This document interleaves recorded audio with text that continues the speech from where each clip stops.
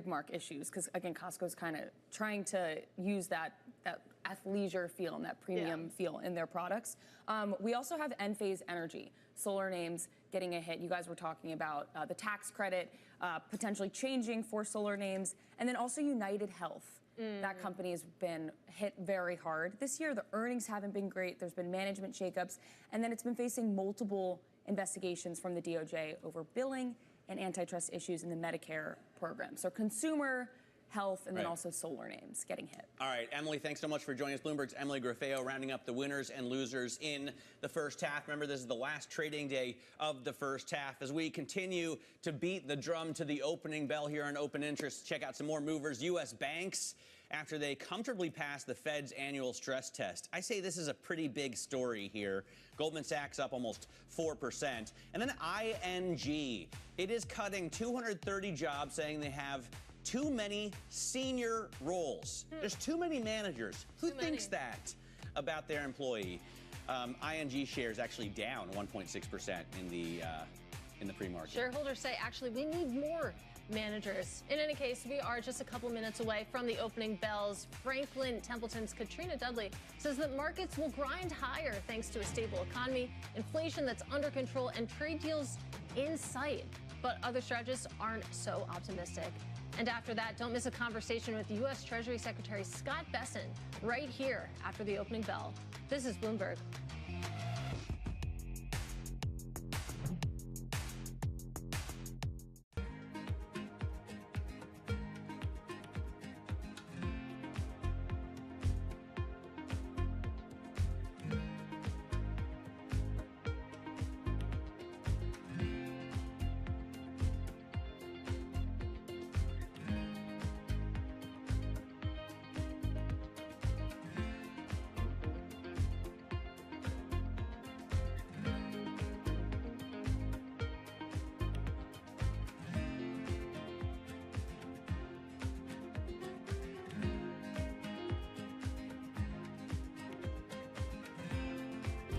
Morning. This is Bloomberg Daybreak Europe. I'm Tom McKenzie in London. These are the stories that set your agenda. Taking you from the U.S. market's close to the overnight session in Asia, we'll walk you through what you need to know to kickstart Europe's trading day. Live from our European headquarters, we bring you the day's top market-moving stories, unmatched expert analysis, and on-the-ground reporting from across the continent. Tune in to Daybreak Europe, only on Bloomberg Television. Context changes everything.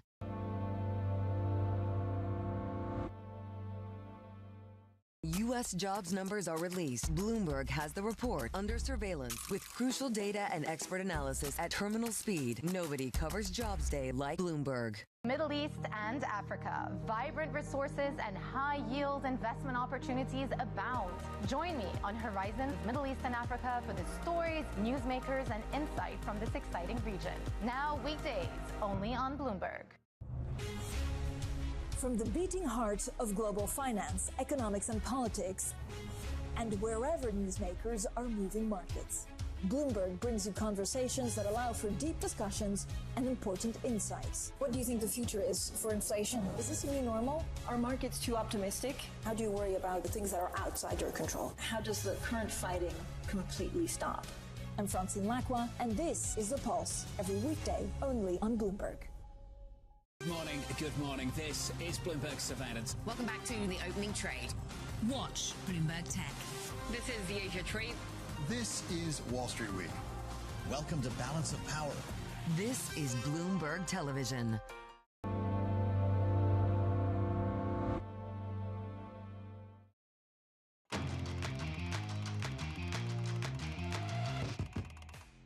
Welcome back to Open Interest. And Wall Street strategists seem to agree that there will be rate cuts this year, but the impact on equities is anyone's guess. Morgan Stanley's Mike Wilson says that U.S. stocks are likely to get a boost from Fed rate cuts, while you have J.P. Morgan seeing less support for U.S. shares and anticipates that the Fed will reduce rates against the backdrop of weaker labor data and higher inflation driven by tariffs. Let's break down what the next 6 months look like with Katrina Dudley. She is Senior Investment Strategist over at Franklin Templeton Public Markets. Great to have you with us, Katrina. Great. Thanks for having me. So let's talk about the Fed, because as I said, it seems like that's the consensus. So we will get some form of rate cuts from the central bank.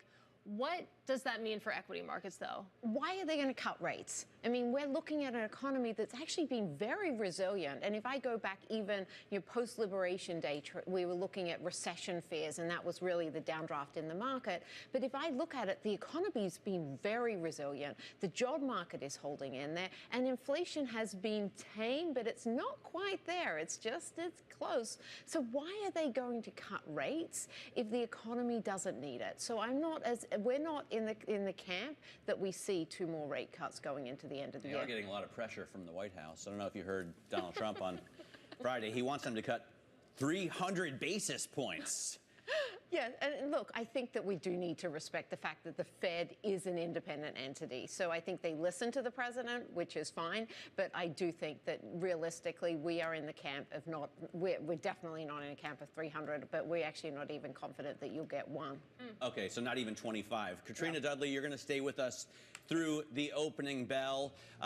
We are looking at a potentially new record on the S&P 500. Obviously, we closed at a record on Friday and just pushed up. The question is, why are people buying this market? Is it just companies buying their shares back? We'll talk about that on the other side of this break. This is Bloomberg.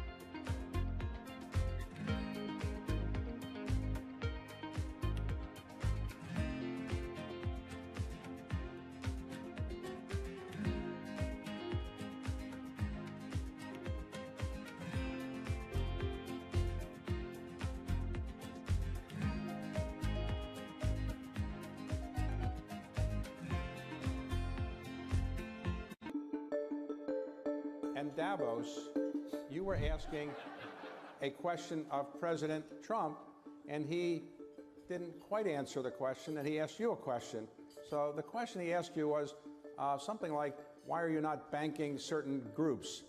What is the answer? I don't think he gave you a chance to really answer that question, but what is the answer to that question?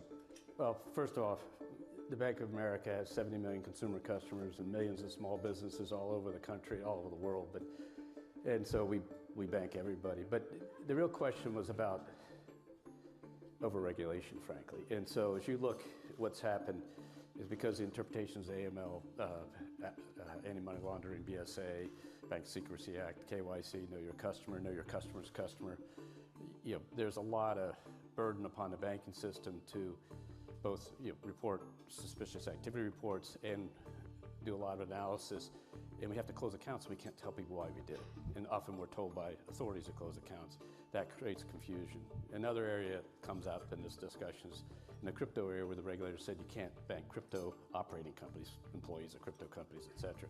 We are allowed to do, we bank everybody, but the operating company, they said that's a high-risk activity, ask us for authority, and guess what? You would have never gotten the authority. So that came up as an issue. So at the end of the day, it's about getting these regulations right. Making money isn't about drowning in emotions. It's about understanding what's actually happening. Markets are the best way to glean signal from noise, and that is what we try to do every morning. This is Bloomberg Surveillance. Bringing you up to the minute economic news whenever and wherever it happens. I'm Jennifer Zabasaja in Luanda, Angola, and this is Bloomberg.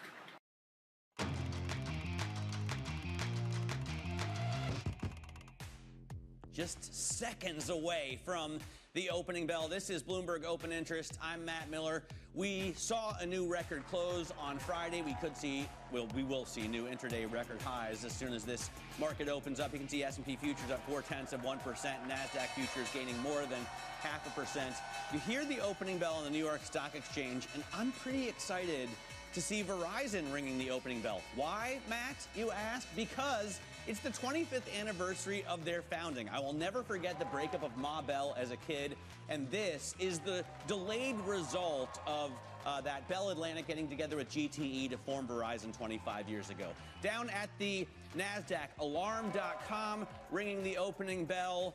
Their stock is down 13% over the last 5 years. So not great. Not great. Not horrible, though, compared to some of the bell ringers that we see. Fair. Should we talk about Goldman Sachs? Yes. Banks, I think, are a hot topic today. Yeah, banks ripping this morning to start the week. Goldman Sachs, just one of them, moving higher after passing the Fed's annual stress test. That was kind of expected, but this really sets the stage for bigger buybacks and dividends for shareholders. Obviously, shareholders seem to like that. You can see Goldman up about 3% right now. If you round up, was up even higher pre-market. It'll be fun to watch these financials throughout the day, Matt. Yeah, I mean, I was thinking about this morning. You don't really see them failing stress tests very often, right?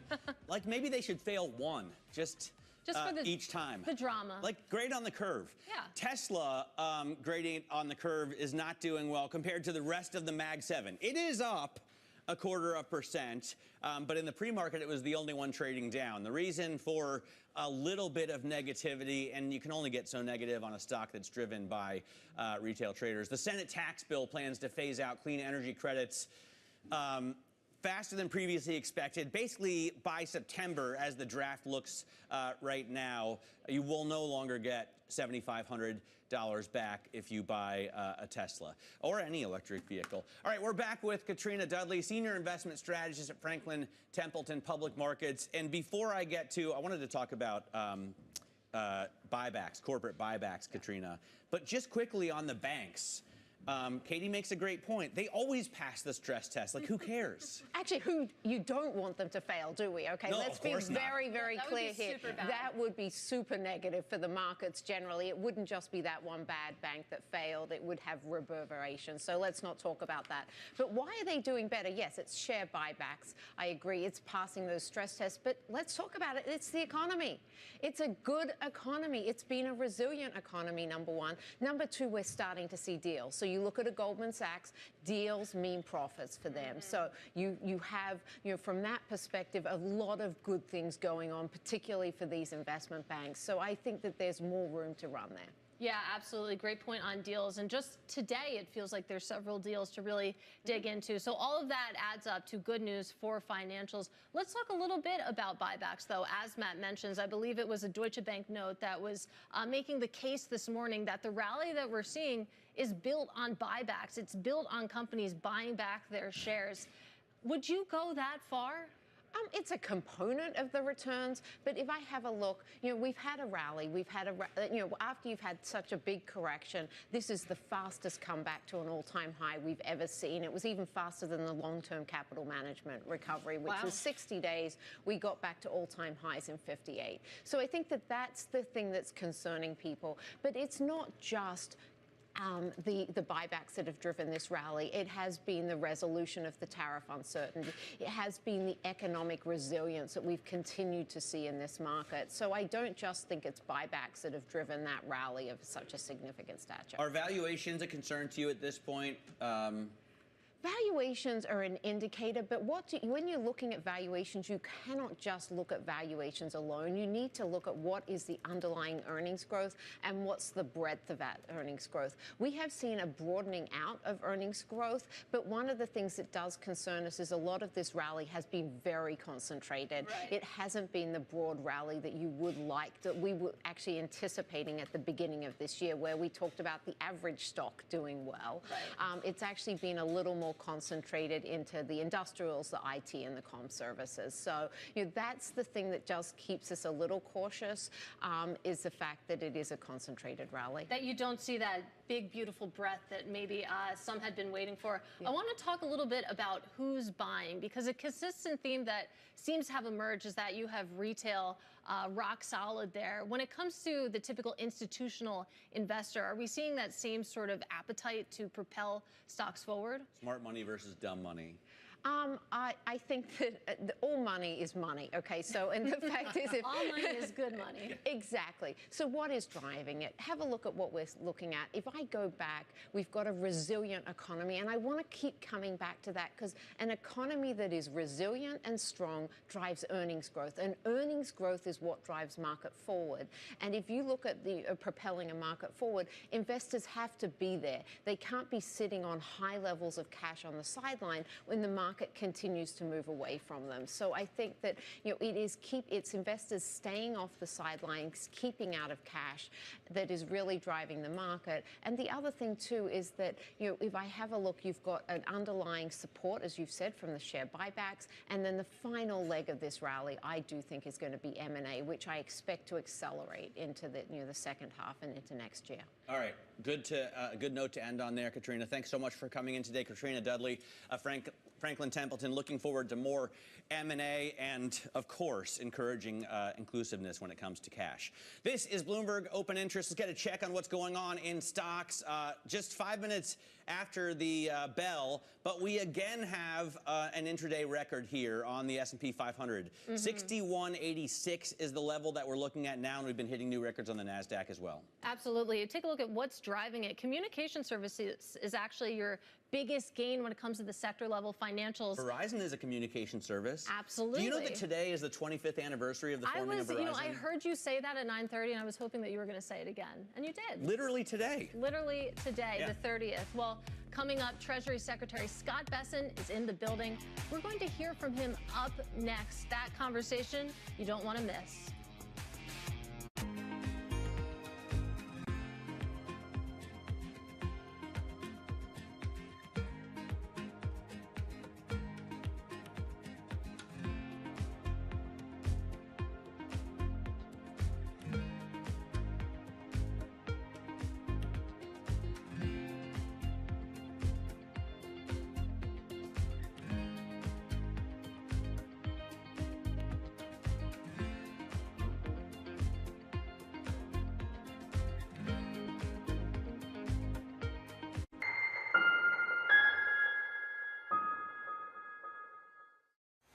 I'm Alex Rodriguez. And I'm Jason Kelly. And we're back with more episodes of our show, The Deal. The theme of this season, On the Road.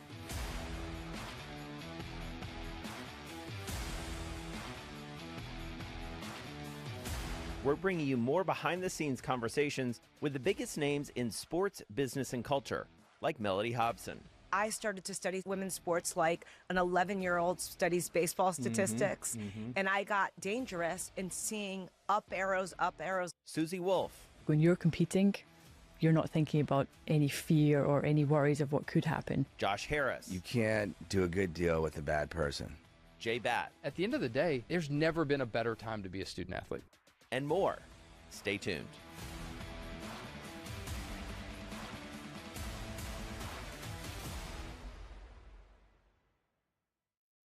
Jumpstart your trading day on Bloomberg Open Interest. 2 hours of single stock stories that are driving the opening bell action. We'll take you to Wall Street, Main Street, the C-suite, and beyond. These are companies that are growing their market. The great companies in the U.S. are the companies hitting the cutting edge. That's a different story. Get the inside track on what's buzzing in markets. With the players who are shaping the narrative. If you have bad earnings reports, you're going to get punished. They're not buying what the industry is selling. Join us on Bloomberg Open Interest every trading day, only on Bloomberg.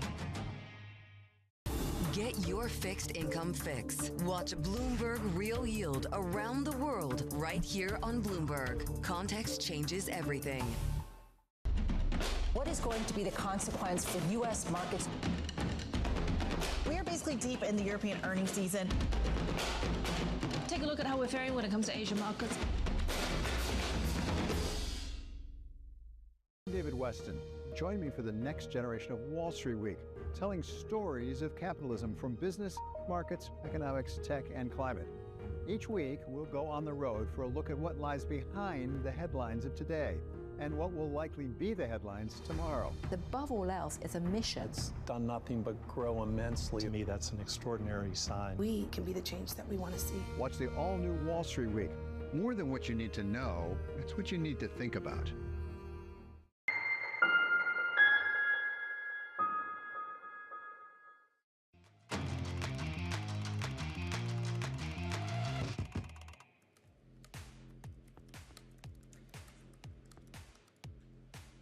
We now welcome our Bloomberg television and radio audiences worldwide. I'm Shonali Basak, and we are now joined by U.S. Treasury Secretary Scott Bessent, just as the Senate has begun voting on what's known as the Big Beautiful Bill. You look at the latest version of the tax bill, the big question that remains is the GOP holdouts. What kind of deal can be cut with those holdouts, and what are you and the president prepared to offer for support? Well, I'm confident that the bill is going to progress as is over the next few hours, and it'll be on the president's desk to sign on July 4th. So the Senate will vote, pass it over to the House. We've seen incredible leadership, and this is what leadership looks like.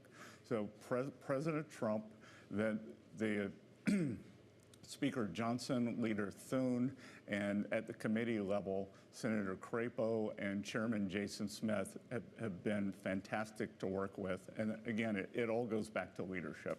Now, when it comes to the fiscal hawks, has the administration made any assurances about executive orders or legislation down the road to address the national debt load? Well, I think everyone believes that this is a start.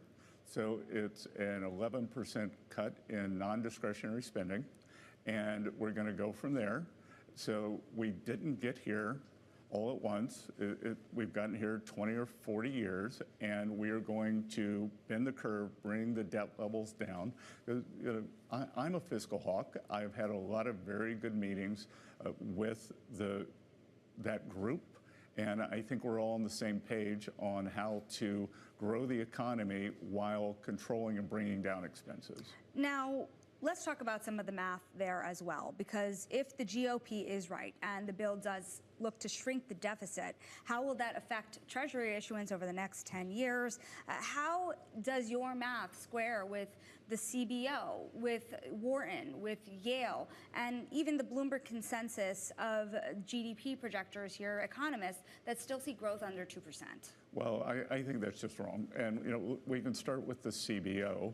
Is their model presumes 1.8% forever. And maybe under Democratic governments, that's right. I think what we saw under President Trump's first term is that we will get a big boost in the economy from the tax bill. We're going to have certainty. We're going to go back to 100% expensing. So we are also deregulating at the same time. So we saw it in Trump 1.0. I think that we can see it here. So I think we can really accelerate the economy, because the CBO model shows 1.8% growth, whether we have the biggest tax cut in history or we get this across the line and give companies and consumers great certainty. You mentioned that the spending cuts were just a start. Now, which will prevail when you think about the cuts specifically as it pertains to Medicaid? Will the House level of cuts to Medicaid prevail, or the Senate level? And which one will the president support? We'll see. My sense is, and again, I take exception to cuts. We are actually bending the curve further out. We are getting able-bodied people back to work, and the most needy will have greater benefits. Well, the main question, too, is the benefits that are being cut. What do you tell the nearly 12 million people that are on the brink of losing access to Medicaid? Well, no, again, that's not right. 1.4 million are illegal aliens. Then a huge percent of that are the able-bodied working people who will need to go back to work. So we're going to have a work requirement, and we'll go from there. We're just going back to the levels pre-COVID. So given where the bill is, how does the latest bill impact the trajectory of the debt and deficit in your view? Well, again, that I think as we accelerate growth, an increased growth trajectory completely changes the debt dynamics. So what we're focusing on is the debt to GDP. We're going to start bringing that back down. We are going to pull down the deficit to GDP. And I think we will be turning both of those down over the next year. Does it give you, though, enough confidence to start terming out the debt? At what point do you start issuing at longer dated maturities? Well, why would we do it at these rates? We are more than one standard deviation above the long term. We're more than one standard deviation above the long-term rate, so why would we do that? The time to have done that would have been in 20, 21, 22. So a lot of people in the market point out to the success that has been in the bond market. You have seen the 10-year come down almost 0.5 percentage point since the January highs. Where would you like to see the 10-year, and where do you think it could end by the end of the year? Look, I think it's going to depend on a lot of things, but I think that we could see a further lowering of rates. I think inflation is very, very tame. I'm not going to comment on Fed policy, but I've said that I am focusing on the 10-year.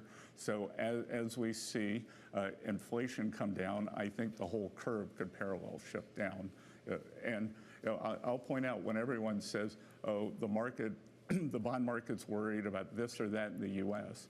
U.S. is the only major bond market that has lower 10-year rates than any other country. Every other country, the rates are up. While we're talking about interest rates and the Federal Reserve, it has been recently reported that you might be in consideration for the job as the next Fed chair. When you've been asked about the likelihood recently, you said that it's up to the president. Is it a job that you would want? I will do what the president wants, but I think I have the best job in D.C. We're making a lot of progress with the president's leadership. Think about it.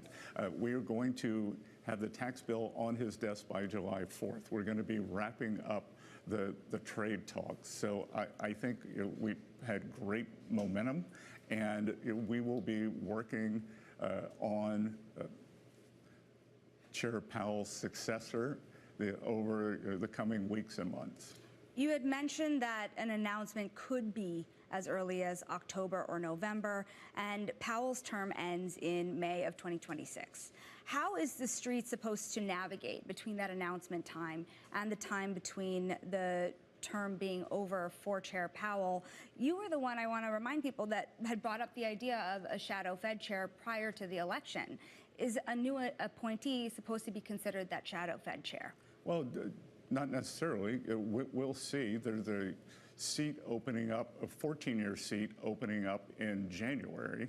So we've given thought to the idea that perhaps that person would go on to become the chair when Jay Powell leaves in May, or we could appoint the new chair in May. Unfortunately, that's just a 2-year seat. So ultimately, do you think that there could be some confusion? Well, I don't see why there would be confusion, because obviously there are people who are currently at the Fed who are under consideration. So why would there be confusion if that you add another candidate in January? So what about Fed policy as it stands today? The president has voiced his preference for lower interest rates. There have been investors, but also most recently the Bank of International Settlements, warning about any inflation risks tied to the tariff policy. Realistically, how much can the Fed lower rates this year? And what is the level and rate of unemployment that would suggest a faster pace of rate cuts? Economically, what has to slow? Well, look, I said during my confirmation, I won't talk about the mistakes the Fed's going to make. I'll only talk about the ones they have made. They made a gigantic mistake in 2022. And as I like to point out, medical studies have shown that people who fall tend to look at their feet, which makes them fall more. And my worry here is that, having fallen down on the American people in 2022, Fed's now looking at their feet. We have seen no inflation from tariffs. If we do, which we don't have to, then They'd be a one-time price adjustment. Nothing is more transitory than that. So, Team Transitory, having failed the American people in 22, they seem a little frozen at at the wheel here. Part of this uncertainty does relate back to the trade deals. You've set a deadline for July 9th with key trading partners, or at least the administration in total has. How many of the key 18 most important partners that you have been speaking about have deals that will be agreed to by that time? We'll see. I'm not going to negotiate on TV and let people off the hook. But as always, there's going to be a flurry going into the final week as the pressure increases. What can you tell us about what's coming out of those deals? Are they inked deals, or are they negotiations for future deals? Well, what I can tell you is that the staff level, whether it's at Treasury, at USTR, at Commerce, people who've been around for 20 years are in amazement, and they're saying these countries are coming with offers that they can't believe. So in terms of bringing down tariffs, non-tariff trade barriers, we're leaving aside currency, the financing of the labor and capital in an advantageous way. All these countries are pulling back. So you've said that trade negotiations could be wrapped up by Labor Day. How should investors and nations impacted be thinking about that July 9th deadline? And could that be pushed back to avoid going back to those April 2nd tariff rates? Well, that's going to be up to President Trump. And I'm not going to tell any country. We have countries that are negotiating in good faith, but they should be aware that if we can't get across the line because they are being recalcitrant, then we could spring back to the April 2nd levels. I hope that won't have to happen. So one other part of the tariff strategy that a lot of investors have been asking about is related to the housing affordability crisis. There are still Section 232 tariffs being seen as it pertains to lumber and timber.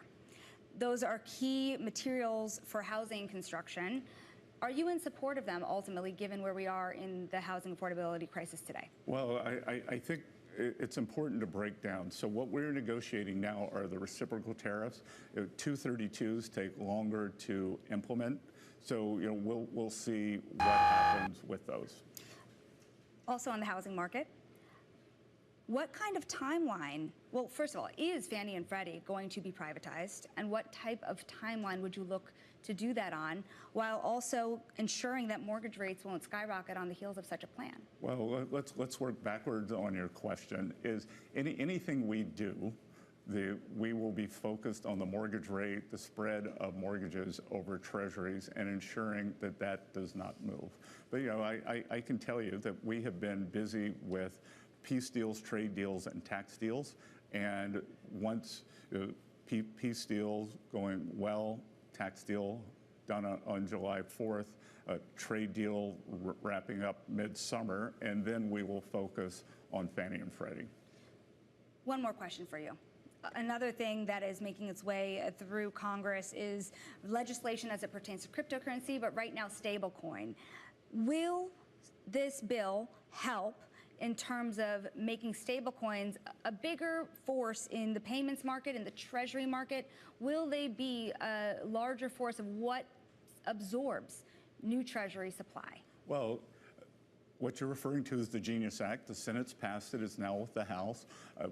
President Trump, myself, much of the Senate leadership, and many in the House are encouraging them to pass the Senate bill as is. I think we could have that also done by mid-July. And I think stable coins create an exciting new payment rail. And importantly, it will be a source of demand for the U.S. Treasury market. Because if you think about it, in terms of preference globally, would you rather have a private stablecoin that's backed by U.S. Treasuries with U.S. best practices regulation, or would you rather have an ECB or a PBOC, central bank digital currency, that if you write a mean, the ex post, the government can turn off? I think everyone is going to choose the U.S. private sector with U.S. regulation all day, every day. Secretary Bessent, we appreciate you joining us here in our New York studio. That is the U.S. Treasury Secretary, Scott Bessent.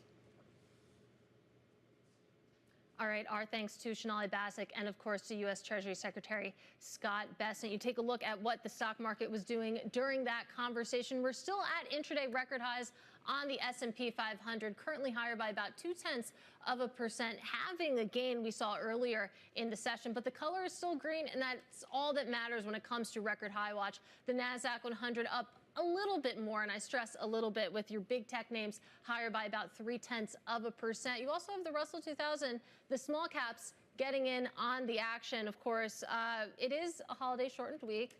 Thank goodness, but it's a very, very busy next 4 days. I also think it's interesting that we continue to see Treasury yields move lower. Yeah. So right now it's just 1.5 basis points, but you're looking at essentially 4.25 the on level the 10-year. there is stunning. Which is very easy in terms of the financial conditions that it creates, especially combined with what we see in oil, right? We had a few days where it spiked up higher. It's been in the 60s for a while, and it continues to move lower, with Brent at 67.71 and NYMEX crude at 65.35. Well, to your point on treasuries, we've seen this quiet rally. We've seen yields moving lower bit by bit. I think that's one of the reasons why you've seen small caps perk up a little bit over the past few weeks, those lower rates helping some of those smaller companies. This is why we have a cross-assets person. Here I am. On TV. Katie Greifeld covers all the assets for us. Coming up, Maria Waitman joins us from State Street. She says to keep calm and buy tech stocks. Then we have the CEO of Trex, the actual decking maker, on demand for renovations or lack thereof. Plus, Michael Kantrowitz of Piper Sandler joins us. He suggests investors be overweight financials, and what a day to make that call, as well as industrials. This is Open Interest.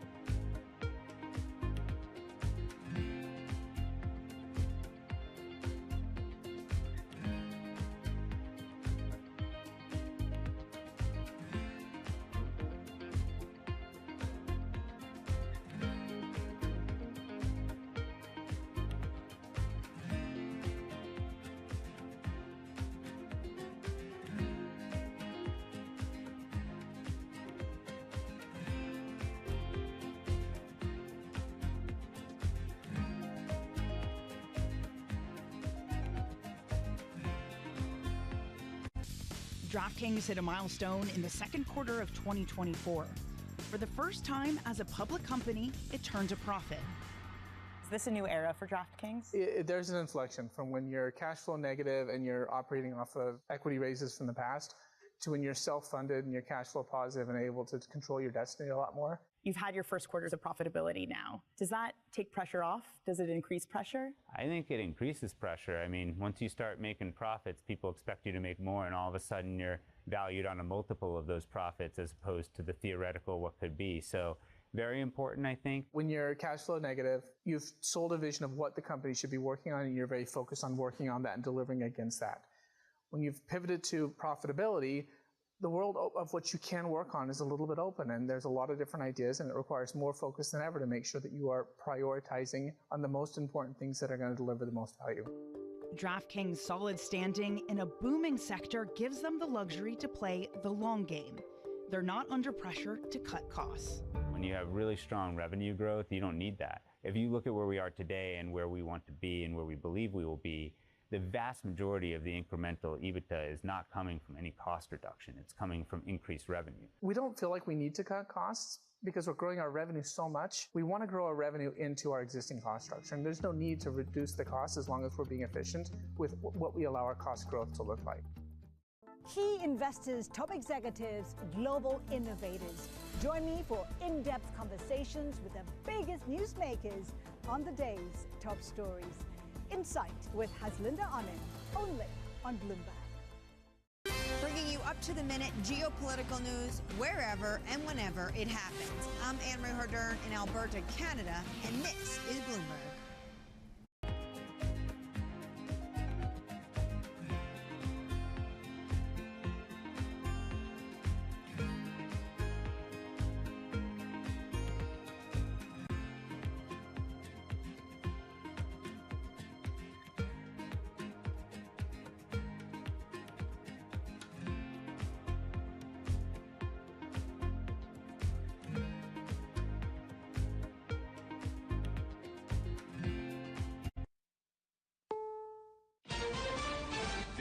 CBS News on the Hour, sponsored by Progressive Insurance. I'm Deborah Rodriguez. Senate will come to order. Hours after debate wound down, sleepy lawmakers are back on Capitol Hill ahead of a vote on the president's massive spending plan. Minority Leader Chuck Schumer. Today, Senate Republicans have to decide. Choose the American people or bow down to Donald Trump and his coterie of billionaires. Majority Leader John Thune defending the plan's changes to health care coverage. Yes, there are some improvements and reforms to Medicaid to make it more efficient, to make sure that the people who are supposed to benefit from Medicaid do, and that it doesn't go to people who shouldn't benefit from Medicaid. North Carolina Republican Tom Tillis, who voted against advancing the package, denounced the cuts, later said he would not run for re-election. We've just heard from the Supreme Court on a more than 50-year-old federal campaign finance law. Justices say they will take up a Republican-led push to wipe away limits on how much political parties can spend on candidates for Congress and president. The High Court upheld the same rule in 2001. A double save at sea. A Disney Cruise Line ship was returning to Fort Lauderdale when a child fell overboard, and her father jumped in after her. The crew threw life preservers into the water and launched rescue boats to save them, while the father treaded water with his daughter in his arms. The heroic rescue caught on video and posted on social media by passengers, who cheered when the mission was complete. In a statement, a Disney Cruise Line spokesperson commended crew members for their prompt actions. Stacey Lynn, CBS News. In Coeur d'Alene, Idaho. There's multiple gunshot wounds. 2 Coeur d'Alene firefighters are down. Officials say those 2 firefighters were shot to death after they responded to a wildfire that was intentionally set. Sheriff Robert Norris. This was a total ambush. These firefighters did not have a chance. Police say they found the gunman's body with a weapon nearby. No word yet on a motive. They heard from ex-girlfriends and employees and watched video of violent behavior. Today, jurors begin deliberating at music mogul Sean Combs' sex trafficking and racketeering trial. CBS's Caroline Polisi says it won't be an easy feat. Today, they are going to be read the jury charge, and the judge essentially is explaining the law. Now, these are complicated charges. The judge is not just saying, okay, you need to find if he's guilty of sex trafficking or not. He is going to take them through the elements of each offense. If he's convicted, Combs could be sentenced to life in prison. The Dow is up 187 points in early trading. This is CBS News.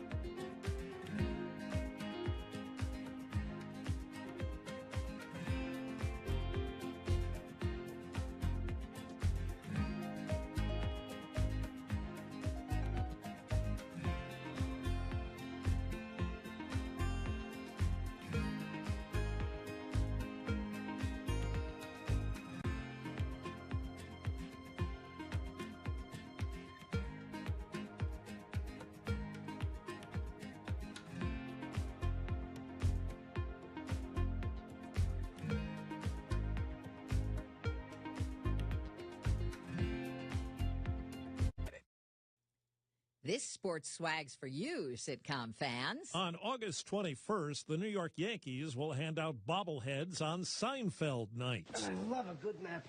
Sometimes it's the only thing getting me out of bed in the morning. This one depicts George Costanza sleeping under his desk from the season 8 episode called The Nap, where he had a carpenter build a custom sleep spot under his desk at Yankee Stadium. This is unbelievable. This is better than my bed at home. The first 18,000 fans to enter that game will get one. Pre-sales of the bobblehead are being sold for up to $250 on eBay. Steve Kathan, CBS News. Here's something that could entice fans to spend money on a Broadway show. The Color Purple's Taraji P. Henson and Cedric the Entertainer are teaming up for an August Wilson revival. Joe Turner's Come and Gone will debut in the spring. Deborah Rodriguez, CBS News.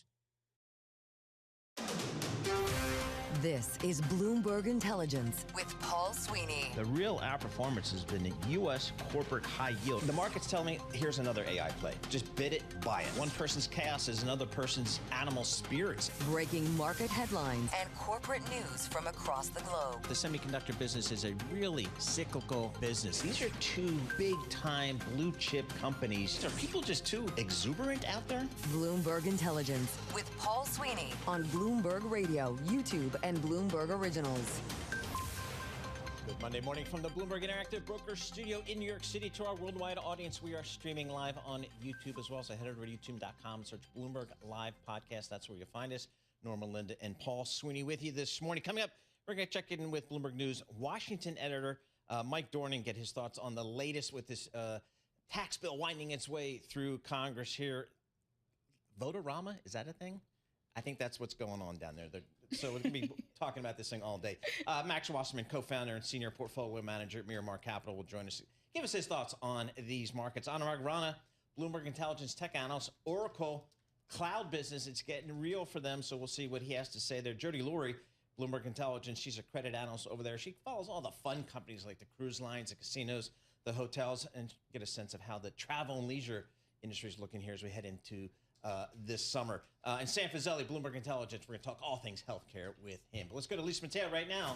Get a Bloomberg Business Flash. Lisa, what do you got for us? And this Bloomberg Business Flash is brought to you by IBKR. Will the U.S. Consumer Sentiment Index exceed 56 in July 2025? At IBKR Forecast Trader, the yes recently at 24%. Start predicting today. IBKR.com/forecast. The last trading day for this contract is July 31st. Well, optimism over U.S. trade talks, hopes for Federal Reserve rate cuts, those are pushing stocks to all-time highs, with the S&P 500 on pace for its best quarter since December of 2023. Let's start there. The S&P 500 up 0.2%, 12 points. We are in record territory, so let's get to those levels. 6,185. The Dow up 0.3% at 43,968, and the Nasdaq up 0.2%, 20,317. The two-year yield 3.73%. That's down 1 basis point. The yield on the 10-year 4.26%. That's down 1 basis point. To currencies, the Bloomberg Dollar Spot Index, that's down about 0.1%. The Senate begins voting on amendments to President Trump's tax and spending bill today. And one person who's not a big fan of it is Elon Musk. He's not happy about the cuts to electric vehicle, clean energy credits. So we'll check in with Tesla shares. They're down about 0.6%. Then you look at shares of companies like Enphase Energy. They're down 4%. And Next Era Energy, they're dropping more than 4% as well. Two stocks on the move, Juniper Networks and Hewlett Packard Enterprise. The reason why? Well, the Justice Department, they settled its lawsuit challenging Hewlett Packard Enterprise's $13 billion takeover of Juniper. So we look at Juniper, their shares up 8%, and HPE up about 13%. For on-demand news 24 hours a day, subscribe to Bloomberg News Now, wherever you get your podcasts. I'm Lisa Mateo. That is your Bloomberg Business Flash. Nora and Paul. All right, Lisa Mateo, thank you so much. We appreciate that.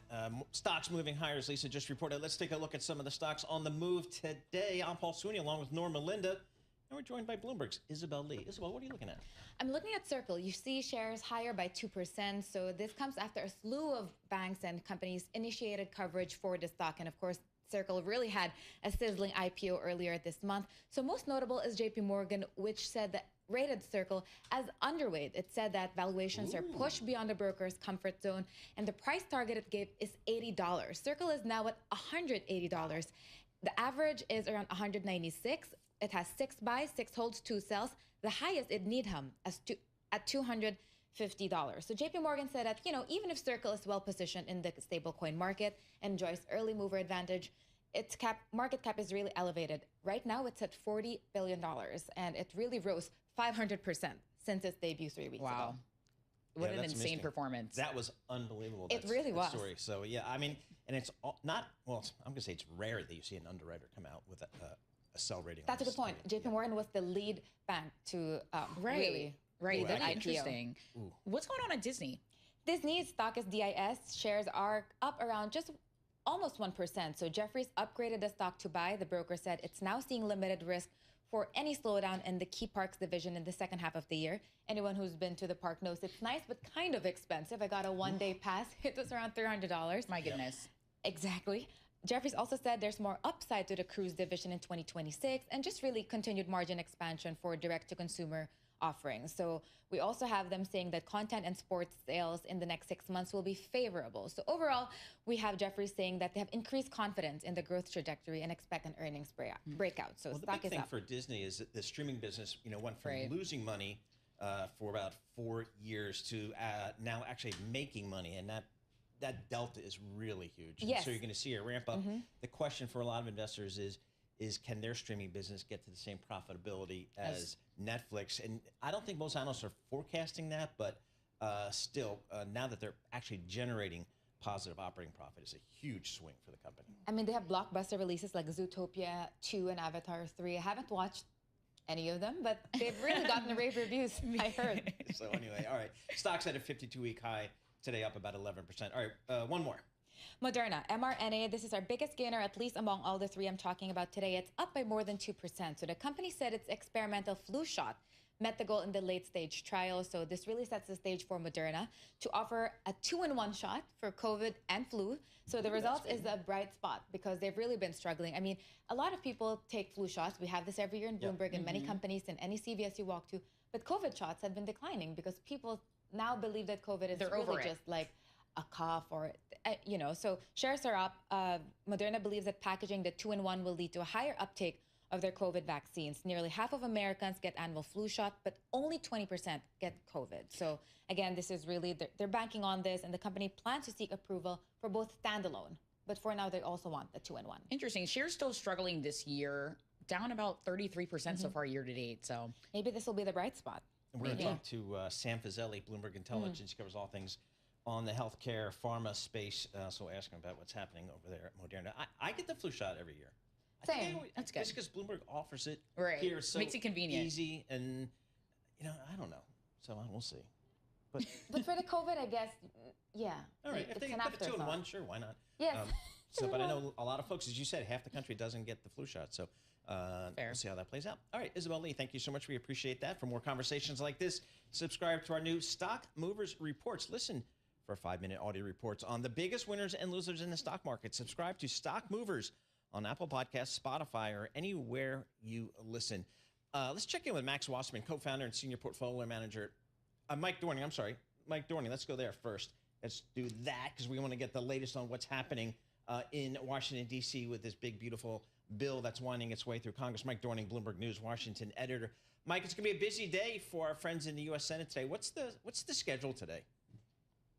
So today they're basically going on a long day of voting on amendments to this tax bill, which will mostly be Democrats sort of offering amendments to highlight problems in the tax bill and getting all the Republicans on record supporting the most contentious parts of the tax bill. But there is also a possibility there could be some modifications in the bill because some of the Republican moderates are concerned that they're cutting too deeply into Medicaid and other safety net programs. And some of the fiscal conservatives are concerned they're not cutting deeply enough. So where do Democrats fit into all this?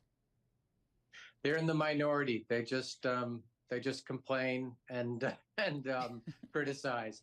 They don't have enough votes to really do anything to stop it. We had Treasury Secretary Scott Bessent on Bloomberg Television and Radio earlier this morning with Sonali Basak. And when asked about the Medicare thing, he says those people need to get back to work. A lot of them aren't working and things like that. From a political perspective, How do both parties position that Medicaid issue where many people will lose access? So, I mean, I think the Democrats are going to focus on other elements of the Medicaid cuts, like, for instance, some of the cuts to what they call Medicaid expansion, that is people who got Medicaid through Obamacare. There's also changes that they're making in the amount of money that goes to states. So there are things that are kind of crimping Medicaid in various ways, or they'll probably argue that a lot of these are documentation problems. But the end result is the estimate from the Congressional Budget Office is about 11 or 12 million people will lose health care coverage from the Medicaid cuts. A lot of the rural moderates want to just add in a fund to help rural hospitals because the loss of Medicaid coverage might force some rural hospitals to close. So I know Democrats, they're offering amendments to the package, but as you mentioned, they are the minority here. In Washington, I mean, what's going on here? Are they actually being heard at all, or is it just pretty much a lot of noise in the background here? The Democrats in Washington, because they are the minority, are mostly noise in the background. But there are real fights going on underneath the surface, even among Republicans. Basically all the Republicans support the core idea of the bill, the tax cuts, the increase in spending for defense and immigration enforcement. But the side issues, some of the elements like how deeply do you want the country to go into debt for this? How much do you want to cover safety net services like Medicaid? How quickly do you want to get rid of clean energy tax cuts? Do you want to add coal as a clean energy? Things like that. Those are the fights on the edges that are still ongoing today. And for people in New York, the fight over like how big the SALT deduction is more or less resolved, but not quite. Mike, July 4th is a deadline that's been laid out there to get this thing passed. What's the likelihood?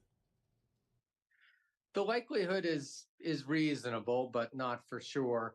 The question is, does the House go along with what the Senate did? Because basically the Senate is going to aim to finish voting by Tuesday, and then the House would come back Wednesday and vote again on it. If the House just says, what you did in the Senate's great, we're not going to make any changes, then it could get done by July 4th. But if there are people in the House who say, no, that's not good enough, it's hard to see it getting done by July 4th. 30 seconds, Mike. Are we seeing President Trump man the phones here in the next couple of days? We're seeing him man the phones, go golfing, whatnot. He is giving this the full court press. This is the main thing he wants out of Congress this year. It's really the only thing almost that he wants out of Congress. All right, Mike, thank you so much for your reporting. We always appreciate it. Mike Dorning, he's a Washington editor for Bloomberg News. He's joining us from Washington, D.C. Again, kind of a deadline out there for Friday, July 4th to get this thing done before then. We'll see if the Senate can get that done. Looking at the market's feeling pretty positive about things. The S&P's up about 15 points. That's 0.25%. The NASDAQ's up 48 points. That's 0.25% as well. The Tom Keene VIX, it's up just above 17 right here. This is Bloomberg. Good morning.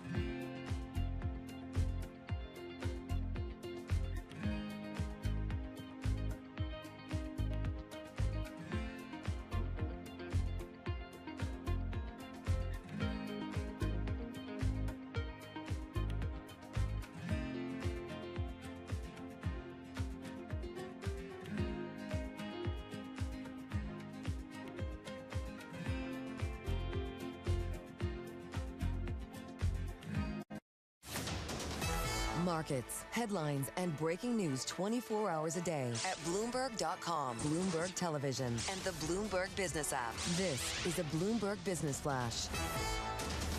And this Bloomberg Business Flash brought to you by Oracle. Attention growing businesses. Oracle is offering to cut your current cloud bill in half if you move to Oracle Cloud Infrastructure. For new U.S. customers with minimum financial commitment, see if your company qualifies at oracle.com/Bloomberg. Trade progress, lifting sentiment on Wall Street. Canada withdraws its digital services tax on tech companies to kind of restart trade talks with the U.S. We have the S&P 500 up 0.1%, 10 points. The Dow up 0.2%, 111 points, and the Nasdaq up about 0.1% or 30 points. The two-year yield 3.74%. That's little changed, and the yield on the 10-year 4.27%. That's little changed. The commodities, we have Brent crude up down 0.1%, $67 a barrel. Spot gold right now up 0.2%, $3,282 an ounce. The Bloomberg Dollar Spot Index, that's off about 0.1%. And finally, Bitcoin, that's little change, just above 107,000. I want to take a look at bank shares this morning. For example, Goldman Sachs, their shares up more than 2%. The bank passed the Federal Reserve's annual stress tests along with other major U.S. banks, and that's clearing the way for increased shareholder payouts. So we go to Bank of America, up about nearly 1%. And Wells Fargo up more than 1.5%. Few other companies making news. UBS Group, it's launching a previously announced share buyback of as much as $2 billion. Shares are up about 0.2% in Zurich. And ING, they announced a round of cuts focused on senior executives. They say there's just too many of them. For on-demand news 24 hours a day, subscribe to Bloomberg News Now. Wherever you get your podcasts, I'm Lisa Mateo. That is a Bloomberg Business Flash. Paul and Nora. All right, Lisa Mateo, thank you so much. We appreciate that. Norma Linda, Paul Sweeney, live here in our Bloomberg Interactive Brokers studio, streaming live on YouTube as well. Well, if you went to sleep New Year's Eve last year and you woke up today, the last day of the first half of the year, you're like, well, it was a pretty good first half. Stock market's up 5%. That's no big deal. But boy, you missed all the drama in between. Down 20 now, retracing it and then some. Where do you go from here, given that type of volatility in the first half of the year? Max Wasserman joins us. He's a co-founder and senior portfolio manager at Miramar Capital. Max, what kind of conversations are you having with your clients these days? Again, we're up 5% year to date. That seems like a ho-hum first half, but boy, there was a lot of drama in between. Well, thank you for having me on. And the conversations have been crazy. If you think about it, in April, the NASDAQ, like you said, was down 20%. And then it recovered, which took 25% to break even, and now you're at 5%. So we try to focus on the long term and not get overly pessimistic or overly optimistic. But there is definitely a FOMO trade going on, fear of missing out right now. And momentum has grabbed this market once again. It's sort of like all the things they were fearing in April, the tariffs, Middle East unrest, everything, the president, everything's gone. It's like everything right now is looking very strong, and people are very optimistic, and they're afraid of missing even a moment in this market. And the retail investors did not panic in April. It was more the institutional money that was sort of like running from the market. Max, we're looking at, when I look at the VIX index right now, I saw it was up about 52, around the 52 handle back in April. So that really underscores the volatility and uncertainty that you were referencing. But now it's about 17. So you mentioned that the market's pretty much shaken off some of those fears. Where do you want to be right now?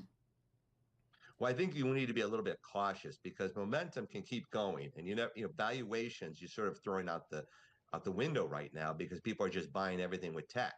And so what we're telling people is be cautious here. We still like the large tech, but we just wouldn't be chasing them at these returns. We like other parts of the market. We like some of the financials. We like some industrials, some healthcare.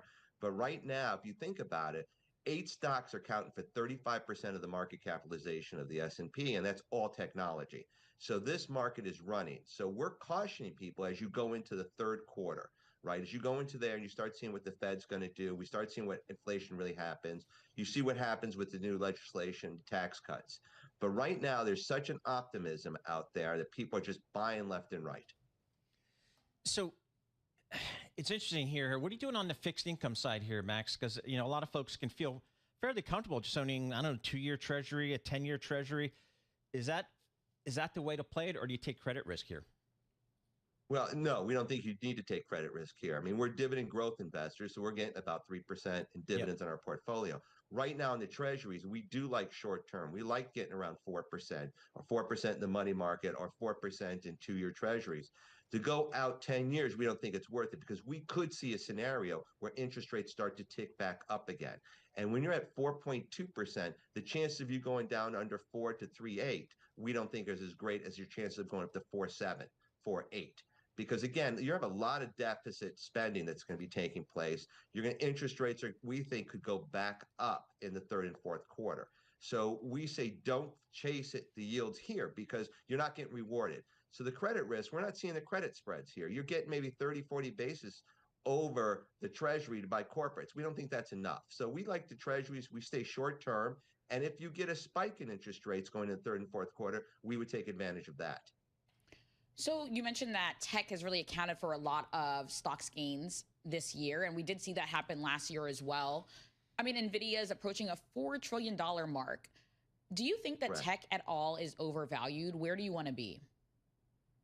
You know, it's hard to place valuation on something that's so transformative, right? So we like the Microsofts, the Broadcoms. So it's hard to put a valuation because they're all exceeding their 5-year PE average. So it's really when you start to see the growth start to come down, the rate of change in growth we're looking for. But right now, the capital expenditures are still going very strong as everybody tries to adapt to this new world of AI. So we would own them, but we just wouldn't keep adding to them regardless. Because again, look what just happened in April. You see how quickly money can come out of the NASDAQ, right? So we would look any pullback in the NASDAQ to add to it. That being said, there's other areas. Again, we still like beating up areas in pharmaceuticals. We still like the financials. You're getting paid there. And the multiples are much bigger discount, and we think the more asymmetrical returns for us. Do you look for dividend payout ratios growing or just overall dividend growth in general? How do you think about dividends and growth of those dividends? Well, we're looking at a few things. One, we want to see top-line revenue growth, right? That translates into increasing dividend growth. But we don't want to see the payout ratios go too high because that means they're just, the company's earnings per share is deaccelerating. So we're looking for dividend growth. Now, it doesn't mean you have to have high dividend yield. We balance it out. So we may have the 3, 4, 5% dividends, but we like the lower growth, the lower yielding ones with higher growth. The Microsofts look good to us. The Broadcoms look good to us. They have double-digit dividend growth there. So if you get any pullbacks, we like that area. But again, payout ratio to us is an alarm system. If you start seeing it go too high, there's something wrong with the company. We want to see what's going on. So that's more of an alarm system. We're looking for rate of change in dividends. Are they starting to increase? Does the company have a good policy? Does it committed to the dividend? But right now, interesting fact is, was reported on your outfit, was the fact that look at stock buybacks that took place. Yep. You're having more stock buybacks, right, that's taking place than you are dividend growth right now. So companies are using with all the cash they have, they're buying back their own stock because they thought it was extremely undervalued in the April, May time. So that's a big indication to us. All right, Max, thanks so much for joining us. Always appreciate getting a few minutes of your time. Max Wasserman, he's a co-founder and he's a senior portfolio manager at Miramar Capital. Here's some news out on the tech side that got my attention. It got the attention of the marketplace. Oracle, our good friends there, they signed a cloud service deal that could be worth $30 billion a year. I said, we got to get Anurag Rana on this because this cloud story, this AI story is just a story that continues to give to investors. Anurag Rana, technology analyst for Bloomberg Intelligence, joins us here. Anurag, tell us about this Oracle deal here. What's happening? Yeah, I think it caught everybody by surprise. Now, we knew that this was going to happen sometime over the next 6 to 12 months, but we didn't know it would happen so quickly.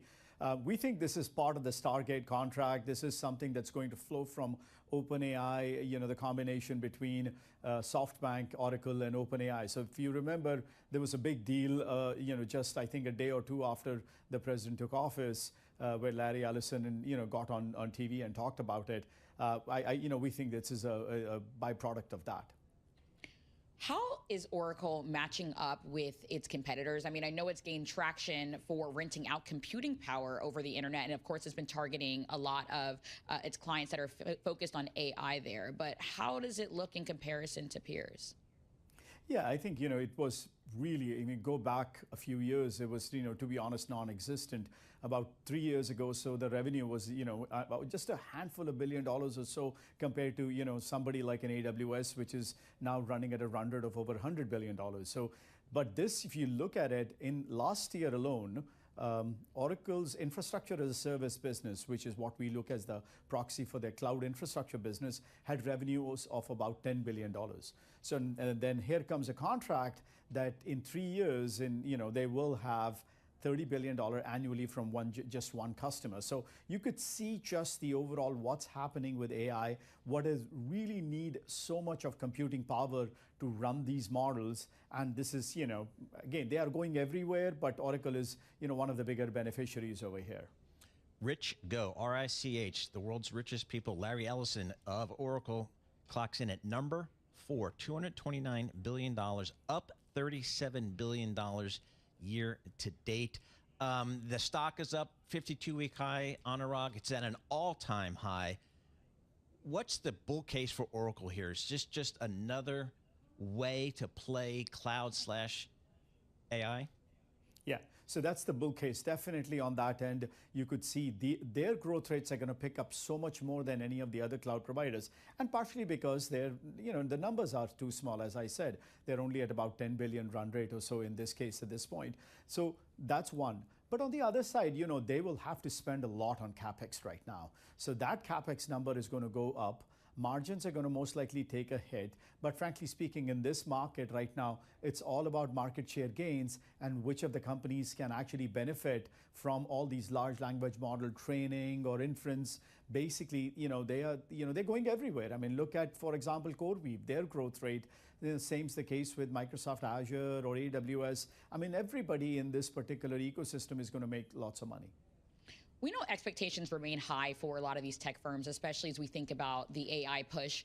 What do investors want to see right now? What's the next step for Oracle? I think a lot of this would come to execution in this case because, we are assuming flawless execution in terms of data center expansion. But what if they are not able to get enough power out there? I mean, what if we get into a shortage in that area? So there's going to be a lot to, I would say ups and downs, not just for Oracle, but everybody in the equation where maybe the project gets delayed, some funding issues.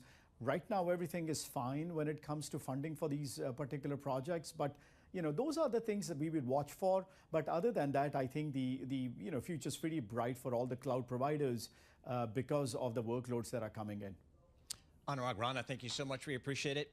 Anurag Rana, he's a technology analyst for Bloomberg Intelligence, joining us via Zoom from Chicago. Again, Oracle today, stock is up 5.7% on this news of this big new contract. The customer is unnamed in the regulatory filings, but certainly of size. Stock's up 33% year to date, up 57% over the trailing 12 months, 52-week high, all-time high. And we're seeing that in the NASDAQ. The NASDAQ is higher today, up about 43 points. That's 0.2%. So the tech market continues to lead this market higher. The Bloomberg, that Mag 7 index, that's positive now for the year. This is Bloomberg. Good morning.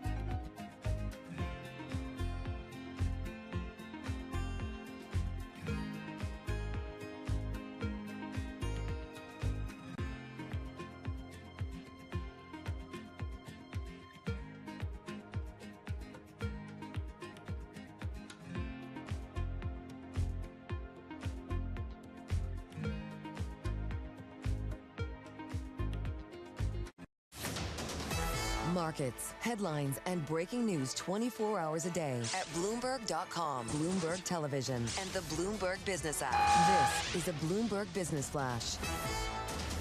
In the Bloomberg Interactive Broker Studio, I'm Lisa Mateo. Stocks wrapping up a strong quarter at all-time highs. We'll start with the S&P 500, up 0.1%, 7 points, 6,180. The Dow up 0.2%, 96 points, 43,914. And the Nasdaq up 0.1%, 28 points at 20,302. Yields are near 2-month lows. We'll start with the 2-year, 3.73%, down 1 basis point. The yield on the 10-year, 4.26%, and that is little change. The dollar eyeing its longest monthly slide since 2017. The Bloomberg Dollar Spot Index down about 0.2%. This week, investors turning to upcoming economic data. That includes a monthly payrolls report. That's out on Thursday before the 4th of July holiday. This morning, we turn to shares of Moderna. They're up more than 2.5%. Its experimental flu shot, it met its goal in a late-stage trial, and what that does, it clears a path for the company to offer this single shot that protects against COVID and flu. Shares of Palantir, they are on the rebound after Friday's sell-off. It closed down as the worst stock in the S&P 500 on Friday, falling 9.4%. This morning, shares are up about 5%. Home Depot, it's agreed to acquire specialty building products distributor GMS for $4.3 billion. And Home Depot, they've really been trying to grab more spending from those professional contractors. And finally, Nintendo pulled its products from Amazon's U.S. site after a disagreement over unauthorized sales. And that means Amazon missed out on the debut of Nintendo Switch 2. For on-demand news 24 hours a day, subscribe to Bloomberg News Now, wherever you get your podcasts. I'm Lisa Mateo. That is a Bloomberg Business Flash. Paul and Nora. All right, Lisa Mateo, thank you so much. We appreciate that. Nora Melinda and Paul Sweeney, we are live here in our Bloomberg Interactive Broker Studio. We're streaming live on YouTube as well. If you got that smart TV thing, if you got Roku, stuff like that, just search Bloomberg Pursuits, and that's where you'll find our YouTube feed here. When we want to learn about the economy, the consumer, to see how the consumer is really doing it out there, one of the folks we really like to chat with is Jody Lurie. She's a senior credit analyst for Bloomberg Intelligence.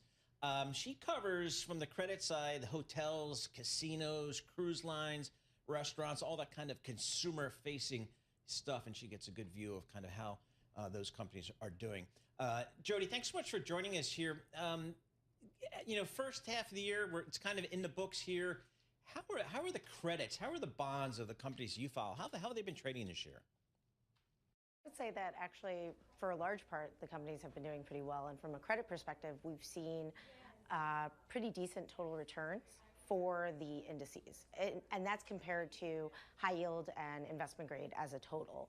We've seen that for discretionary, that these leisure-related companies have actually been doing better than most of discretionary. And it makes sense because other parts of discretionary, such as retail, are much more sensitive to these tariffs and trade talks that are really affecting a lot of our outlook. Jody, I'm looking through your note where you talk about the fact that there's a lot of uncertainties right now that a lot of these consumers are grappling with as it pertains to leisure, traveling, with tariffs, inflation, China economy, and geopolitics. Can you just give us a little bit more of the backdrop right now? What is the consumer thinking as it relates to travel right now during the summer? So I think that consumers are still going along with their plans for the most part, but maybe slightly tweaking it. What we saw in our second half leisure survey that we run this every half a year, is that consumers are not pulling back on experiences. They're not pulling back on accommodations. What they might be pulling back on is destination, to do a cheaper destination if they need to cut costs. But by and large, most consumers are looking at spending on travel, spending on experiences as a way to escape what's going on and sort of the last party before maybe the chair gets pulled out from under them. Jeff Bezos didn't trade down for his wedding. He went like all in. Not at all. Exactly. I don't know if he's the average consumer that we're talking about here. Not a point of comparison. How about my favorite sector, which is the casino business? How does that perform in a time of maybe some uncertainty out there?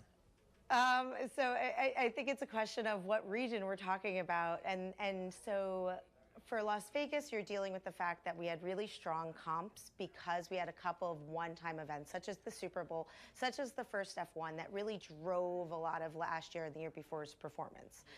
This year, we're not seeing that same momentum there, so it's a little less exciting. When you talk about regionals, I mean, that's really my question. So a lot of the companies like to talk about how regional casinos are counter-cyclical, meaning people will still go to regional casinos to gamble, even during a recession. But I think the question I have is the last sort of data points we have on that is before we had online gaming, right? Online gaming is definitely a game changer to the whole industry. And my colleague Brian Egger, who covers on the equity side, can talk ad nauseum about online gaming, as you know. But I think really the question is from more of a macro standpoint, how that's going to affect these companies as it relates to their regional casinos. Now, when we talk about Macau, there's a lot of sort of questions about China and China's economy and how that might trickle into the effects of Macau. Never mind the fact that we're now going to have competition in the UAE with the Wynn casino that's opening up in a few years.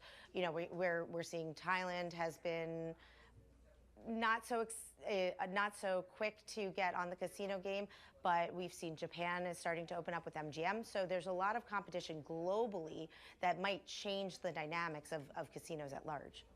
Judy, when you think of travel, I immediately think of airlines. You know, how am I going to get from where I need to go, point A to point B? And when we look at airlines, I'm looking at an index that's down about 18%. But then hotels, you have to need somewhere to stay. We're seeing them popping up about 9% so far this year. What's going on in the hotel space right now?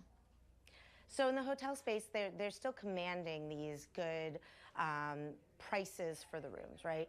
And I think that's a function of the fact that you're seeing business and conference travel tick up. Now, the question is, how are people traveling? And are people doing more domestic travel? Are they driving to places? Are they taking the train?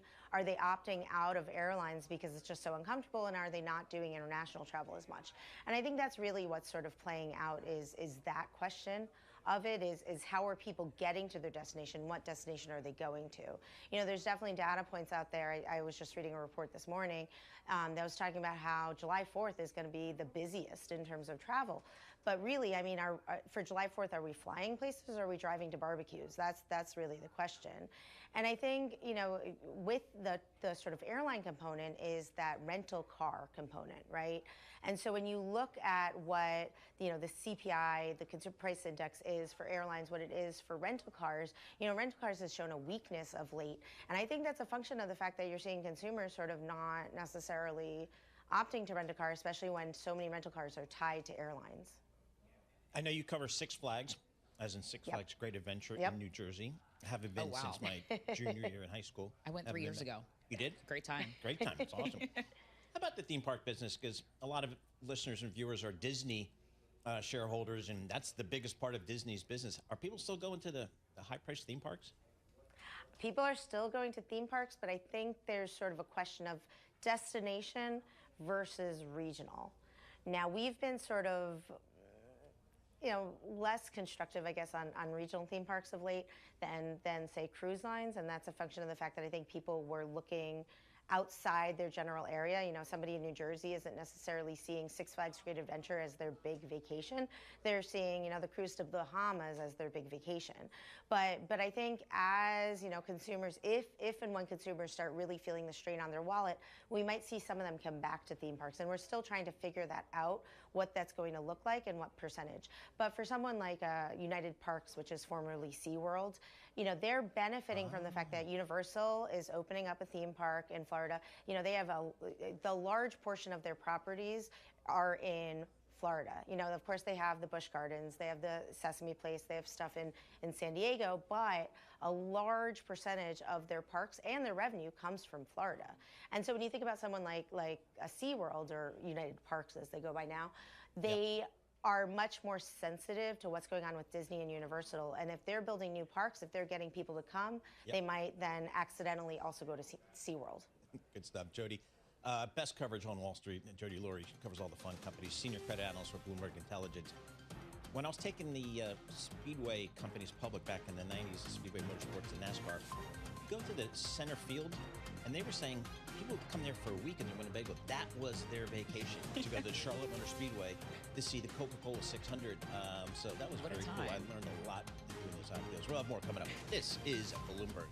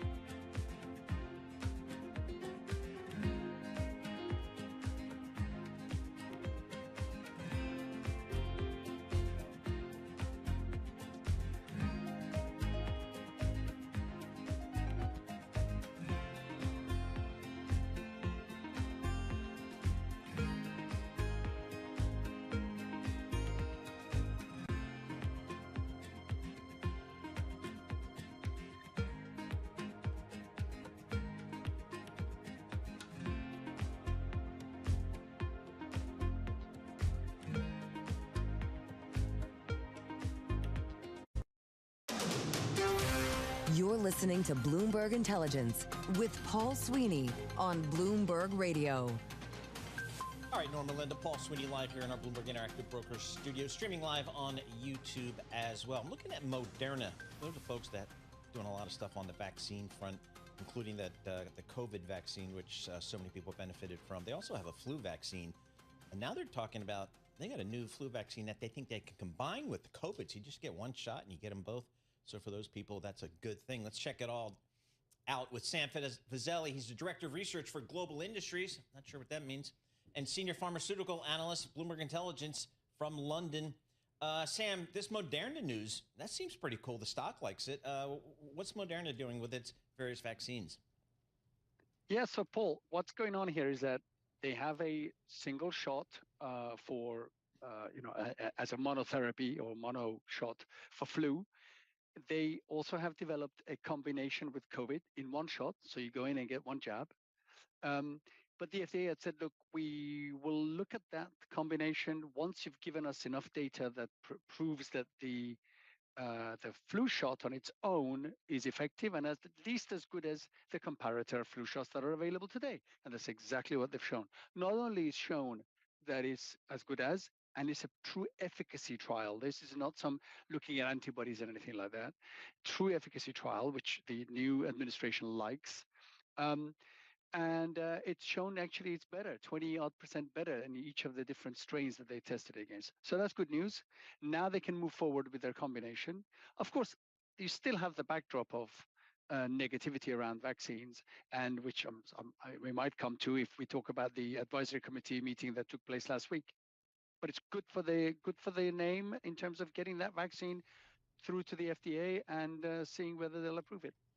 So I know for Moderna, we're seeing shares that are down about 33% so far this year. And we know that there are a lot of people who actually don't want to get the COVID-19 vaccine anymore. But of course, we know that's been a big driver for Moderna in terms of their performance. So them delving into the flu space and kind of creating this drug that has a 2-in-1, could this be a potential tailwind for the company in terms of just kind of getting their foot back in there? Yeah, I mean, that's really what this is about. So you're going to go out there with a menu. You go to the pharmacy. You don't want a shot? Fine. You don't take it. No one's forcing you anymore. You want just a COVID shot?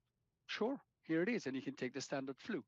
You want their new flu shot? If they go for regulatory approval and it's approved, fine. Here's a Moderna one.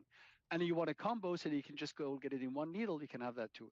That cannot be negative, right? That has to be a positive for them in terms of enabling that outcome.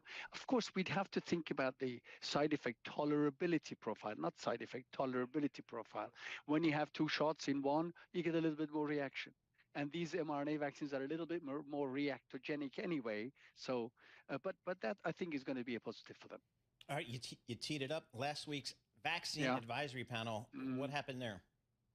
Yeah, I mean, look, the administration, the head of the CDC and the HHS, Senator Kennedy, removed this advisory committee for immunization practices, I think 17-member team, removed them, dwindled it down to 7, and added some people on it, which frankly are not qualified to opine on vaccines.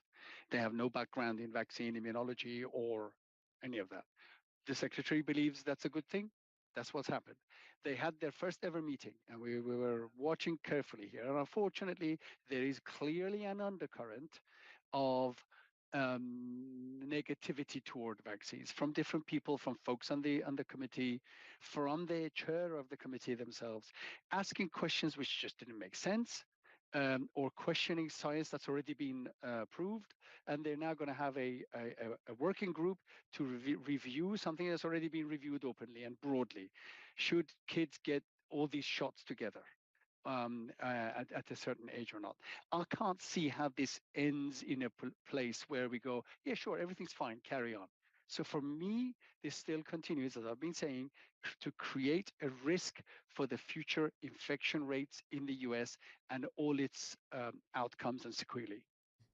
So speaking of last week's advisory panel and what has come out of it, what is the impact here for pharmaceutical companies? Yeah, so they had 2 things that they were voted on, and they were both positive, frankly. But at least one was positive for Merck. They approved Merck's drug. It's more of a drug than a vaccine, or if you want to call it a passive vaccine, it's just an antibody shot. Remember, we had that during COVID too. It's not a vaccine. It's not an antiviral drug. It's an antibody that gives you like 6-month cover for pregnant women or young babies to allow them to be protected against respiratory syncytial virus. Big problem. So that was approved, 5-2. The data is impeccable. 5-2, 5 votes against 2 no's. That was very odd. Nevertheless, that was approved, and that's good. They also looked at this variant, if you like, of mercury at very low doses used as a preservative in vaccines. Spent quite a lot of time looking at that, and they said we don't want it anymore. But it's not in any pediatric shots, and only like 3 or 4% of the vaccine with that additive is used in the US. The majority of flu vaccine doesn't have it. So why were they doing all this? But still, they voted against it, and therefore that's going to be phased out. It's fine. All right, we'll keep on top of that because that's a fluid situation here in the U.S. Sam Fazeli, Director of Research for Global Industries and a Senior Pharmaceutical Analyst for Bloomberg Intelligence, joining us from London via Zoom here.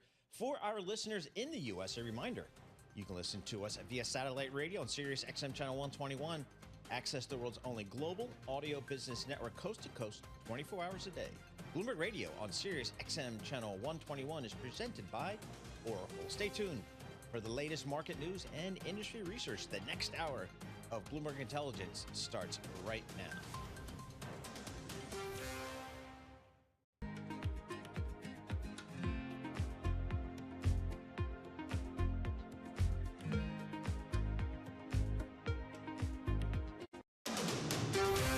This is Bloomberg Intelligence with Paul Sweeney. The real outperformance has been the U.S. corporate high yield. The market's telling me, here's another AI play. Just bid it, buy it. One person's chaos is another person's animal spirits. Breaking market headlines and corporate news from across the globe. The semiconductor business is a really cyclical business. These are two big-time blue-chip companies. Are people just too exuberant out there? Bloomberg Intelligence with Paul Sweeney on Bloomberg Radio, YouTube, and Bloomberg Originals. All right, coming up in this hour, we're going to check in with Drew Redding, Bloomberg Intelligence home building analyst. Home Depot making an acquisition in its space, $4.3 billion. We'll break that down. Poonam Goyal, Bloomberg Intelligence senior retail analyst. We'll talk about Amazon lost the right to sell Nintendo Switch 2 amid sales dispute. That's got to be a big news for all the gamers out there. Michelle Martin, president of Prosperity, an Eisner-Amper company, to discuss her market's outlook here. So we got a lot coming up in this hour. Let's kick it all off with a Bloomberg Business Flash, Charlie Pellet. Hi, thank you very much, Paul Sweeney. And here's what's going on. We've got U.S. stocks higher across the board with the Dow, the S&P, NASDAQ all advancing. Stocks wrapping up a stellar quarter with the S&P 500 index now higher by 9, up by about 0.1%. 6182 where we stand on the S&P 500 index. That is a gain right now of just about 0.1%. We've got the Dow up 79 now, up by about 0.2%. NASDAQ up 35, higher by 0.2%. The 10-year 4.26% with the 2-year 3.72%. Spot gold right now is moving higher by $14 the ounce, $32.88. That's a gain of 0.4%. And West Texas Intermediate crude down 0.9%. WTI 64.97 a barrel. Bottom line here, we've got stocks higher amid signs of progress in U.S. trade talks, while hopes that the Fed will resume its rate cuts drove treasuries toward their biggest first-half stretch in 5 years. In the meantime, Federal Reserve Bank of Atlanta President Raphael Bostic says tariffs may cause an incremental impact on prices, leading to more persistent upward pressure on inflation. And in remarks on Bloomberg Radio, Treasury Secretary Scott Bessent said some of the officials already serving at the Fed are under consideration to head the central bank. And in an interview with our Sonali Basak, he was asked if he'd be up for the job. I will do what the president wants, but I think I have the best job in D.C. We're making a lot of progress with the president's leadership. You know, think about it. We are going to have the tax bill on his desk by July 4th. We're going to be wrapping up the trade talks. So I think we've had great momentum, and we will be working on Chair Powell's successor over the coming weeks and months. Treasury Secretary Scott Bessent, and you can watch the full conversation on YouTube on the Bloomberg Podcast channel. Oracle has signed a cloud services deal that it expects to contribute more than $30 billion in annual revenue starting in the fiscal year 2028. Oracle surging now by 4.9%. Recapping stocks higher, S&P right now up 0.2% with the 10-year 4.26%. I'm Charlie Pellet, and that is a Bloomberg Business Flash. Charlie Pellet, thank you so much. We appreciate that. Markets are trading higher. Let's get a look at some of the stocks on the move today. I'm Paul Sweeney along with Nora Melinda, and we're joined by Bloomberg News cross-asset reporter Denitsa Sakova. Denitsa, what are you looking at today? Let's start with the banks and Goldman first. So banks are gaining in pre-market on Monday. Obviously, the stress test results came out late on Friday, but they're really good, and the banks passed with a strong margin. Why Goldman is up the most among the banks? Citi is saying that Goldman is the big winner. They passed the stress test, and that buffers everyone is looking at, their improvement was much larger than expected. The stock is up 2%. The ticker, of course, is GS. The optimism is not just Citi. We have RBC raising their target. This year, the test has been a little bit less rigorous. Some of the requirements have been lower, and that can actually lower capital requirements, which would likely boost dividends and share buybacks. There is a lot of optimism for the industry. We had a note from Mike Meyer recently saying that deal making has been strong. We've had elevated interest rates. Obviously, regulation is loosening. So banks have been doing quite well. Goldman just hit a record high last week and is up 20% year to date. So very strong performance. And Citi, I mean, even Citi's up 20% year to date. So, I mean, that's finding some legs. They're up 34% over the last 12 months. So that's been a beat down stock forever. Yeah, speaking of Citigroup, they actually said that Goldman is the best positioned to benefit from the deregulation. And really the stress test, they're saying that it shows that it's a clear demarcation that regulation is becoming less onerous, less volatile, and more transparent. So of course, this is a good boost for banks here, but what's going on at Circle? For sure. Continuing with deregulation, we're going to talk naturally about stablecoin. Circle was actually down in pre-market trading. It comes after JP Morgan initiated coverage, but it actually gave an underweight recommendation. It cited valuation that is way beyond the comfort zone. The ticker is CRCL, but the stock is now up about 5%, which I think talks about how resilient this newly IPO'd company has been. Just an incredible rally. Stock is up about 500%. The IPO was 168%. I have so many three-digit numbers I can quote to you. It just never ends. But going back to JP Morgan, they see the risks of rising competition. Circle will still do well, but the price target they place is $80. The stock is currently trading about 187. So really big downside there. Barclays actually is more optimistic. They have overweight rating. We have all those legislation moving through Washington, so we have a friendly crypto administration for now. So overall, things are going well for the company, up 500% year to date since the IPO. I mean, $31 IPO price, just amazing. All right, one more. Yeah, Disney, much more rally there, up 1% today. The ticker is DYS. It's coming off an upgrade at Jefferies. There is a lot of optimism, seeing limited risk for slowdown, more positive upside to cruise. They also have a new boost from Epic Universe, its own new park in Central Florida. They have new exciting releases like Avatar 3 that are expected to boost revenue. We also had an upgrade, not upgrade, but higher target from Guggenheim Securities. So there is a lot of optimism about the stock, overall, the business more broadly. And Disney's up 11% year to date, which is a very strong start of the year. All right, very good. Denitza, thank you so much. We appreciate it. Denitza Sokova, cross-asset reporter for Bloomberg News. And for more conversations like this, listen to our new Stock Movers podcast. Subscribe for 5-minute episodes on the biggest winners and losers in the stock market. Listen to Stock Movers on Apple, Spotify, or anywhere you get your podcast. All right, on the M&A front, it is Monday, so we got a little bit of Merger Monday here. Home Depot, they're buying GMS for $4.3 billion value.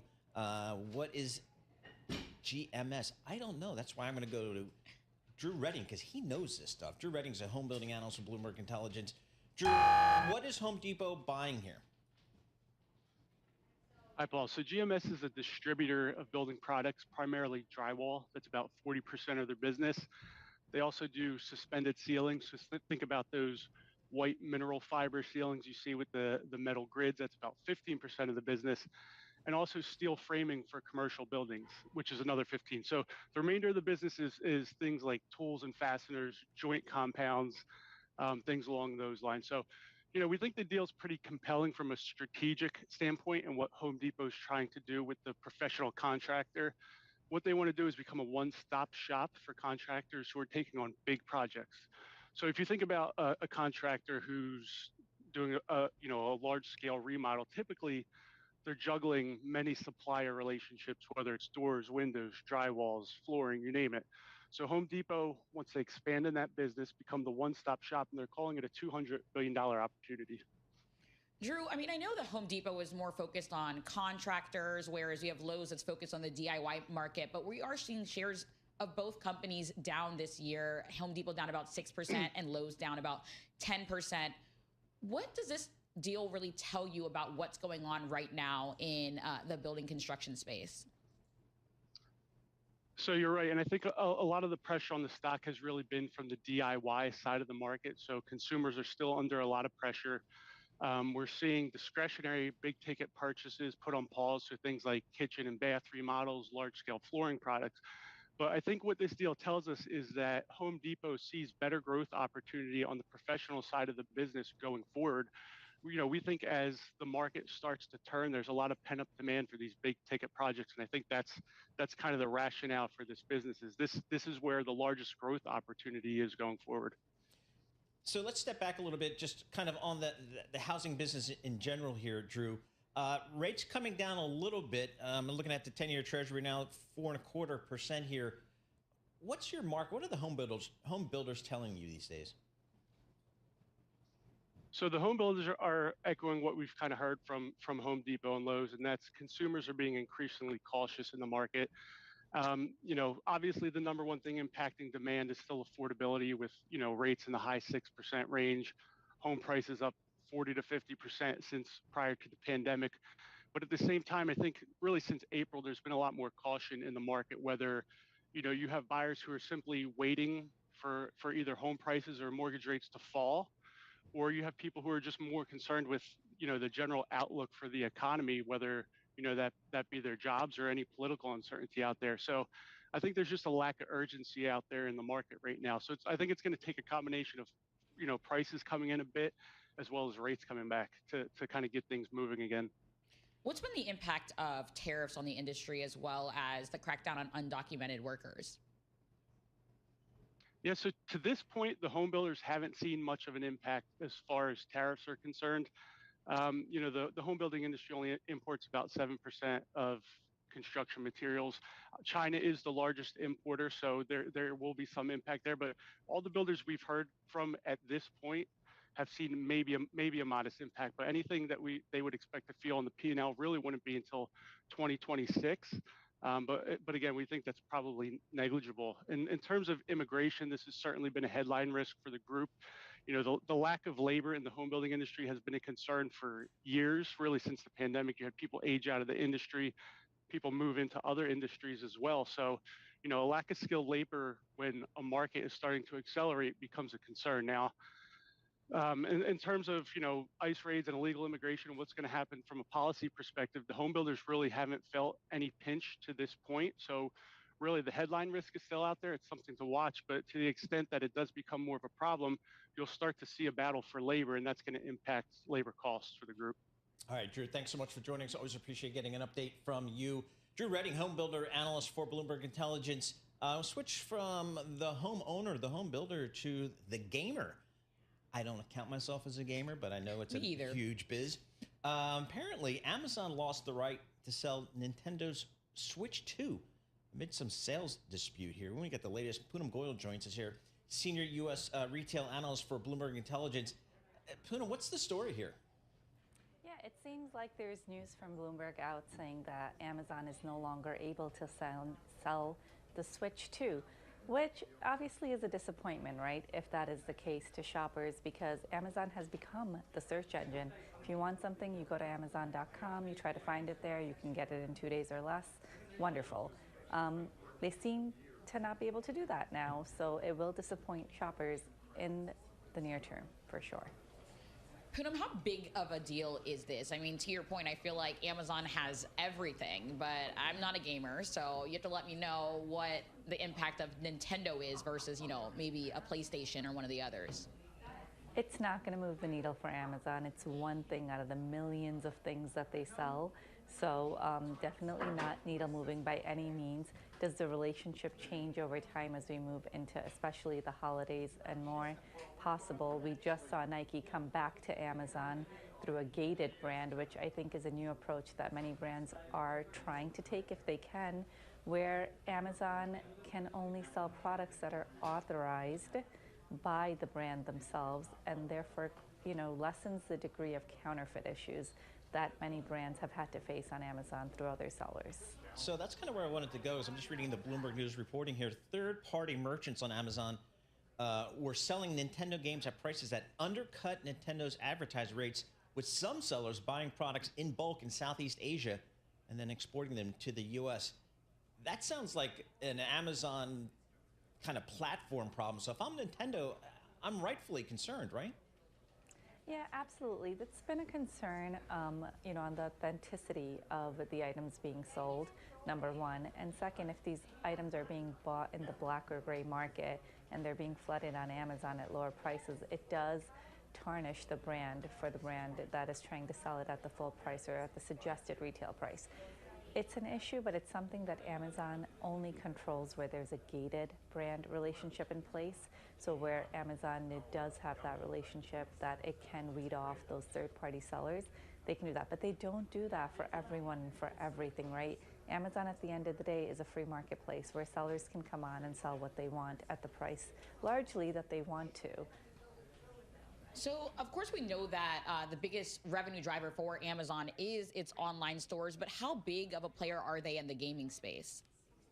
So on the gaming space, Amazon, by our calculations, has over $700 billion in global GMV. The gaming industry is very, very, very small when you think of that GMV as a whole. So as I said, I don't think this is needle moving at all. Does it disappoint shoppers who are looking for the switch in the near term? Absolutely, but you can't get everything on Amazon still, right? So they'll go somewhere else to get that. It doesn't mean that they'll stop shopping Amazon for everything else that they're traditionally used to buying there. Poonam, just let's step back 30,000 foot. You cover all the retail space. When somebody comes up to you and says, how's the U.S. consumer, what do you tell them based upon what you hear from your companies? Right now they're still holding up. I think they're still shopping. They're definitely choosing where they shop and how they shop. They're looking for deals. Amazon Prime Day is next week. It's 4 days, not 2 days. So I think, shoppers will be looking for deals on those shopping days. Prime Days. I'm excited for Prime Day. I was doing a little cheer here in the studio.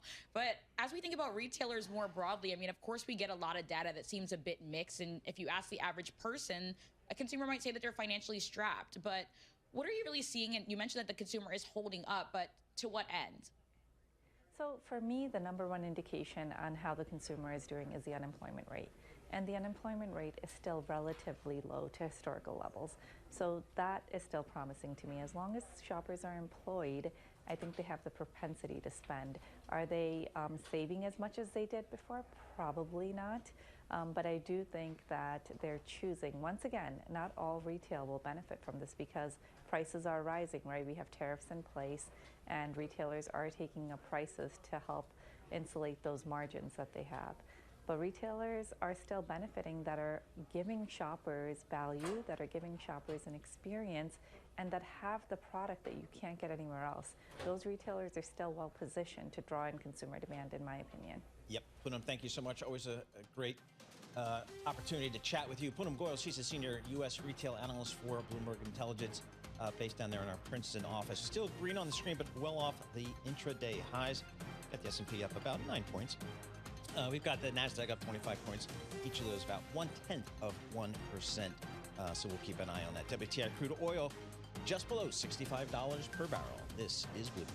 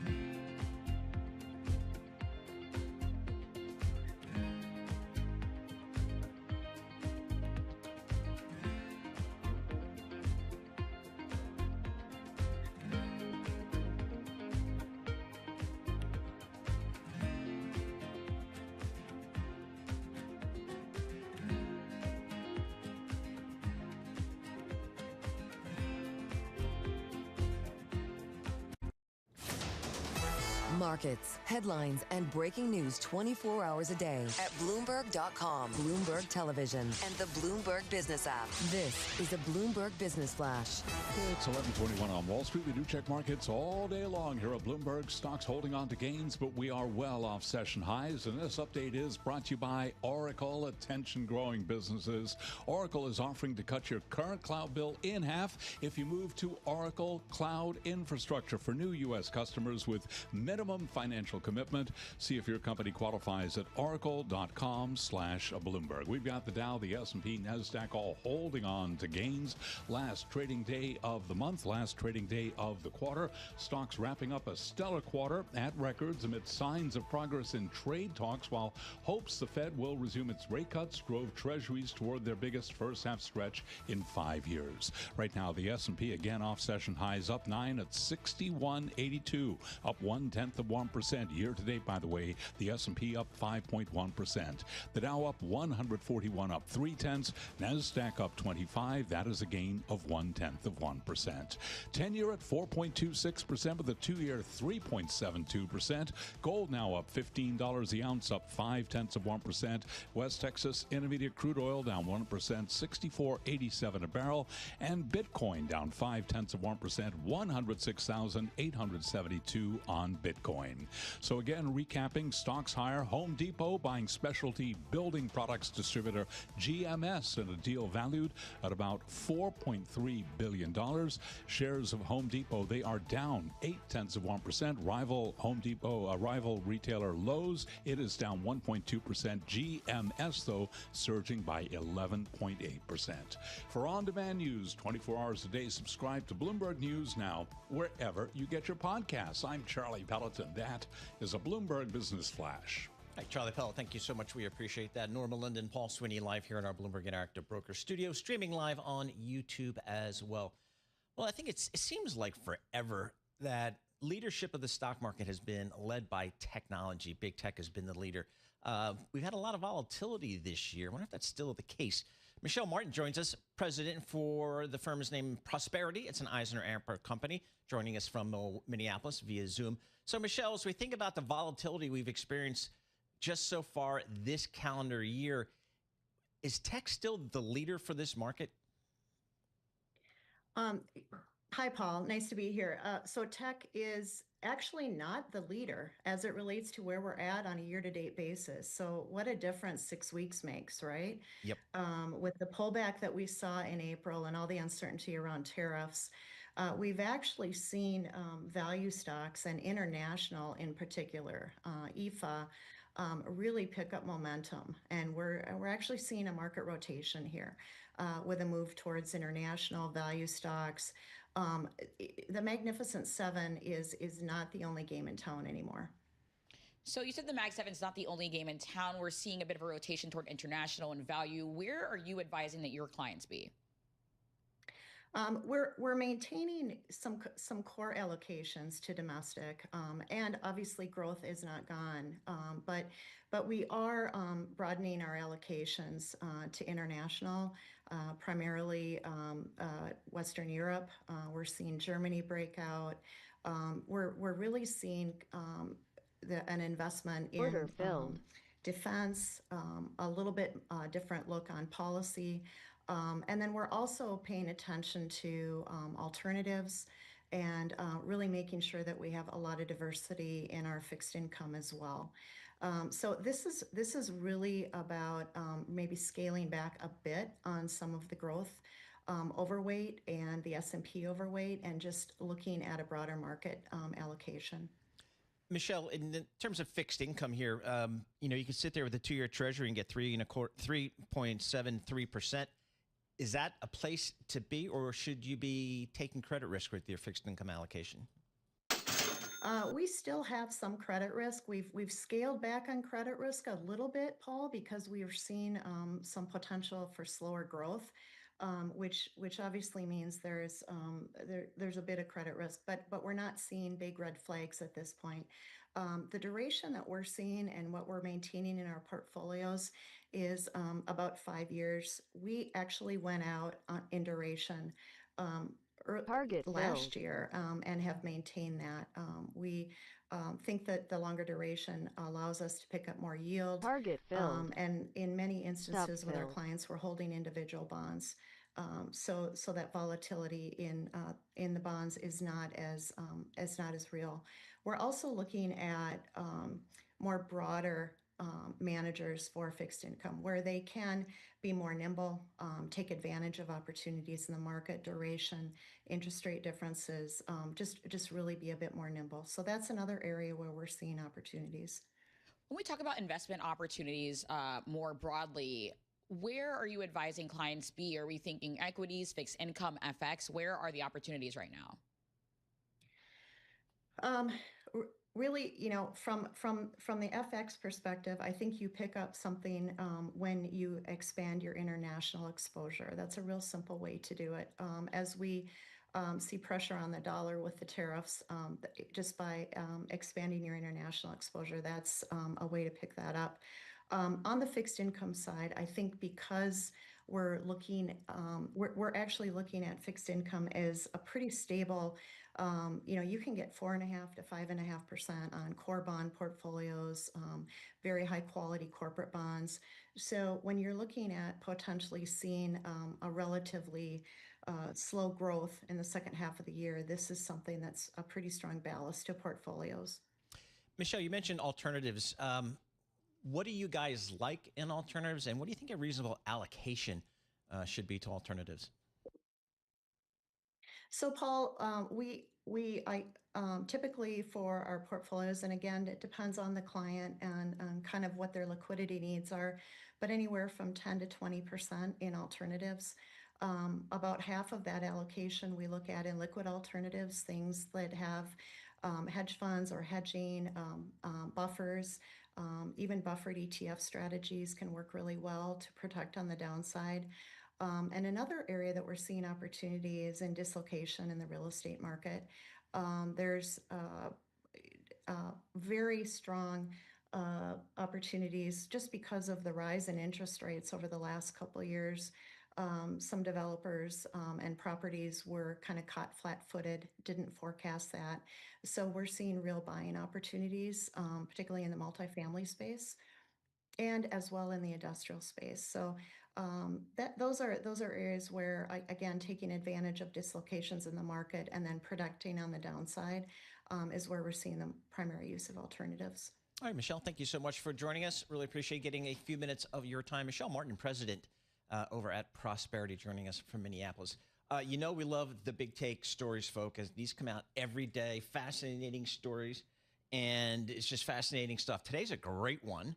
I mean, these folks go into deep reporting, great sourcing, great graphics a lot of time that make the story just kind of come alive. This one's about electronic warfare crashes global shipping's navigation systems. So apparently during the Iran-Israel war, it highlighted a critical flaw in the satellite-based systems that make the industry hauling 80% of global trade vulnerable to mass jamming. I didn't know that was a thing, but our next guest does, because he was one of the authors on that story. Jack Whittles, oil and shipping reporter. Jack, what did we learn? What did you guys find out looking at some of the shipping data during the war just recently, Iran and Israel? Yeah, so we looked at shipping data around the Persian Gulf, so obviously relevant to the Israel-Iran war, but also the Red Sea, the Baltic, and the Black Sea. And we basically saw a big spike in the number of strange signals from ships. And what I mean by strange signals from ships is ships showing that they are in impossible positions. So for instance, we had a ship in the Persian Gulf saying that it was on the edge of a camel racetrack in the UAE. We had a ship jumping from off the coast of Saudi Arabia, which is on the western side of the Persian Gulf, all the way to Iran, and then back again in one day, which is obviously impossible, especially as the jump to Iran was on land in Iran. So lots of problems with ships, satellite navigation systems. Jack, have we seen this type of signal interferences within any other sort of geopolitical crises? We have seen it before, but when we've done our analysis, the number that we've done is massively increased for ships appearing on land. In June, there was a really huge spike, for ships appearing on land in the areas that we looked at. So that was, again, the Red Sea, Black Sea, Baltic, and Persian Gulf. So, Jack, is this just the standard performance of this satellite technology, i.e. it's not great? Or is it, in fact, the subject of some type of electronic warfare, maybe? Do we know? Yeah, so there's two ways that this equipment can be interfered with. There's what's called jamming, where the signals are essentially overwhelmed, and there's what's called spoofing, where ships are fed a false signal. So they're specifically told that they're somewhere that they're not. So when I'm talking about these satellite navigation systems, they're using GPS, so you know, the same sort of thing that's on your Google Maps. So it'd be like if the blue dot on your Google Maps that tells you where you are just suddenly told you that you were somewhere you weren't. So that's obviously quite a big problem when you consider that if you're in charge of an oil tanker and there are lots of oil tankers around you and it can take you kilometers to stop and you're not sure where all the other ships are, that can be a massive, massive problem. So I see in your story that alarm bells are also starting to ring in the insurance industry. Yes, you know, it's a real big problem. If it wouldn't necessarily invalidate your insurance, is my understanding. If, you know, your ship, you know, God forbid, had a crash as a result of jamming, but if the crew, if their navigation system was jammed and they didn't do anything about it and then something happened, then I think that could cause problems from an insurance point of view. We did have two ships, or two examples of crashes. One, the MSC Antonia in the Red Sea, and one, a frontline ship in the Persian Gulf during the Israel-Iran war. It's not known for sure whether they are a result of jamming, but there's certainly a lot of speculation around them. Jack, 30 seconds left. Are the companies, what are they saying, the tanker companies? Yeah, well, it's definitely a huge problem for them, and it's something that they'll always put the safety of their seafarers first. So I think what you might, it's possible that you'll see ships slowing down in really busy shipping lanes, like the Strait of Hormuz. And it's something the industry is really going to have to grapple with, because this is just, the scale of the increase of this problem is huge, and ships need to know where they're going. All right, Jack, thanks so much for joining us. A fascinating story, folks, as most of the big take stories are. Jack Whittle is oil and shipping reporter for Bloomberg News. He's in our London bureau. Again, the big take story today, electronic warfare crashes global shipping's navigation system. You can check that out on the Bloomberg terminal and on Bloomberg.com/big take. So that's the story there, global shipping. And again, so much of that world's traffic goes through the Strait of Hormuz in that part of the world there, particularly oil. So it's a critical spot there. S&P 500 up 15 points. That's 0.25%. The Nasdaq's up 45%. That's 0.2% here. The VIX, it's higher, about 0.8 points. We're now just over 17 for the VIX. WTI crude oil lower, below $65 per barrel. Gold, it's higher, close to 3,300.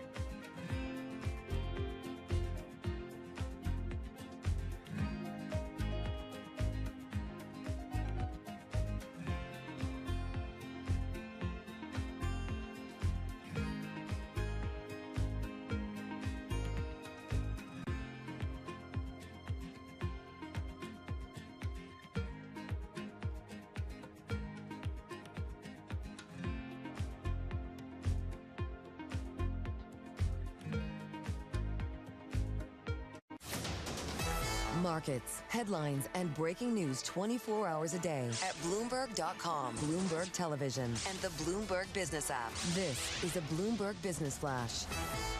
It's 11:40 on Wall Street. We do check markets all day long here at Bloomberg. We have got the Dow, the S&P, NASDAQ all advancing right now. Stocks wrapping up a stellar quarter at records amid signs of progress in trade talks. The S&P currently higher by 16 points. That is a gain right now of just about 0.3%. We've got the Dow up 209. On the Dow, a gain of 0.5%, while NASDAQ now higher by 53, looking at an advance of 0.3%. Our Mag 7 index down 0.3%, with the 10-year currently yielding 4.26%, the 2-year 3.74%. Gold up 0.4%, 32.87 the ounce, and West Texas Intermediate crude down 1.3%, 64.68 a barrel. The S&P 500's 24% surge from the brink of a bear market has put the benchmark on pace for its best quarter since December of 2023. As for the overall market backdrop, Michelle Martin is president of Prosperity, and she was a guest moments ago right here on Bloomberg Intelligence. With the pullback that we saw in April and all the uncertainty around tariffs, we've actually seen value stocks and international in particular, IFA, really pick up momentum. And we're actually seeing a market rotation here with a move towards international value stocks. The Magnificent Seven is not the only game in town anymore. Michelle Martin of Prosperity, interviewed right here on Bloomberg Intelligence. ING Group has announced a round of cuts focused on senior staff, saying there are just too many of them. And in the meantime, UBS launching a previously announced share buyback of as much as $2 billion amid uncertainty over the bank's longer-term payout plans. For on-demand news 24 hours a day, subscribe to Bloomberg News Now wherever you get your podcasts. I'm Charlie Pelleton. That is a Bloomberg Business Flash. All right, Charlie Pelleton, thank you so much. We appreciate that. Norma Linden, Paul Sweeney live here in our Bloomberg Interactive Broker Studio. We are streaming live on YouTube as well, so head over to youtube.com, search Bloomberg Live Podcast. That's where you'll find us. All right, we all know about the AI story. The tech industry is spending gajillions of dollars building up their computing power, their data centers. But you know what? Apparently, you have to power those data centers, and that's a huge demand on the grid. So everybody's trying to figure out how are they going to do that. One topic is nuclear. Believe it or not, nuclear is being considered heavily as a source of power for a lot of these data centers. Our next guest is an expert here, Stephanie Diaz, Senior Associate at BNEF. Okay, I was alive. I was in high school when 3 Mile Island blew a gasket, and we had to go home from boarding school. Talk to us about nuclear. Where are we as a country today with nuclear power, and how can that perhaps be a solution to some of the energy needs of AI? Yeah, so currently we have roughly 100 gigawatts of nuclear installed in the U.S. And we haven't been building much nuclear. We've built a couple of nuclear reactors in Georgia. Those are the last two, but we currently don't have any under construction here in the U.S. Their hopes is that that would change. The Trump administration, for example, has an ambitious target to basically quadruple our nuclear fleet by 2050. Getting there will be quite challenging, though, considering we really haven't built up the capacity to build on that sort of scale yet. So where are we in comparison to outside of the U.S. right now? Because I know we don't have a lot of nuclear here, you mentioned. Well, when we say we don't have a lot, I think we actually have one of the biggest nuclear fleets in the world, if I'm not mistaken. It's more of a, we haven't really been building much, so it's really hard to see how we all of a sudden start flexing that muscle to build on that sort of scale. I'll tell you what I like for the nuclear. I've heard this story a few times, is the modular nuclear things. What are they and how do they work? Yeah, so there are a couple of, well, there are dozens of startups out there that are trying to come up with new nuclear technologies. The majority of the fleet that's out there globally is these large light water reactors. What you're talking about is small modular reactors. And the idea is that we can make nuclear reactors that are much smaller with the hopes that we can, one, require less capital to build a reactor, and two, maybe be able to do it faster, and therefore overall be able to deploy on a much bigger scale. The companies that are doing that, I mean, there are dozens of them out there. And they're currently trying to work with the U.S. Nuclear Regulatory Commission to get their designs approved so that they can start constructing these as well. So, can you speak a little bit more about Trump's ambitious plan here in regards to pushing this forward? Yeah. Is that different than the previous administration? It is different from the previous administration. Biden already had what we at BNF considered an ambitious plan for increasing nuclear, and Trump's goal of 400 gigawatts by 2050 is even more ambitious. One of the things that the Trump administration has done is at the end of May, they issued 4 executive orders, all aiming to help bring nuclear online much more quickly in a couple of ways. Mainly, it's by expediting the regulatory review of nuclear reactors. So currently, it can take 3 to 6 years to get through that regulatory gauntlet, and the administration wants to bring that down to 18 months for all the different pathways. How they actually go about doing that remains to be seen, though. Right? It's one thing to say we can do this in 18 months. It's another to actually do it. You need to rewrite some rules. You need to have staff who can review these applications as they come in. So it remains to be seen how they want to do it, but there's definitely a significant push from the Trump administration to bring nuclear online. But of course, it's not just having push from government. We also need pull from markets. We need to see more customers sign firm commitments to make sure that these reactors get built. So when a Microsoft says they're going to spend $1 gajillion on data centers, is any of that allocated to powering these data centers? Or are they relying upon the utilities and the existing grid and all that kind of stuff? No, we've seen not big tech companies, so Microsoft, Google, Amazon, Meta, all announce partnerships with different nuclear companies in order to have power for all of these data centers. And it's not just them, it's also lots of data center providers, so names that we often don't know, but they're the ones who build data centers that other companies use. Together, they've been announcing something like 32 gigawatts of nuclear that they want to bring in here in the US. For context, 32 gigawatts in the US for just data centers, supposedly. In the world currently, we have 65 gigawatts of nuclear reactors under construction. So they're talking about building a lot. So there's definitely lots of them thinking about, big time companies thinking about how they're going to power all of this. But like I said, it still remains to be seen how much of it actually comes online. Like I'll be more excited when I see a construction permit get issued. So where do clean energy advocates fit into this whole conversation? Has there been a push against this at all? Yeah, it's been interesting because nuclear for so long has kind of been the pariah of clean energy, right? Of like, we know we can do it, but we haven't done much of it. What we've seen in the last couple of years has been a big shift towards thinking more about clean baseload power again. And that's why nuclear and also geothermal have come back into the conversation. What's baseload power? Baseload power is basically, think of it as like round-the-clock power. Okay. So unlike solar and wind, which are inherently intermittent, this is stuff where like we know we can run it as long as we want to run it, right? Like you take it down for maintenance or something like that, but otherwise it can run constantly. Interesting. So is nuclear considered reliable from that perspective, a reliable source of energy? Yes, correct. Because it runs constantly, basically. And where's like Nora's suggesting, has there been any, I haven't heard any pushback from the anti-nuke people out there. Are they just kind of capitulating that we're going to need all kinds of energy going forward, or? I mean, I don't know about that. I think maybe it's a little harder to, I don't know, be against something when we're, like I said, we're still in the announcement stage. We have a lot more work to do before we get to seeing what actually comes online, when plans get built, and all of that. I mean, are there also just concerns when we think about nuclear waste? You know, I think that when you think about a lot of people pushing back, especially on some of the bills that President Donald Trump is trying to push and whatnot, how does that kind of come into play, especially as you think about that against this ambitious plan? Yeah, so nuclear waste is honestly not something that I've spent too much time thinking about. More than anything, like I said, we are still here focused on like, can we even build it?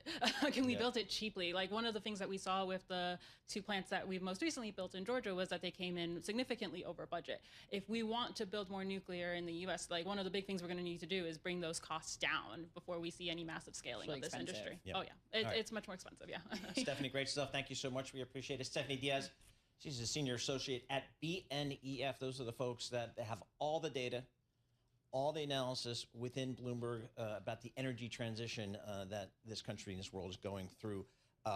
So they're the experts in that stuff right now. All right, folks, get the latest news whenever you want it. Oh, we'll do that later. S&P 500, it's up 18 points. The Dow's up 230 points, and the Nasdaq's up 60 points. Pretty solid performance there off the highs. However, looking at the yield space, yields coming in just slightly. 10-year Treasury in about 1.5 basis points, 4.26%. And for Tom on the Upper East Side, Bitcoin, 108,000. We'll round up a little bit there for Tom. We'll have more coming up. This is Bloomberg. Good morning.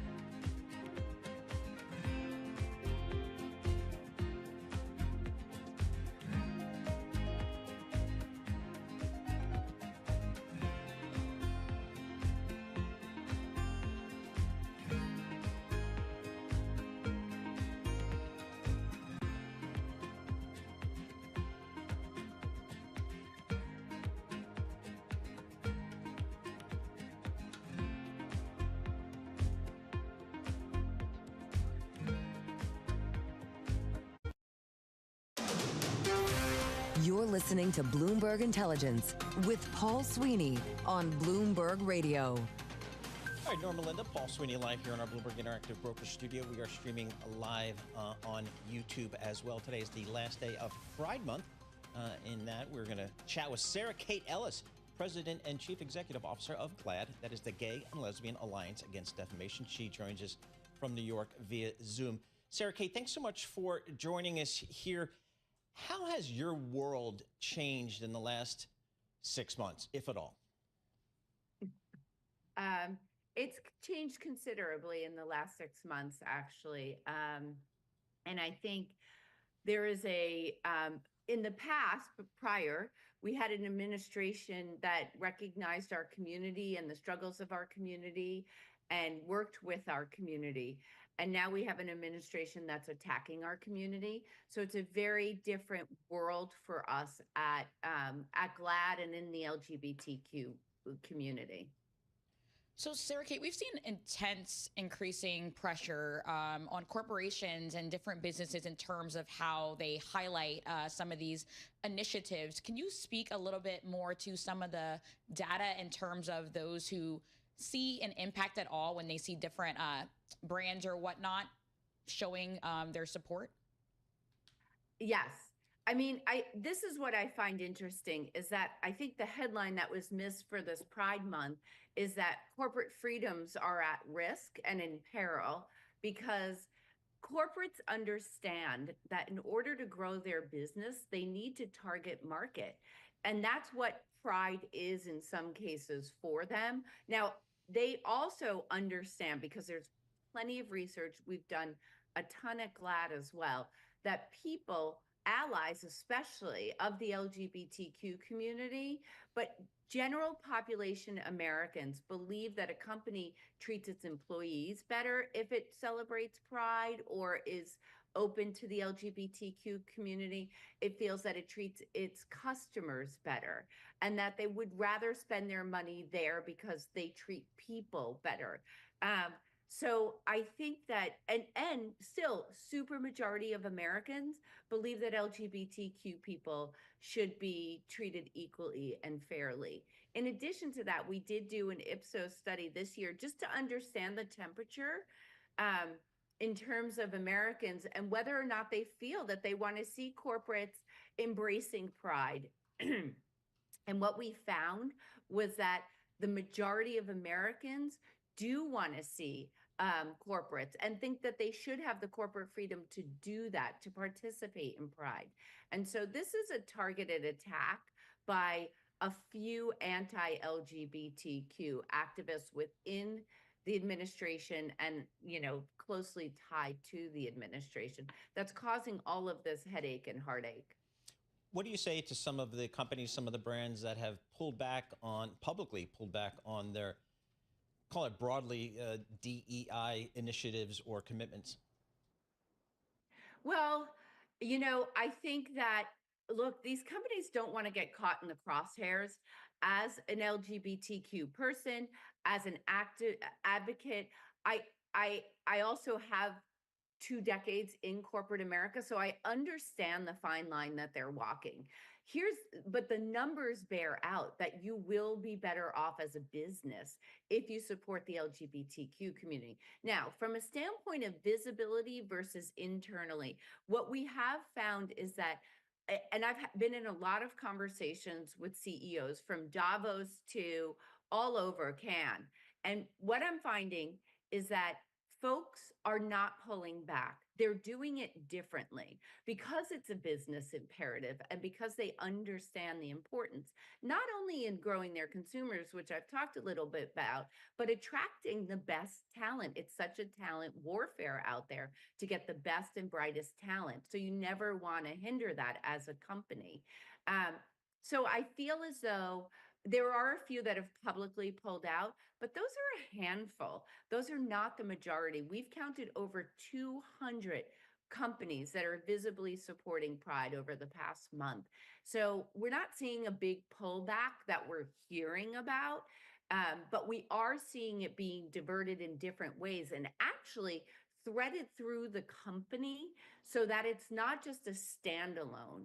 And we've always said that as LGBTQ advocates, we don't want just Pride. We want people to participate year round because I'm not just gay during June. It's part of my entire life. Sarah Kate, thank you so much for joining us. Really appreciate it. Sarah Kate Ellis, President and Chief Executive Officer of GLAAD, joining us via Zoom from New York. Looking at these markets here, still holding on to some gains here, Melinda. The S&P is up 0.25%, and yields kind of holding steady here. The 10-year Treasury is at 4.25%. Really seeing, I mean, they're trying to push forward, especially as we're heading here to round out the quarter at some of its highest levels on record. So we really are seeing a push forward. The market's still charging on. Yep, absolutely. We've got some continuing coverage of coming out of Washington, D.C. About this piece of legislation that's winding its way through the Senate. Again, they will be debating it all day. We'll have continued coverage of that throughout the day, and we'll see what they can get done. Again, the imposed deadline from President Trump is get this thing done by July 4th, the spending and taxation bill, and they are working towards that. So we'll stay on top of that. We're going to have some economic data coming up later this week, including labor, the jobs number coming up on Thursday. It's not going to be Friday because Friday is July 4th, and that's a federal holiday. So we'll be doing all that cool economic data on Thursday. All right, for our listeners in the U.S., a reminder, you can listen to us via satellite radio on Sirius XM Channel 121. Access the world's only global audio business network, coast to coast, 24 hours a day. Stay with us. Your top stories and global business headlines are coming up right now. S&P 500 up 14 points, the Dow up 170, and NASDAQ up 49 points. For Norma Linda, I'm Paul Sweeney. More coming up. This is Bloomberg.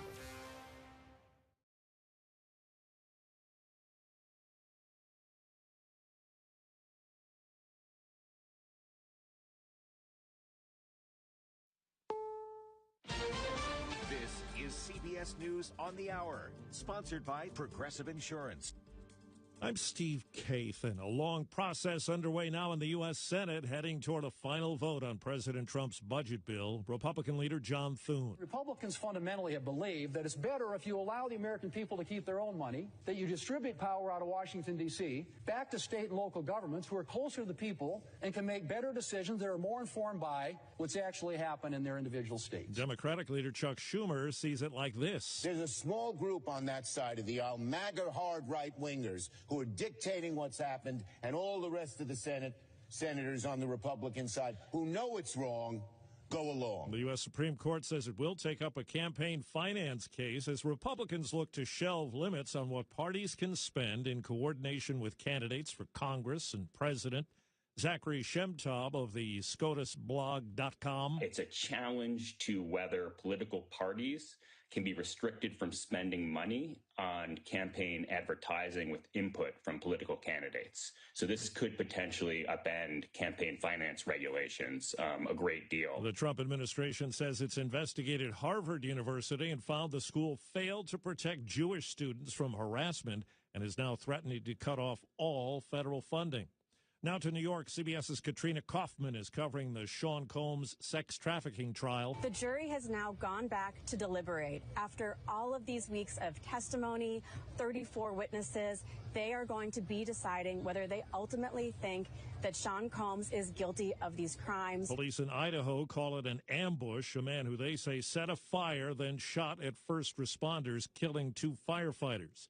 CBS's Andres Gutierrez says the body of the suspect was found. They said that they found him after deputies ended up pinging his phone. There was a phone that had been in that particular spot for several hours right after 3 o'clock and had not moved since. A dramatic rescue at sea, as we hear from CBS's Stacey Lynn. A Disney Cruise Line ship was returning to Fort Lauderdale when a child fell overboard, and her father jumped in after her. The crew threw life preservers into the water and launched rescue boats to save them, while the father treaded water with his daughter in his arms. The heroic rescue caught on video and posted on social media by passengers, who cheered when the mission was complete. There's word President Trump will visit a new immigration detention facility in Florida that's been labeled Alligator Alcatraz tomorrow. Checking Wall Street's, right now the Dow Jones Industrial Average is up 174 points. This is CBS News.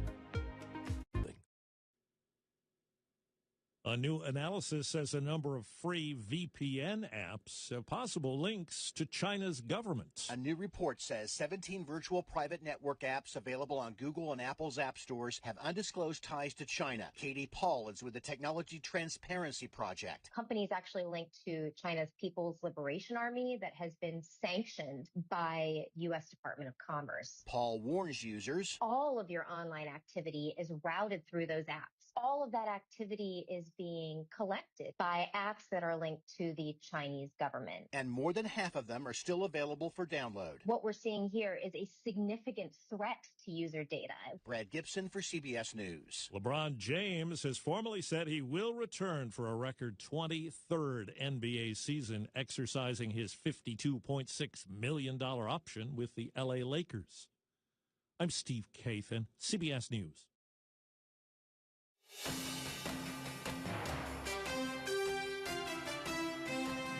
Live from Washington, D.C., this is Balance of Power with Joe Matthew. President Trump's big, beautiful bill enters the final stretch in the Senate, or so they think.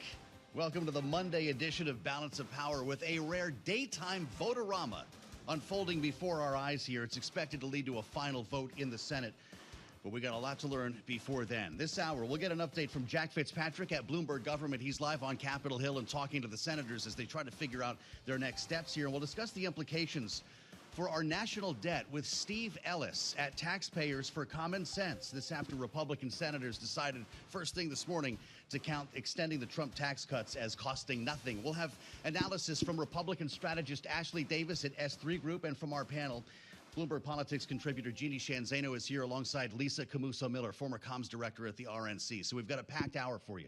And we start, as always, on Wall Street. It's my great pleasure to say Charlie Pellet is back with his eyes on the markets for us. Let's go to New York and find him. Hey, Charlie. Hi, thank you very much. And here's what's going on, Joe Matthew. We have got the Dow, the S&P, NASDAQ. They're all pushing higher as we wrap up the final trading day of the quarter.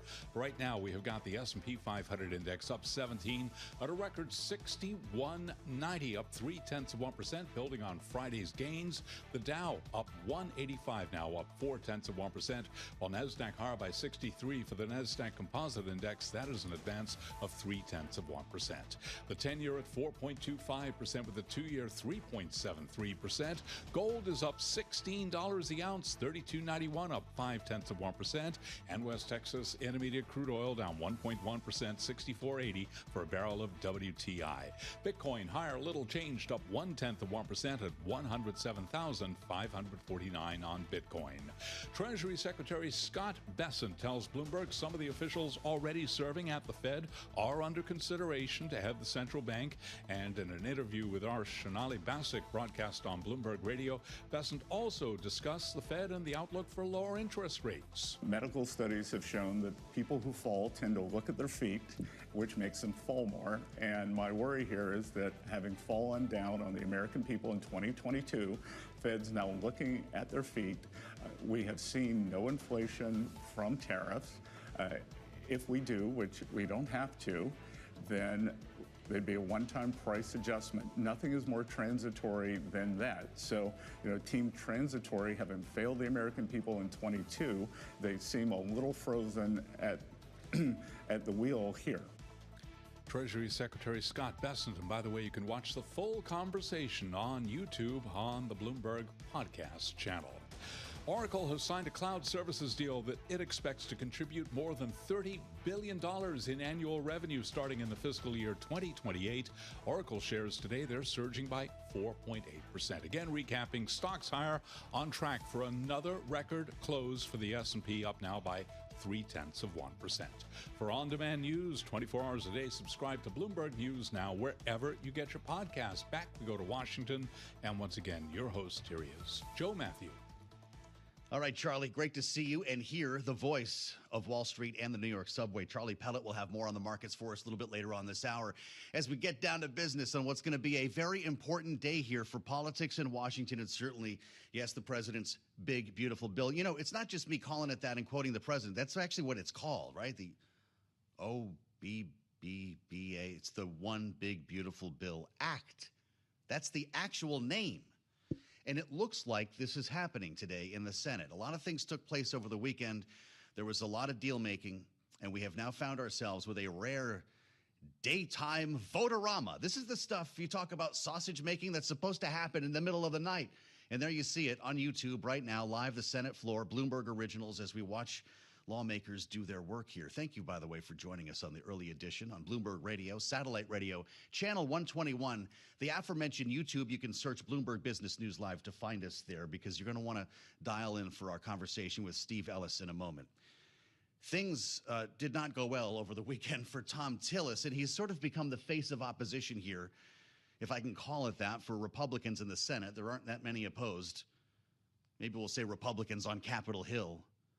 Following the pressure from Donald Trump to vote yes on the big, beautiful bill and a series of harassing comments from the president, he's just decided to fold. He's not going to hang out to be primaried in North Carolina. And so he's going for it now on the floor. This is a man who feels free to speak, the Republican from North Carolina. Listen to Thom Tillis late last night. I'm telling the president that you have been misinformed.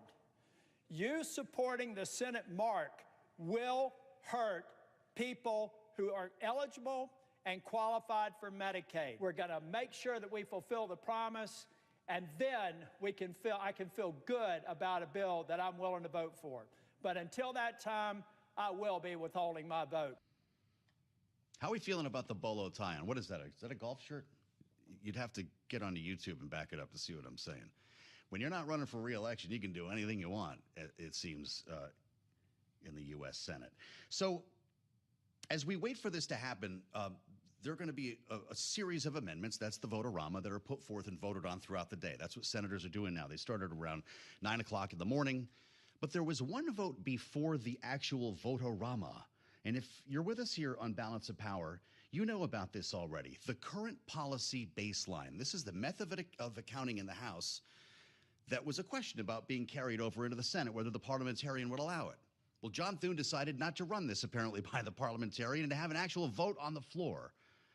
Shockingly, Republicans decided together that extending the Trump tax cuts basically cost nothing. That's the way this goes. Current policy baseline allows them to include more tax cuts in the bill. And so here's the accounting now. The cost of extending, this is according to the Joint Committee on Taxation, totals almost $4 trillion. The other tax provisions in the bill, $693 billion. Only that smaller amount is considered the official price tag for the bill, even though we're talking about trillions. This is Washington math. Enter the taxpayers for common sense. Steve Ellis sent a letter to senators just a couple of days ago. It was on the 28th of June. He must have known what was coming. We can show that to you on YouTube. As Steve writes, using a current policy baseline masks the true deficit impact of this legislation. A preliminary analysis, as I just mentioned, current law baseline projects $4.2 trillion in lost revenue over the next 10 years. Steve writes, relying on current policy baseline gimmicks insults the intelligence of taxpayers. They will see through the tricks and spot the new debt piled on. He's with us now in studio. You were the Doge before there was a Doge, weren't you? Certainly. We've been around for 30 years doing this type of work and cutting into this, finding the wasteful spending. We were the group that dubbed the Bridge to Nowhere the Bridge to Nowhere. The Bridge to Nowhere. So I don't know what you call the one big, beautiful bill, but I'm guessing you see some ugliness here, and what it's going to mean for our debt and deficit is what? It's staggering how much debt that they're going to be piling on. We're talking about when you add in future interest costs, when you add in macroeconomic effects, we know that from the score that they did for the House that it grew. So it may be $3.3 trillion in the initial score from CBO, but it's going to get close into $4 trillion of additional debt. So what do you think of this current policy baseline and the fact that there's a vote on the floor today? What's become of Washington when this is considered normal? Well, I mean, they knew what answer they were going to get from the parliamentarian. Well, I should say so, yeah. So they just decided, okay, we're gonna dismiss with that, and we're going to move this along. And the thing is that it's just such a ridiculous policy. It's just it really boggles the mind that they would be going down this route, adding trillions of dollars of debt, and just trying to sweep it under the rug. Yeah. Well, you know what Republican senators would say to you, and we'll be talking to them throughout the day, is that you're not factoring in the growth here, Steve. What happened in the first administration is we cut taxes, we saw growth, and then COVID happened, and we can't really account for what happened after that. But you're going to see growth that is not accounted for by the CBO because they refuse to do dynamic scoring, and you're probably blue in the face by now because you hear the same arguments that I do. But they do dynamic scoring. They have, I mean, that's the whole macroeconomic effects. That was actually what ended up costing in their scoring the bill more in the House. It went from 2.3 trillion to 2.8 trillion when they took into account both the macroeconomic effects and then increased interest rates. And we're going to have to service that debt. Yes. And we spend $1 trillion today servicing, or this year servicing that debt. So what does Steve Ellis think when you're reading in the morning and you see the White House suggest that all we need to do is cut interest rates by 1, 2, maybe 3 points so we can have less interest to pay on the debt? Is that the solution? Certainly, it's not going to be good for markets to be manipulating it, just trying to make sure that we don't have to pay our creditors back as much. Right. And so, I mean, this is a ticking deficit time bomb. The One Big Beautiful Act. There's going to be a potential now for a conference committee, or does this pass the Senate no matter what happens here on the floor? You've been doing this for a minute, and then there's something called a manager's amendment in the House, where the House effectively allows the Senate to jam the House of Representatives, and they vote on what we're seeing come together now. Yeah, I mean, certainly it seems like they're trying to grease the skids. They've been involving the Speaker's office to try to make sure that whatever they get done can pass the House. I hope it can't. I hope that there are some fiscal conservatives that are there to say, this is enough and we need to be fiscally responsible, and we can't just lie to the American taxpayers about the cost of the bill. Wow. What are you hearing at taxpayers then? You're talking to lawmakers and staffers. Is this as good as done? I mean, it certainly, this bill has had momentum, and the president has shown his ability to get things over the line. Well, he's going to call you in primary if you don't vote yes. Ask Tom Tillis. Yes.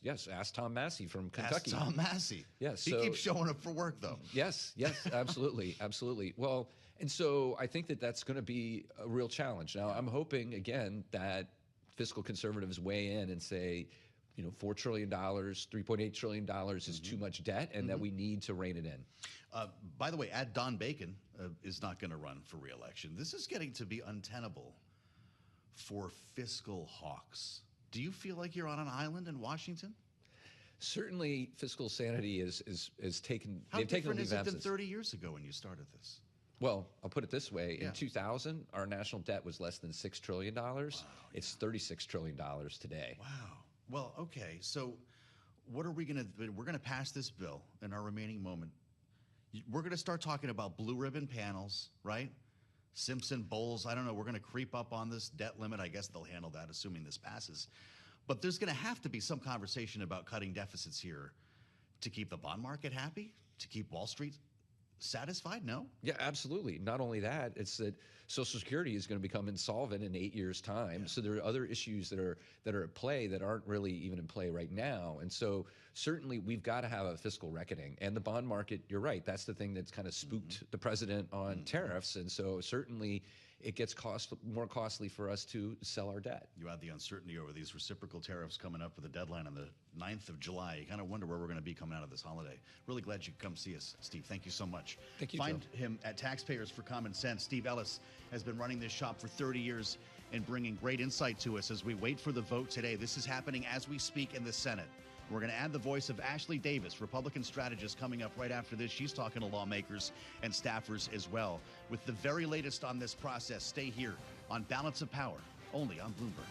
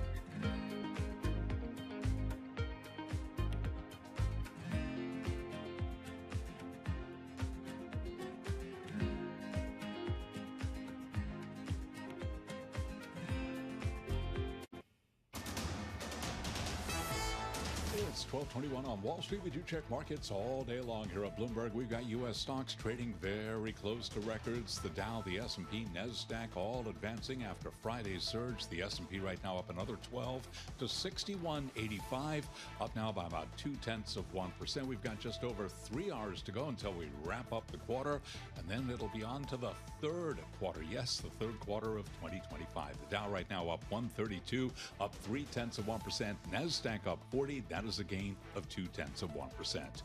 10-year 4.25%, with the 2-year 3.73%. Spot gold up $18 the ounce, up 0.5%. And West Texas Intermediate crude just above $65 a barrel. WTI down 0.7%. Bottom line here, stocks ending the quarter at records, driven by progress in trade talks. Balance of Power continues right now. Back we go to Washington once again. Your host, here he is, Joe Matthew. All right, Charlie Pellet, many thanks, and great to have Charlie back with us as part of our conversation here in Washington. Charlie's watching Wall Street for us as we talk about what's happening on Capitol Hill. That could be a market mover. Investors are paying close attention here because this is the vehicle, the one big, beautiful bill that carries the extension of the Trump tax cuts and so many other provisions that are, of course, so important to Wall Street. Important as well on how we're paying for this, maybe not so much. As the current policy baseline passes 5347, the accounting method in the House that suggests it doesn't cost anything to continue with the Trump tax cuts as opposed to making them new. We're going to get to this with Jack Fitzpatrick here before we bring in Ashley Davis for her analysis on what's happening behind the scenes and where this is going to go in the House. Jack is our appropriations expert, our Capitol Hill expert, and the man for the moment here at Bloomberg Government, live on Capitol Hill. Jack, it's great to see you. The Vote-A-Rama is underway. Do we get a floor vote tonight?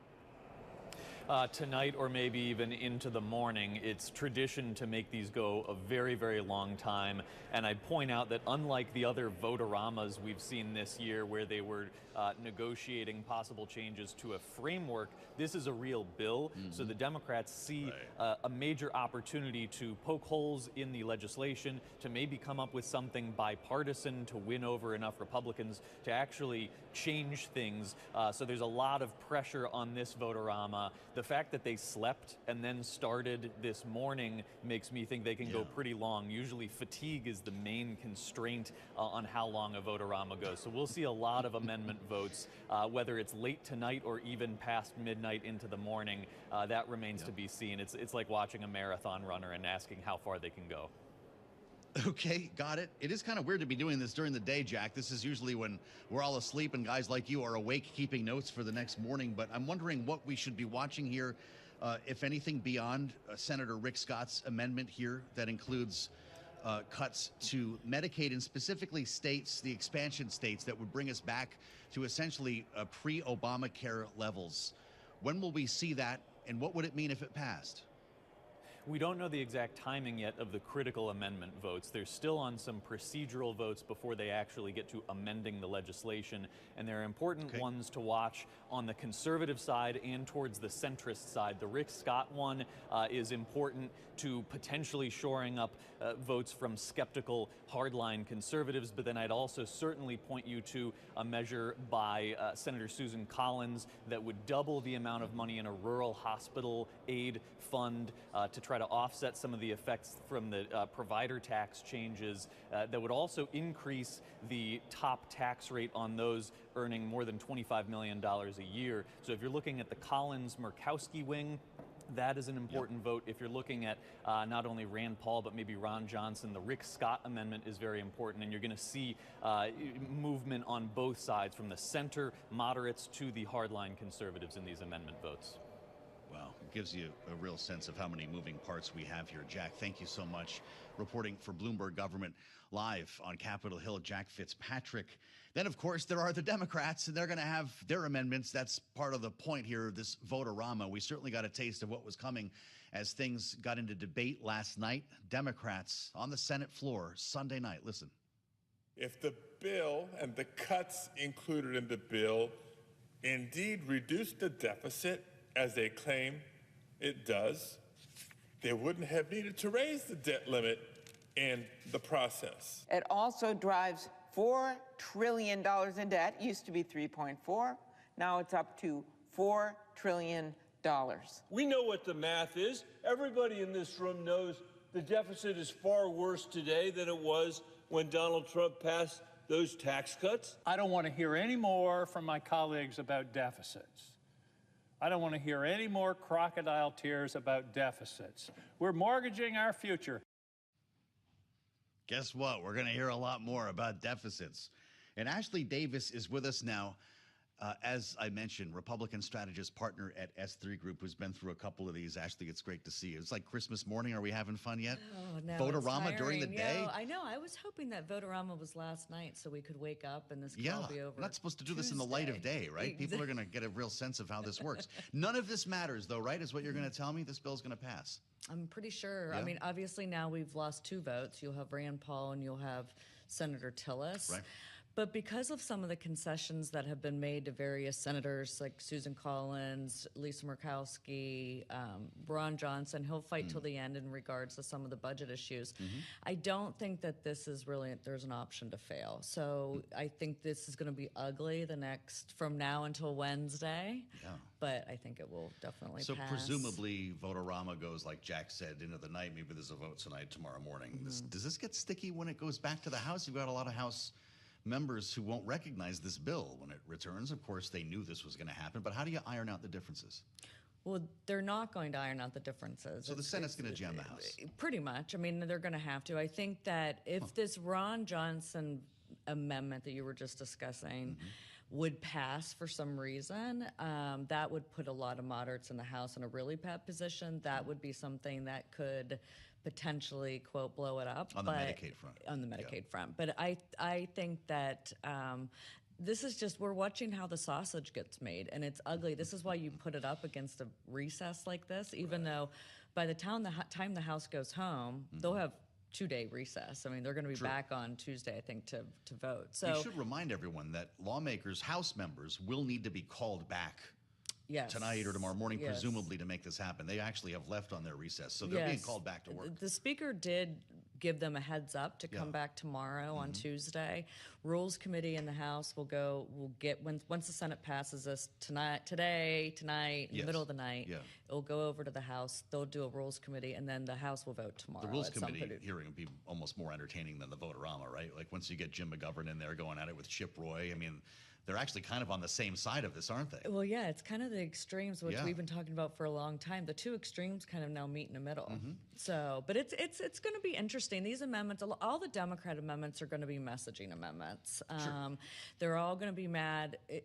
You've seen this depending on which party's doing a reconciliation bill. I mean, the Republicans now are all mad at CBO and the, the deficit, and they're saying it's wrong, and they're not doing, certain types of scoring and then if this was whenever we did the last reconciliation bill for Democrats, it's the same conversation. So it's just like, I think I'm just too old. I've done this too many times. So this is a manager's amendment. We get wonky for a second. There's not going to be a conference committee. They're not going to hash out, because then that bill would have to go back to the Senate, and they wouldn't meet the deadline. Right? So there's really only one way to do this.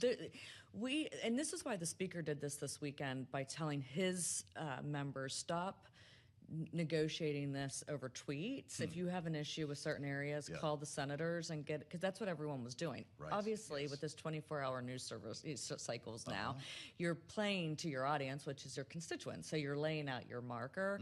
But yes, they will not. Leader Thune will introduce a wraparound amendment, a manager's amendment with kind of all the different changes and dogs and cats and whatever amendments get through here, if any. And then they'll pass it in the Senate.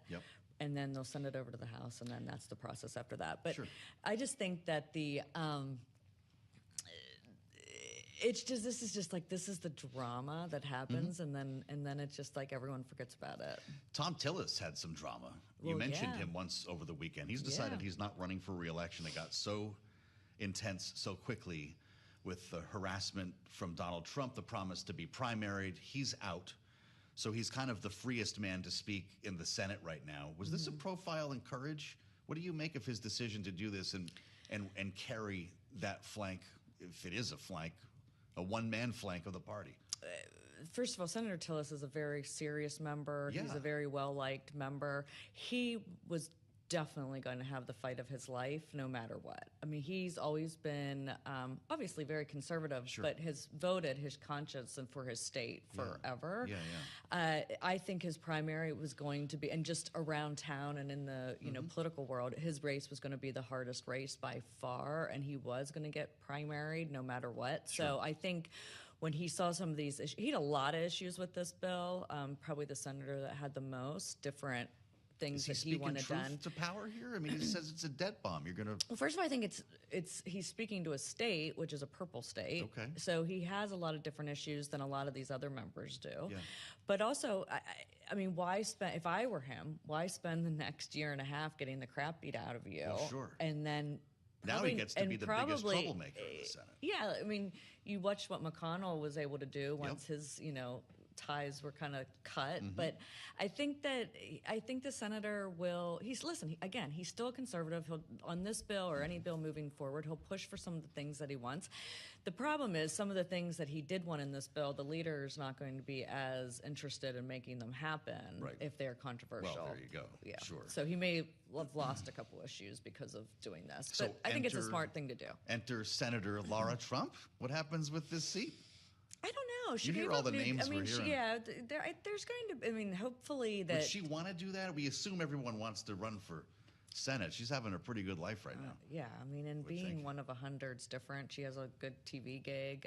She passed up Florida. I mean, whether that was going to happen or not, but she took herself out. Michael Watley, we keep hearing as well. Yeah, yes. Would you leave the RNC to run? And Richard Hudson's actually an interesting. That's right. That's real too. Yeah, I mean, I haven't spoken to him today, but I would think that hey, if there's a Senate seat open, why wouldn't you take advantage of it? Then Roy Cooper shows up and everyone heads for the hills, or what?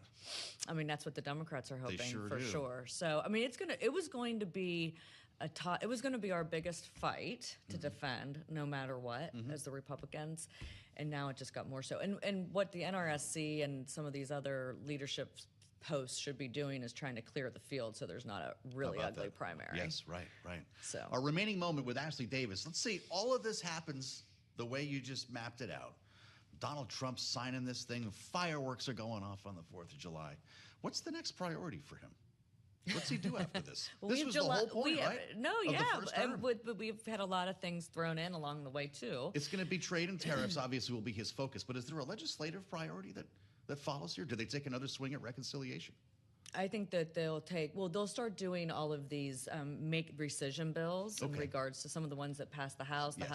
That's going to be really tough in the Senate. Yes, so they'll continue to do some of those cuts. I think that he's going to some of these trade agreements. Like what happens out of what happens with China and Mexico? So he's full-time trade coming out of this. I think that's what he thinks he needs to fix. And then do we need to do like a NATO 3.0 again or whatever? Right, yeah. Or USMCA, I guess, is the bond name. market, I think, hopes so. What a great day to have you here. This is going to be wild, well, right? I could be completely wrong. No, everything could change. No, you're not. You're tonight. never wrong. Ashley Davis at S3 Group. Great conversation. Thank you for teeing us up here. We're going to find out together in real time with our eyes on the U.S. Senate. Stay with us here live.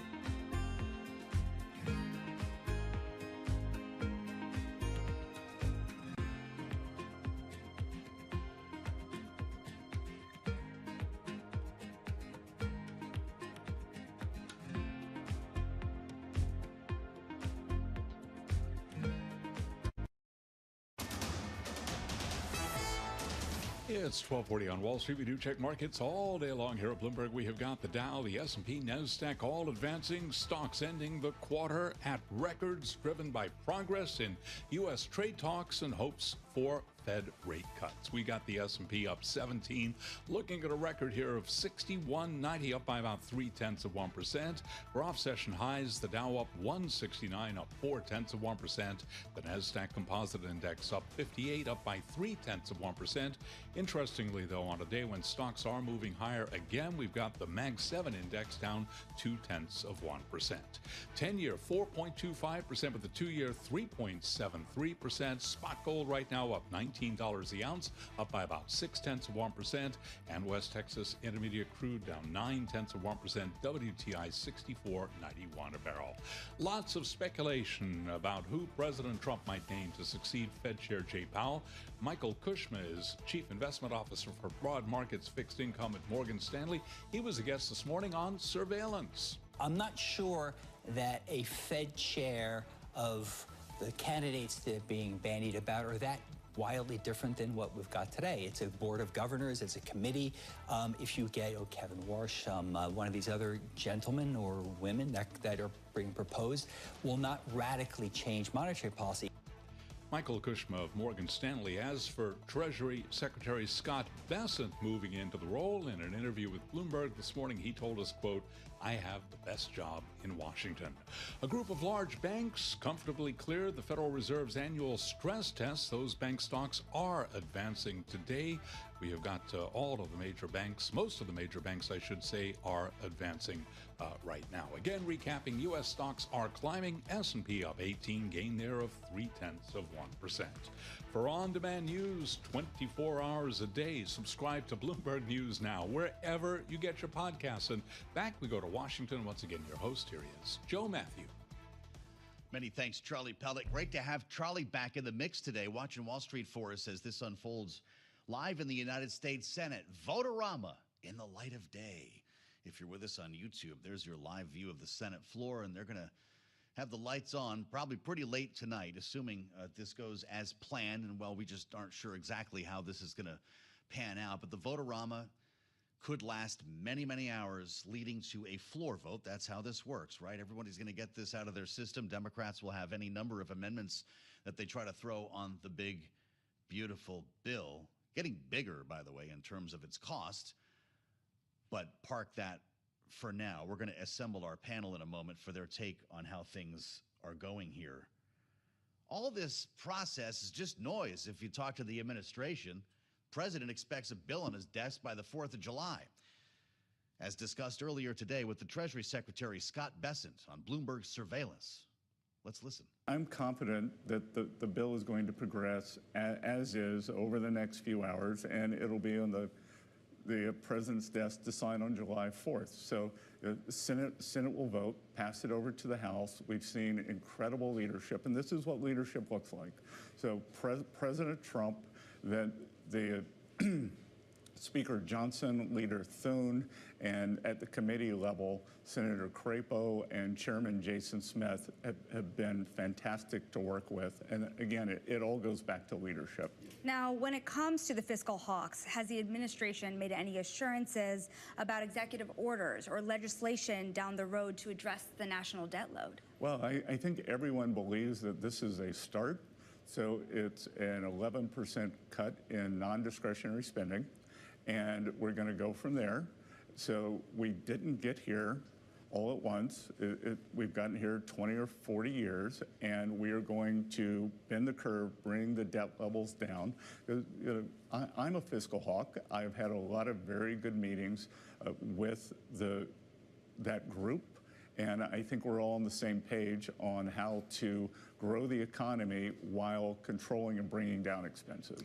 Now, let's talk about some of the math there as well, because if the GOP is right and the bill does look to shrink the deficit. How will that affect Treasury issuance over the next 10 years? How does your math square with the CBO, with Wharton, with Yale, and even the Bloomberg consensus of GDP projectors here, economists, that still see growth under 2%? Well, I think that's just wrong. And, we can start with the CBO. Is their model presumes 1.8% forever. And maybe under Democratic governments, that's right. I think what we saw under President Trump's first term is that we will get a big boost in the economy from the tax bill. We're going to have certainty. We're going to go back to 100% expensing. So we are also deregulating at the same time. So we saw it in Trump 1.0. I think that we can see it here. So I think we can really accelerate the economy because the CBO model shows 1.8% growth, whether we have the biggest tax cut in history or we get this across the line and give companies and consumers great certainty. Scott Bessent, Treasury Secretary, talking to Bloomberg's Sonali Basak. Fascinating conversation. Always really interesting to hear from the Treasury Secretary because the Freedom Caucus, the Republican House Freedom Caucus sees this differently as well, realizing that he does not buy the numbers from the CBO. And if you listen to this program, you know that. We've talked about it earlier with Steve Ellis. Freedom Caucus previewing yesterday what will be their chief argument against this bill, saying that it, quote, adds $1.3 trillion to the deficit. That's the House Freedom Caucus, Chip Roy, and so forth, which they write is 1,705% more than the House bill. Steve Ellis, who we talked to earlier, Taxpayers for Common Sense, wrote a letter to senators saying relying on current policy baseline gimmicks, and they voted today to keep the current policy baseline, which means extending the Trump tax cuts does not actually cost anything because they already exist, right? He says it insults the intelligence of taxpayers. They will see through the tricks and spot the new debt piled on. How about voters? They pay taxes. Let's assemble our political panel for their take with a lot to talk about today. Jeannie Sheehan Zaino starts with us on a Monday, as always. Of course, Bloomberg Politics contributor and senior democracy fellow with the Center for the Study of the Presidency and Congress, joined today by Lisa Camuso Miller, Republican strategist, former comms director at the RNC, and a former employee, a veteran, I should say, of another Republican speaker's office. She's been through the sausage making like we're seeing today. It's great to have you both with us here. Jeannie, I'm going to start with you because it's Votorama time. Are Democrats just wasting their breath? What is the purpose of this exercise? No, they're not wasting their breath, but I love the fact that we are doing this in the day, like you said, Joe. Yeah. It is a rare treat that for all of us Congress nerds, and I know you, Lisa, myself, everybody would love it. So we get to see it, and cheers for the clerks in the Senate who read all night, by the way. That's right. No, it's not a waste of time. They are trying to, number one, make the Republicans take pretty tough votes on a lot of things that are going to be tough for many Republicans.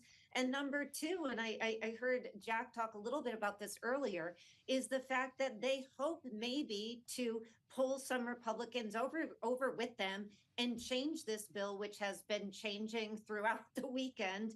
And, so these kinds of things matter. Ultimately, however, this comes down to what these Republicans decide to do.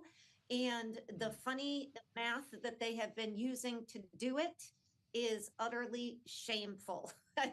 You can't hide from people the true cost of something, and lying to your supporters is bad, and lying to your voters is bad, and people will know when the deficit jerks up another $3 or $4 trillion beyond what you promised. All right, we know how Jeannie feels, and you're right, Jeannie. They started at 11:08 p.m. Saturday. They finished reading the bill 16 hours later, 3:03 p.m. Unbelievable. You don't play games like that in the House, right, Lisa? Making the clerks read the whole bill.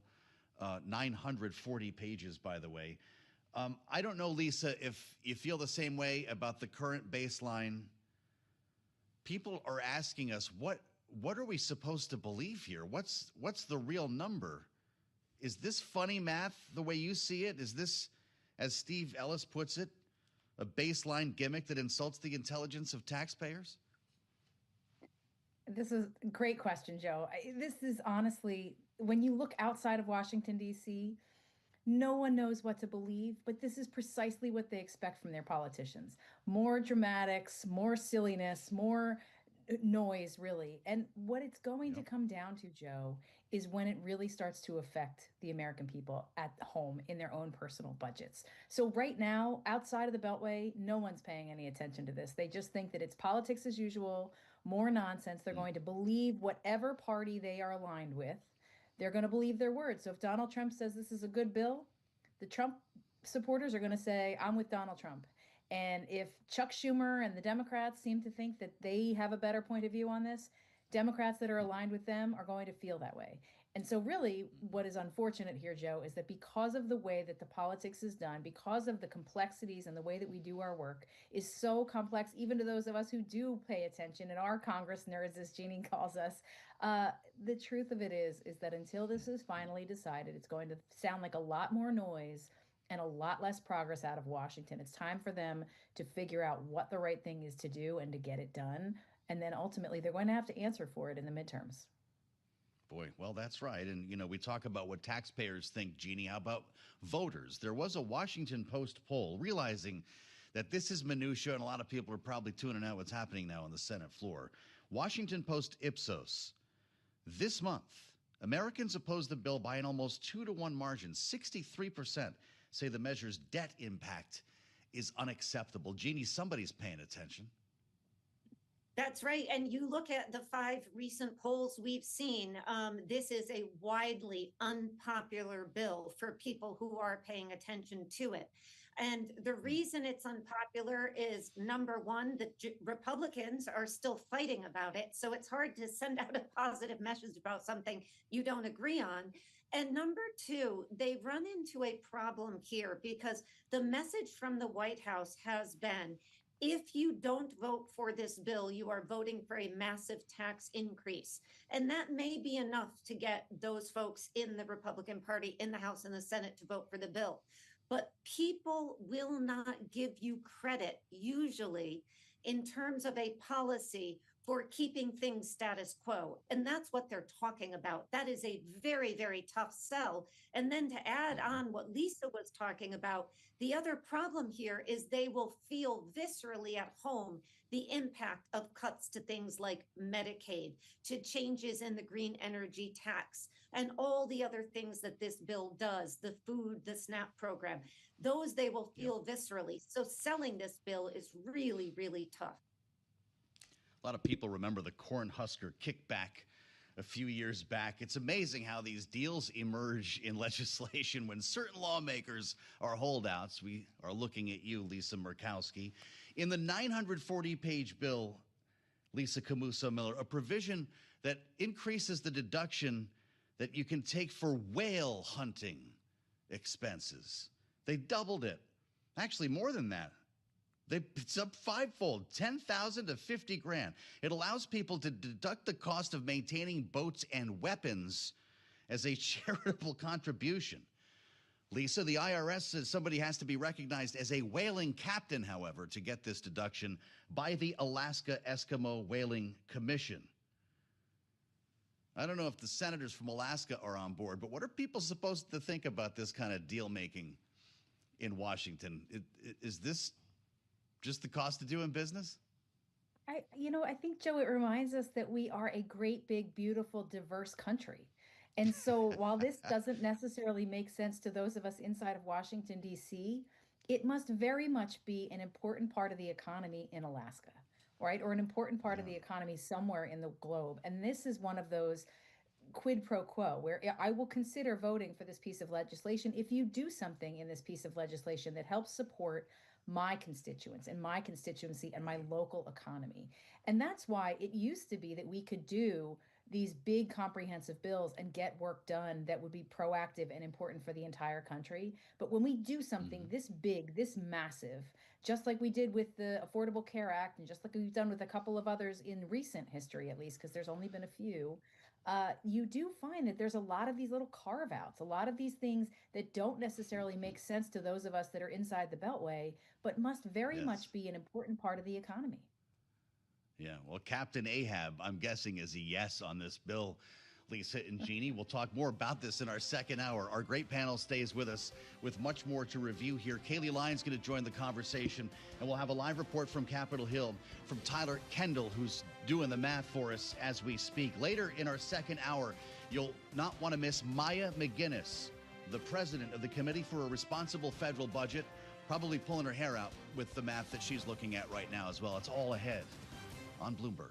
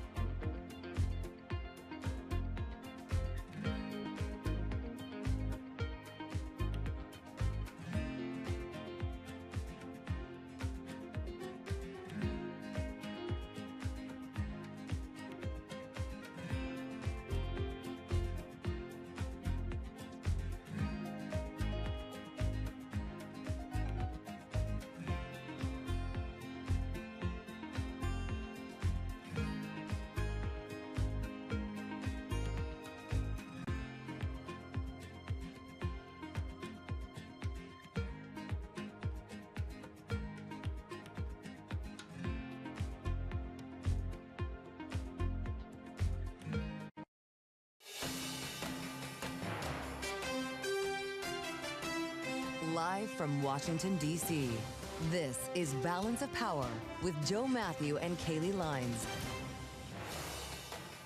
It's time for the Votorama. On President Trump's big, beautiful bill. Welcome to the Monday edition, the early edition of Balance of Power here on Bloomberg TV and radio, with an hours-long amendment session now getting underway in the United States Senate, expected to lead to a full floor vote by the time this is all done. Alongside Kaylee Lines, I'm Joe Matthew in Washington. We thank you for joining us here on Balance of Power. And it looks like we will see some action here in the hours ahead, Kaylee. The question is when this gets to a full floor vote. That could be in the wee hours. Yeah, this could take a while, as there are unlimited amendments that can be introduced and voted on. Of course, there's a few we're watching, like Rick Scott's amendment that would take down the federal cost sharing for Medicaid expansion under the Affordable Care Act. Susan Collins has one that would actually raise taxes on people making over $25 million in order to provide more funding to rural hospitals. Unclear whether or not any of these amendments actually have the votes to pass, but it's also not clear that without those amendments, that this bill in its entirety has the ability to pass on the Senate floor, where only 3 votes can be lost for Republicans. We know we have a couple of no's already in Tom Tillis and Rand Paul. But then, of course, if that happens, if they do find a way to thread the needle past this in the Senate, Kaylee, there are big questions about what happens when it goes back to the House. Yep. Will they simply vote on this product or try to change it? Because that would make things pretty messy. Wall Street is watching all of this, of course. Doesn't seem to be concerned at all. Much like the administration, they see all this as noise. Just get it to the president's desk before the 4th of July. Yeah, and the Treasury Secretary Scott Bessent maintained on Bloomberg TV and radio earlier today that this will happen by the 4th. Yep. But that is not a foregone conclusion. So we'll be tracking it for you this hour. But of course, as Joe mentions, the market's tracking this story as well. So let's get a check on those now.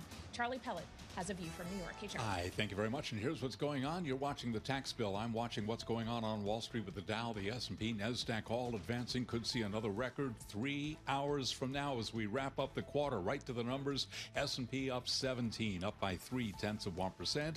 Stocks ending the quarter at records, driven by progress in trade talks and hopes for Federal Reserve rate cuts. The Dow up 172, up 0.4. NASDAQ up 55, up 0.3. Again, keeping it all in context. S&P up by another 0.3%. Interestingly, though, on an up day when we are looking at a lot of green, red for the Bloomberg Mag 7 index, down now by 0.2%. The 10-year 4.24%, the 2-year 3.72%. Spot gold higher by $23 the ounce, up 0.7%. West Texas Intermediate crude down 42 cents a barrel, just above 65 right now. WTI down 0.6%, and Bitcoin up 0.2%, 107,654 on Bitcoin. Monday deals, we have got Home Depot buying specialty building products distributor GMS in a transaction valued at about $4.3 billion. Home Depot down 0.6%. Rival Lowe's trading lower by 1.4%, but GMS now surging by 11.8%.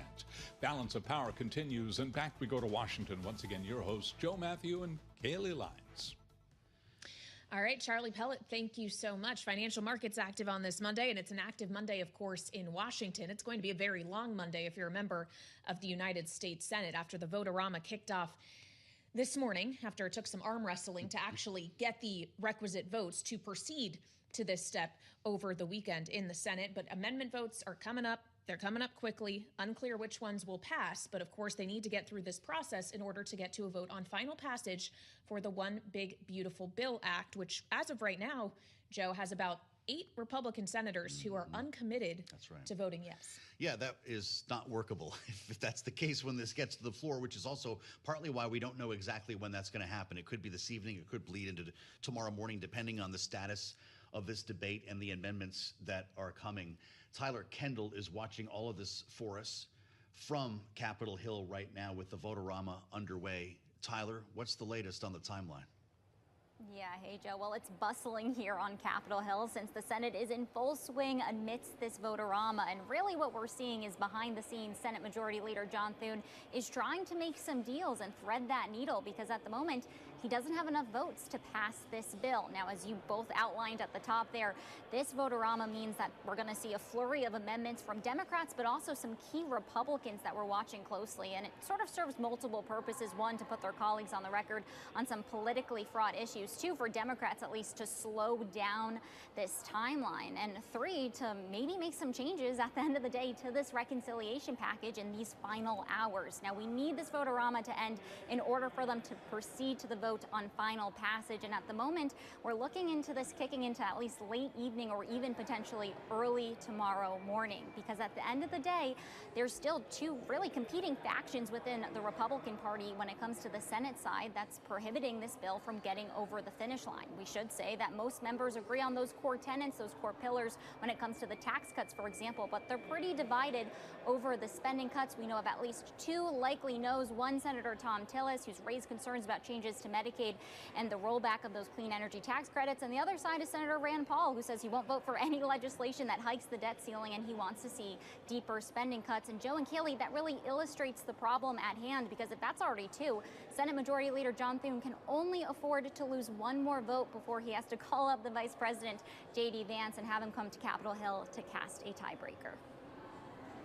Yeah, and of course, for Senator Tillis in particular, he doesn't really have much to lose politically now that he made the surprise announcement over the weekend that he is not going to be seeking re-election in 2026. But Tyler, to your point about spending cuts, walk us through the actual math on this Senate-produced package. Now, with the estimates we've gotten from the Congressional Budget Office, but knowing that the Senate did vote, one of the first things that happened today, voted to use the current policy baseline to get fancy with the accounting to make it seem like the number's not quite so high.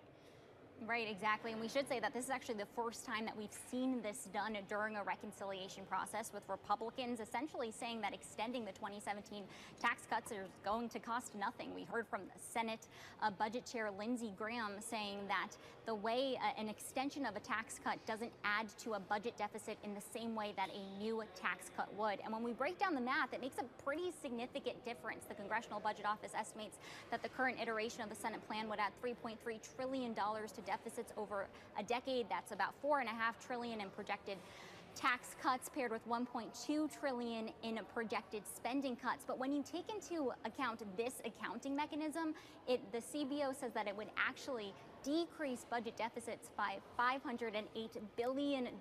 So this could be seen as a way to get some of those Republicans who are pitching themselves as fiscal hawks on board, although we do know, as we're hearing on the Senate side, but also we're going to watch closely the House side, those House Freedom Caucus members, that they want to see some firmer commitments, at least from this administration, that there's more spending cuts or revenue raisers down the line. An important reminder that getting through the Senate is just one step in this uphill climb. You still got to have it repass the House. Bloomberg's Tyler Kendall live from Capitol Hill for us on Bloomberg TV and radio. Thank you so much. And as we were just talking about the actual numbers here in the deficit impact, that's something that our colleague Sonali Basak had the chance to catch up with Scott Bessent, the U.S. Treasury Secretary, about earlier today on Bloomberg. Asked him about the deficit and some other areas as well, like the chair of the Federal Reserve and those interest costs. Take a listen. How does your math square with the CBO, with Wharton, with Yale, and even the Bloomberg consensus of GDP projectors here, economists, that still see growth under 2%? Well, I think that's just wrong. And, you know, we can start with the CBO. Is their model presumes 1.8% forever. And maybe under Democratic governments, that's right. I think what we saw under President Trump's first term is that we will get a big boost in the economy from the tax bill. We're going to have certainty. We're going to go back to 100% expensing. So we are also deregulating at the same time. So we saw it in Trump 1.0. I think that we can see it here. So I think we can really accelerate the economy, because the CBO model shows 1.8% growth, whether we have the biggest tax cut in history or we get this across the line and give companies and consumers great certainty. You mentioned that the spending cuts were just a start. Now, which will prevail when you think about the cuts specifically as it pertains to Medicaid? Will the House level of cuts to Medicaid prevail, or the Senate level? And which one will the president support? We'll see. My sense is, and again, I take exception to cuts. We are actually bending the curve further out. We are getting able-bodied people back to work, and the most needy will have greater benefits. Well, the main question, too, is the benefits that are being cut. What do you tell the nearly 12 million people that are on the brink of losing access to Medicaid? Well, no, again, that's not right. 1.4 million are illegal aliens. Then a huge percent of that are the able-bodied working people who will need to go back to work. So we're going to have a work requirement, and we'll go from there. We're just going back to the levels pre-COVID. So given where the bill is, how does the latest bill impact the trajectory of the debt and deficit in your view? Well, again, that I think as we accelerate growth, an increased growth trajectory completely changes the debt dynamics. So what we're focusing on is the debt to GDP. We're going to start bringing that back down. We are going to pull down the deficit to GDP. And I think we will be turning both of those down over the next year. Does it give you, though, enough confidence to start terming out the debt? At what point do you start issuing at longer dated maturities? Well, why would we do it at these rates? We are more than one standard deviation above the long-term. We're more than one standard deviation above the long-term rate, so why would we do that? The time to have done that would have been in 2021, 22. So a lot of people in the market point out to the success that has been in the bond market. You have seen the 10-year come down almost 0.5 percentage point since the January highs. Where would you like to see the 10-year, and where do you think it could end by the end of the year? Well, I think it's going to depend on a lot of things, but I think that we could see a further lowering of rates. I think inflation is very, very tame. I'm not going to comment on Fed policy, but I've said that I am focusing on the 10-year. So as we see inflation come down, I think the whole curve could parallel shift down. And I'll point out, when everyone says, oh, the market, the bond market's worried about this or that in the U.S. U.S. is the only major bond market that has lower 10-year rates than any other country. Every other country, the rates are up. While we're talking about interest rates and the Federal Reserve, it has been recently reported that you might be in consideration for the job as the next Fed chair. When you've been asked about the likelihood recently, you said that it's up to the president. Is it a job that you would want? I will do what the president wants, but I think I have the best job in D.C. We're making a lot of progress with the president's leadership. Think about it. We are going to have the tax bill on his desk by July 4th. We're going to be wrapping up the trade talks. So I think we've had great momentum, and we will be working on Chair Powell's successor over the coming weeks and months. Scott Bessent, the Treasury Secretary, talking with Bloomberg's Sonali Basak in a wide-ranging conversation there that brings us to the most recent truth post from Donald Trump. Interesting with this idea of replacing the Fed chair. Donald Trump just posted a moment ago, Jerome Too Late Powell and his entire board, which I think is new level here, should be ashamed of themselves for allowing this to happen to the United States. They have one of the easiest yet most prestigious jobs in America, and they have failed, in all caps, and continue to do so. He writes, if they were doing their job properly, our country would be saving tens of trillions on interest cost, rather. The board just sits there and watches, he writes, Kayleigh. So they are equally to blame. We should be paying 1% interest or better. So apparently the president's calling for the firing of the entire board. And this is attached with a handwritten note to Jerome in the Sharpie. You are, as usual, too late. You have cost the USA a fortune, he writes. Yeah, it's actually some kind of visual aid to go alongside this True Social post of global world central bank rates. And he has a bracket, and I would encourage everyone to go on True Social and view this yourself, of where he thinks the rate should be, beginning with Switzerland, which is at 25 basis points, down to the Seychelles and Thailand, which have a rate of 1.75%. So somewhere in that range, I guess, is what the President of the United States is looking for. At the very end of his note to Chairman Powell, that again is Sharpied on to this particular chart of rates, he says no inflation and then signs it Donald J. Trump. He's the highlighter with the United States down through Vietnam. This is where we should not be, I guess. This is really something. We'll print this out for you, maybe. Dan Flatley's got to be looking at this as well. He joins us now, of course, Bloomberg Treasury reporter.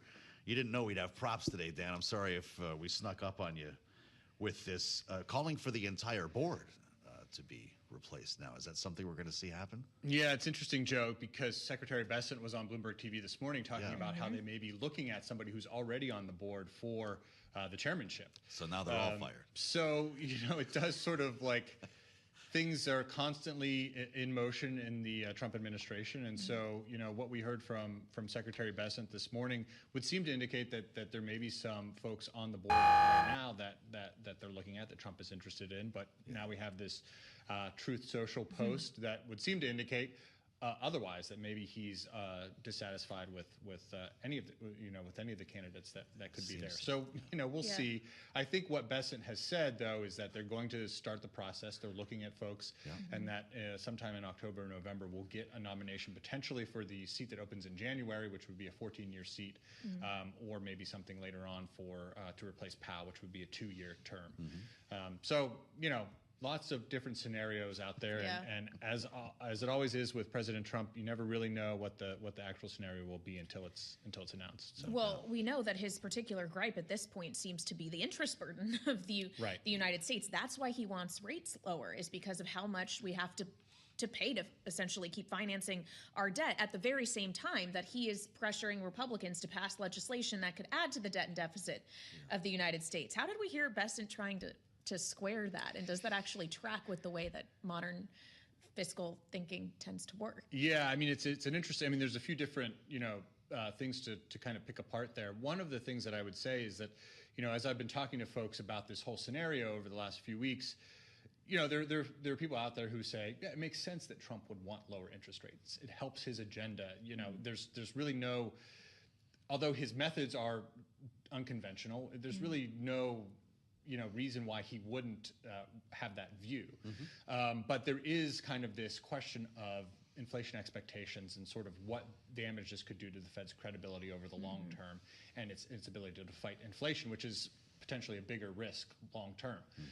What Bessent has said, and what he said this morning again, was essentially that we will have growth, which will help stimulate the economy coming out of this tax bill, but also that he's focused on the 10-year, bringing the yields down on that, and that inflation, the main thing is that any increase in inflation from tariffs would be, he didn't use the word transitory, but essentially would be a one-time price increase that the Fed should look through and not get too hung up on that. That's not what we're hearing from some members of the board who believe that it could be more incremental, could have more of a persistent effect.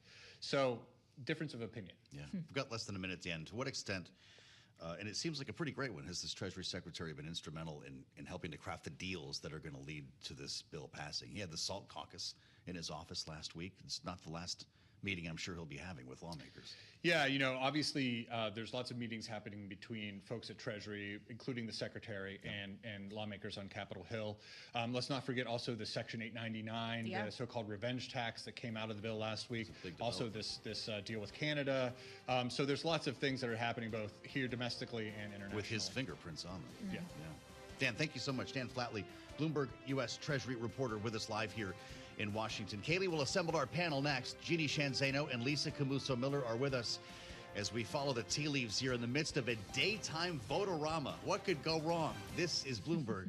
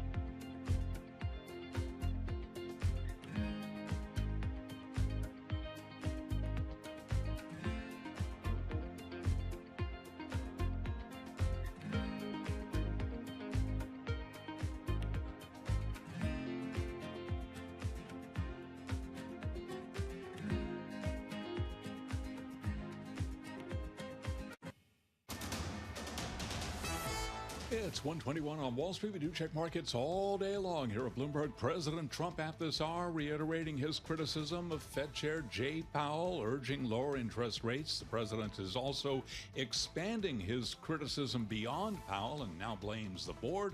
And in a post moments ago on Truth Social, the president referred to Jay Powell as, quote, Jerome Too Late Powell. The Dow, the S&P, NASDAQ all advancing today. Stocks ending the quarter at records driven by progress in trade talks and hope for Fed rate cuts. S&P up 12, up by 0.2%. We got the Dow up 153, up 0.3%. NASDAQ up 40. That is a gain of 0.2%. Interestingly, though, on an update for the rest of the market, the Mag 7 index, the Bloomberg Mag 7 index, down now by 0.3%. 10-year at 4.23%, with the 2-year currently yielding 3.72%. Spot gold trading higher by $23 the ounce, up 0.7%. 32.97 on the precious metal. West Texas Intermediate crude down 0.7%, 65.04 a barrel, and Bitcoin now up 0.2%, 107,660 on Bitcoin. The Dutch lender ING Group has announced a round of job cuts focused on senior staff, saying there are just too many of them. And UBS is launching a previously announced share buyback of as much as $2 billion amid uncertainty over the bank's longer-term payout plans. UBS up by 0.8%. Recapping stocks higher, S&P up 13 right now, up 0.2%. Balance of Power continues right now. Back we go to Washington. Once again, your hosts, Joe Matthew and Kaylee Lyons. All right, Charlie Pellet with the latest from Wall Street. Thank you so much. Meantime, here in Washington, it's Vote-A-Rama Day in the United States Senate. It began this morning, and it could go well into the late hours tonight, if not the early hours of tomorrow, with amendment votes on the Senate floor on this one big, beautiful bill, knowing that there are still roughly 8 Republican senators who haven't said their firm yeses on this legislation as it stands right now. And the majority leader, John Thune, can only afford to lose 3 of them, ultimately, in a final passage vote. He already definitely doesn't have 2, one being Senator Rand Paul, who, of course, will not vote for this package because it includes a hike to the debt ceiling. Another being Republican Senator Thom Tillis of North Carolina, who made the surprise announcement over the weekend that not only will he not support this bill, he's also not going to seek re-election in 2026. And he had some pretty harsh words on the floor. I'm telling the president that you have been misinformed.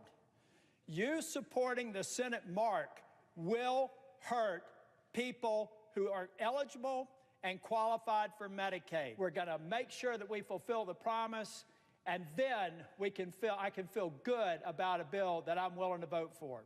But until that time, I will be withholding my vote. With the bolo tie on the floor of the United States Senate, Kaylee, the Cook Political Report has already flipped its analysis of this Senate seat to toss-up in the wake of his departure, and the name game has already started. Laura Trump is back in the mix, along with others here. Of course, Roy Cooper among Democrats, and there are several already running in that race. But we want to get back to the matter at hand here. Call Thom Tillis a profile in courage, or what's wrong with Washington. Either way, these senators are going to have to make a decision here in the coming hours on what to do with this bill, and that's where we start with our political panel. Bloomberg Politics contributor Jeannie Sheehan Zaino is with us, senior democracy fellow with the Study for the Presidency in Congress, and Republican strategist Lisa Cammuso Miller, former RNC communications director, a veteran of another Republican speaker's office. Lisa, I'll start with you on what you think is about to happen here, beginning with a daytime vote-a-rama. What the heck's going on here? This is usually what takes place in the overnight hours. You hear crazy stories about pizza and wine being delivered at 2 a.m., but we're doing it at high noon, presumably to give these lawmakers a chance to stay up all night again. What do you make of this decision?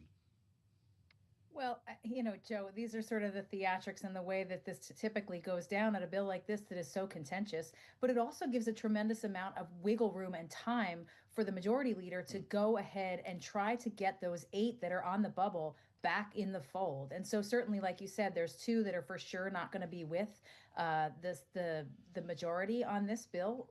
There's still so much to wait and see. So Vote-A-Rama is an opportunity for lots of votes on lots of amendments and lots of nonsense. Outside the Beltway, it looks like Washington as usual, right? The same old weird things that they do in order to get business done. But inside the Beltway, we know that this actually will provide time for the majority to get the bill to a place where they can get the support and get it through the Senate, back to the House, and to the president's desk by the end of this week, which is what I think will happen. Well, there's still a lot that needs to be done before that can happen, assuming that the Majority Leader John Thune or President Trump himself can twist the arms of enough Republicans to get it to pass in the Senate. It then has to pass in the House, Jeannie. And as we consider that, yes, the Senate did decide today to adopt the current policy baseline, formally take down at least the on-paper cost of this ultimate package, it's adding more to the deficit than the House bill would have. Is that really going to fly with the House Freedom Caucus? It's going to be tough. I mean, ultimately, we have seen the Freedom Caucus members, putting Tom Massie aside, people like Chip Roy, they are very emotive and they are very passionate about their frustration with these bills. And ultimately, they have gone along with the leadership. But this vote coming up, presuming it gets through the Senate, is going to be unlike any of those, because this is it. In the past, Mike Johnson has been able to tell them, you'll get another pass at this, but this is it. And they've already indicated that the increase in the deficit that's coming over from the Senate side is unacceptable to them. So we have to wait and see. And, as we look at the Senate side, I would just say that the Vote-A-Rama has already shown us that there is a break in this party structure here, as Democrats trying to protect rural hospitals got Collins and Murkowski to join them and to defect, which shows that, on this issue of Medicaid cuts, surely the most controversial aspect of this for so many senators, that there is a break in support in the Senate. And that is going to continue to be a real point of contention for Republicans. And that's how the Democrats are using this Vote-A-Rama effectively, to not only force these votes, but to show Republicans that they are not unified. And we've seen that just in the last few minutes on the floor. Reminding us that this is taking place before our eyes here, Jeannie. I just heard from a great source on Capitol Hill, Lisa Camusa Miller, that this Vote-A-Rama may conclude with a Republican wraparound amendment that would revert many components of the Senate bill back to the House version, making this more palatable for the House to pass, knowing that there's not likely to be a conference committee here that would continue the process probably well beyond the president's deadline. You've seen this movie before. Is that how this ends? And why would senators vote for something that's still changing? Well, it sure seems that way, Joe. And look, the way that this works is that the House and the Senate are working in real time together. As much as we talk about the negotiations in the Senate, the House is very much involved because they know that the bill will come back to them, and this will have to get done.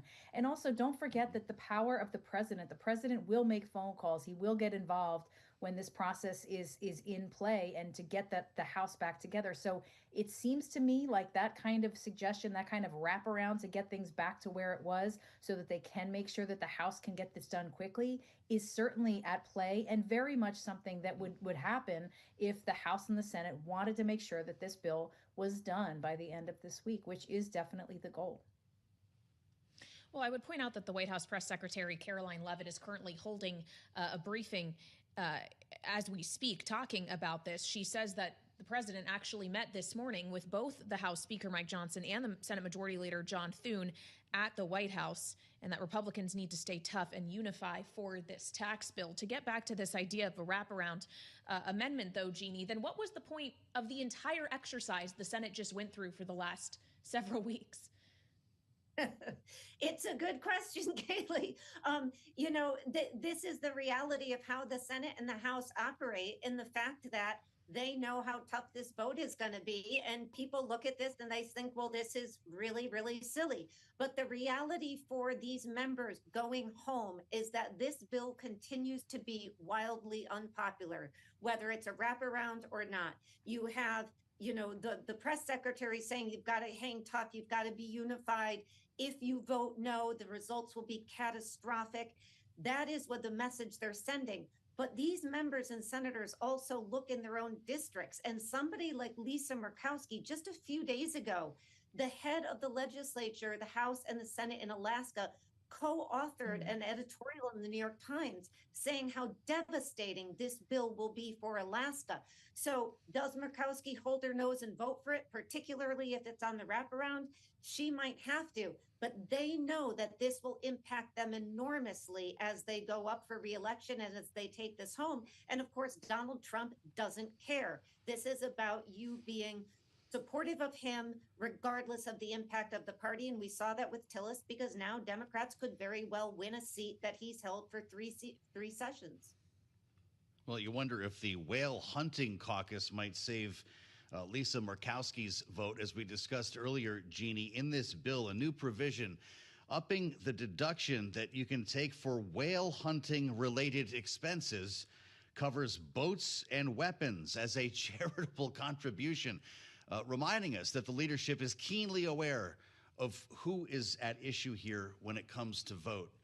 Lisa, I don't know where we're going with this when it comes to a final vote on this bill. John Thune is, I'm sure, talking with people right now, but are the deals like these the deals that get this done, as opposed to the other amendments that are taking place in the light of day?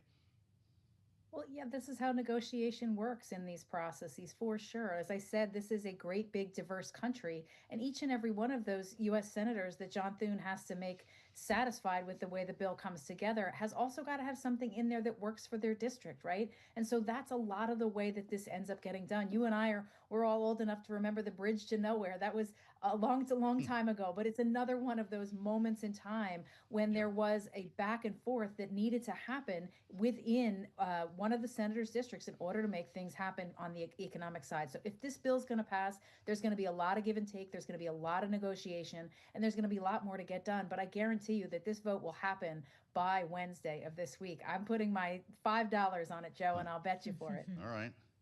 You know, that Bridge to Nowhere was deemed, Kaylee, that name came from Taxpayers for Common Sense.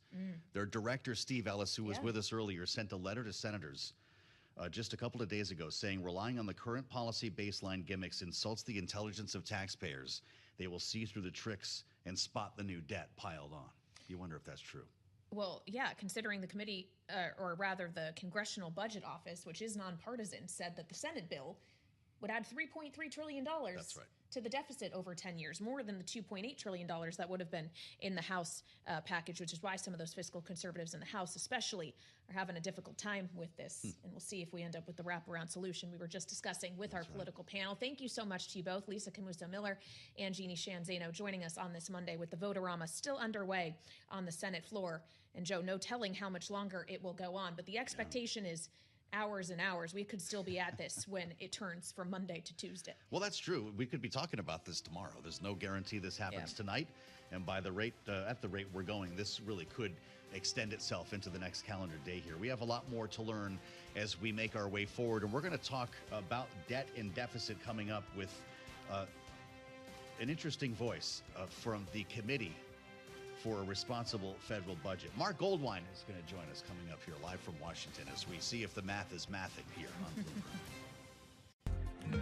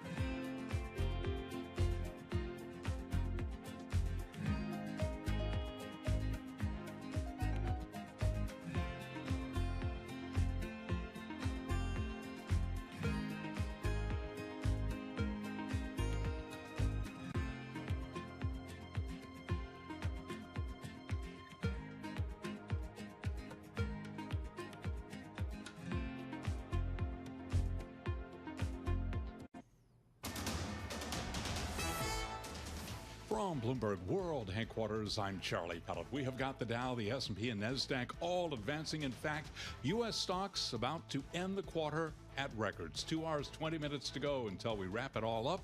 With the S&P higher right now, up by about 11 points. That is a gain of 0.2%. Stocks are moving higher, driven by progress in U.S. trade talks and hope for Fed rate cuts. The Dow up 151 now. That is a gain of 0.4%. NASDAQ up 36, up by 0.2%. 10-year 4.23% with the 2-year 3.72%. Gold up $20 the ounce. Spot gold $32.94 the ounce, up 0.6%. And West Texas Intermediate crude 65.04 a barrel. WTI down 0.7%. Moderna shares higher by 2%. It says its experimental flu shot did meet its goal in a late-stage trial, clearing the path for its broader strategy of selling combination vaccines. Recapping, S&P higher by 10, up 0.2%. And Balance of Power continues right now. Back we go to Washington. Once again, your hosts, Joe Matthew and Kaylee Lyons. All right, Charlie, thank you so much. Watching Wall Street on Balance of Power every day. Charlie Pellet live in New York. Thanks for joining us here on the Monday edition on Bloomberg TV and radio as we feel our way through a day-long vote-a-rama in the U.S. Senate. This is the president's so-called big, beautiful bill. Senators are having their say now on any number of amendments that are being considered, which lines us up for a floor vote that could happen tonight. It could happen tomorrow morning. It's unclear. It depends how long this work will take. And that's where we start with Jack Fitzpatrick, Bloomberg Government Congress reporter, with us live now in the throes of this process. Jack, it's great to have you with us. Your thoughts on timeline, but also the most important amendments we could be watching. We've got some dealing with Medicaid, others dealing with budget cuts that lawmakers are trying to have their final say on here. What's got your attention in this late hour? Yeah, there's a lot of math to do on the hardline conservative side and on the more moderate centrist side. Some of the significant ones all have to do with Medicaid. There's a provision offered by Rick Scott that would reduce the federal cost share to Medicaid expansion states. That could be a fig leaf to conservative members who may be skeptical about supporting this bill. On the other end, Susan Collins has a really critical measure that would double from $25 billion to $50 billion the rural hospital fund that's meant to offset some of the lack of revenue from changes to the Medicaid provider tax. It would also increase the top tax bracket back to 39.6% for people making more than $25 million a year individually.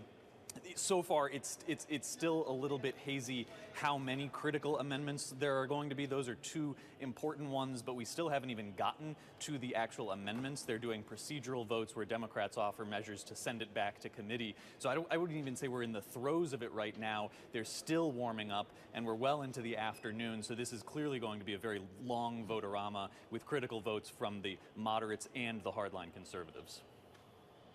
Okay, so that may suggest more that this goes into Tuesday rather than wrapping up late tonight, Jack. When you mentioned the Collins amendment in particular, is there a sense that that could actually pick up or have enough Democratic support and enough Republican support to actually pass? I'm just trying to game out what the likelihood of any of these various scenarios being put forward actually becoming reality. That is a tough one to say. We can't do a full whip count on all the Democrats right now. One of our colleagues caught Ron Wyden, the top member on the Finance Committee, top Democrat on the Finance Committee, who said he was interested in that Collins amendment. We don't know if it will quite get enough. And of course, it couldn't just be Collins and all of the Democrats. She'd have to get a couple other Republicans to join her. Maybe Lisa Murkowski could be that kind of member. It's certainly worth watching, partly because of the chance of it being adopted, potentially, or because Collins may end up voting against this. And if she does a good faith amendment to offer to improve it in a way that she likes, and she doesn't get that, that's potentially one more no vote that you can add to a couple other members who have a lot of complaints.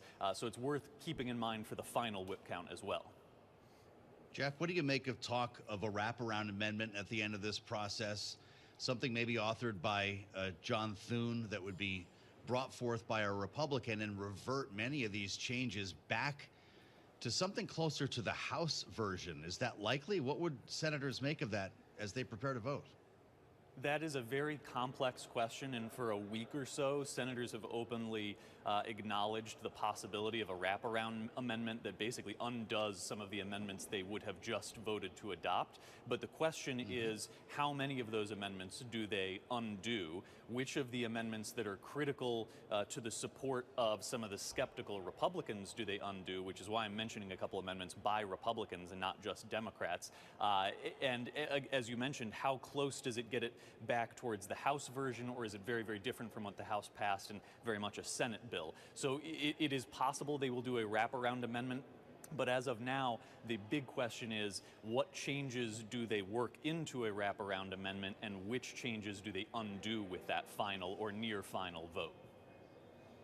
Would the end goal of that, what sounds like very convoluted and difficult process, be to lower the price tag ultimately of this bill so that it's easier for the House to tolerate it and not have to go to conference committee, Jack? I would think just logically the purpose of a wraparound amendment toward the end would be to undo things that Republican leaders see as Democratic shenanigans that may have gotten enough Republican support to be adopted, rather than cutting down on the cost. As we've watched this get closer to the floor, we've seen little measures trying to get support from holdouts, some Alaska-specific things for Lisa Murkowski, for example, that have increased the cost. It seems that giving little giveaways to key members is a bigger priority to getting this across the floor than reducing the overall cost. So if you're a real hardliner on that, that's probably not good news. All right, Jack Fitzpatrick of Bloomberg Government live on Capitol Hill for us. Thank you so much. And certainly, as we consider the cost of this bill, that's something that Democrats are latching onto and running with, as several Democratic senators have warned about the package's impact on the deficit. If the bill and the cuts included in the bill indeed reduce the deficit, as they claim it does, they wouldn't have needed to raise the debt limit in the process. It also drives $4 trillion in debt. It used to be 3.4. Now it's up to $4 trillion. We know what the math is. Everybody in this room knows the deficit is far worse today than it was when Donald Trump passed those tax cuts. I don't want to hear any more from my colleagues about deficits. I don't want to hear any more crocodile tears about deficits. We're mortgaging our future. And this is what we turn to now with Mark Goldwein, Senior Vice President and Senior Policy Director for the Committee for a Responsible Federal Budget, which has been out with warning after warning over the cost and deficit impact of this package. Mark, welcome back to Bloomberg TV and radio. We know one of the first things the Senate did today was vote to adopt the current policy baseline, effectively saying, at least on paper, this doesn't cost the trillions of dollars that the Congressional Budget Office has estimated. Give us a reality check. Yeah, at least on paper is really important because the bond markets aren't going to see it that way.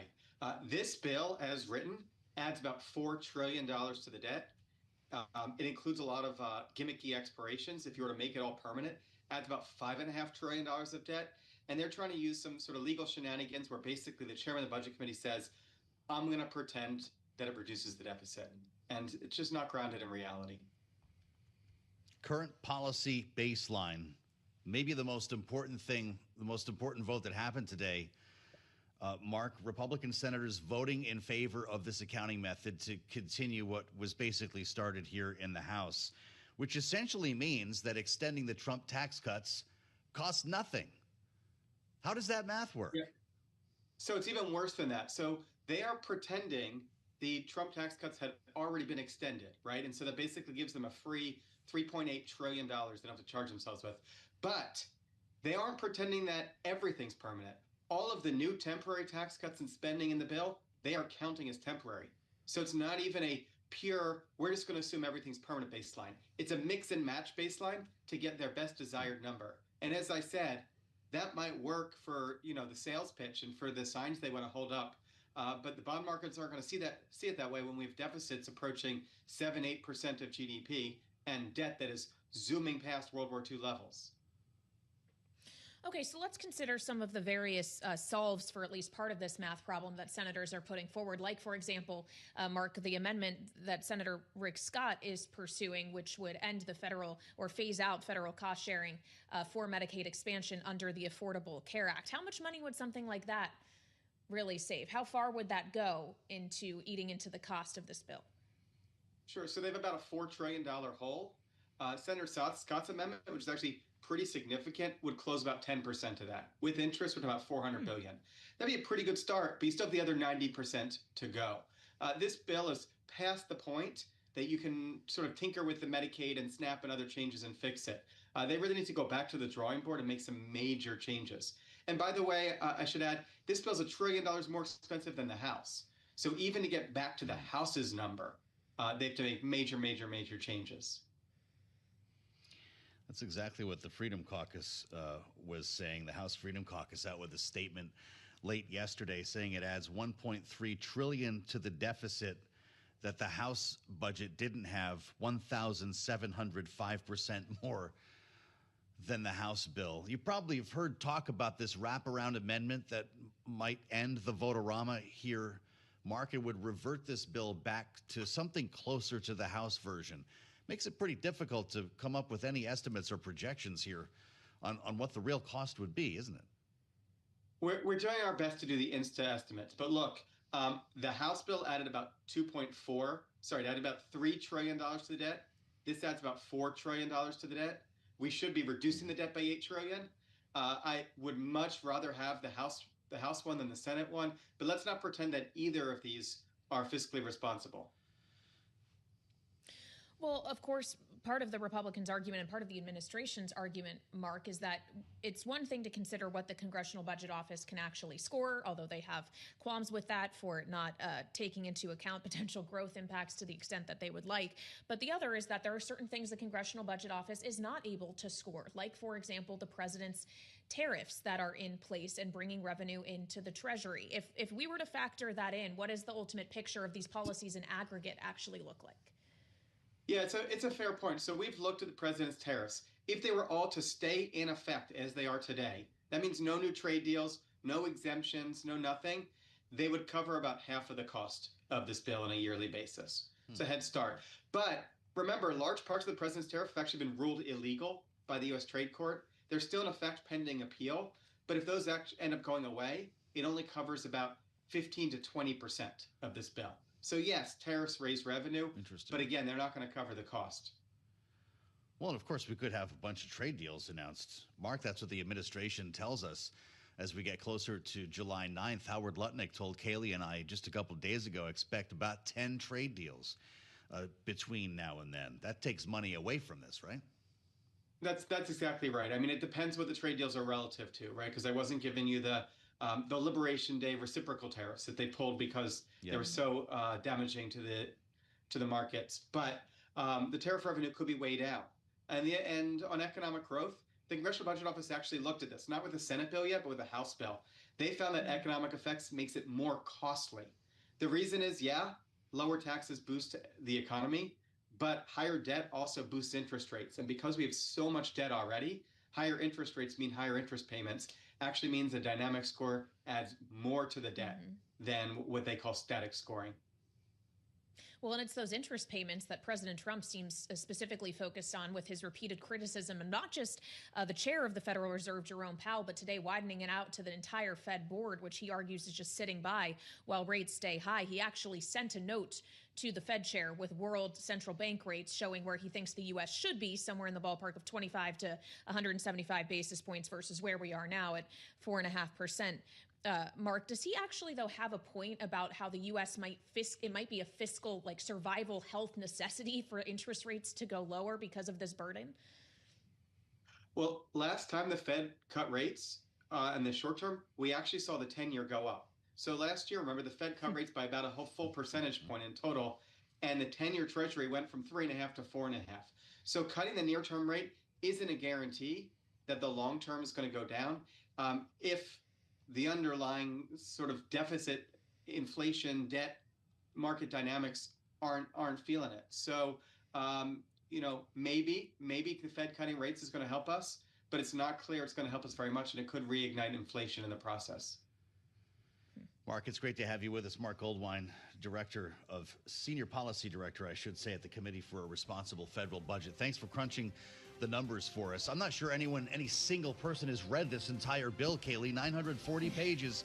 Although Senate clerks divvied it up yesterday, it took them 16 hours starting late Saturday night into Sunday to read the big, beautiful bill. Could you imagine being on air for 16 hours? No. We just got a few. We have another coming up at Don't 5 give them p.m. any ideas. We'll see you then on Bloomberg.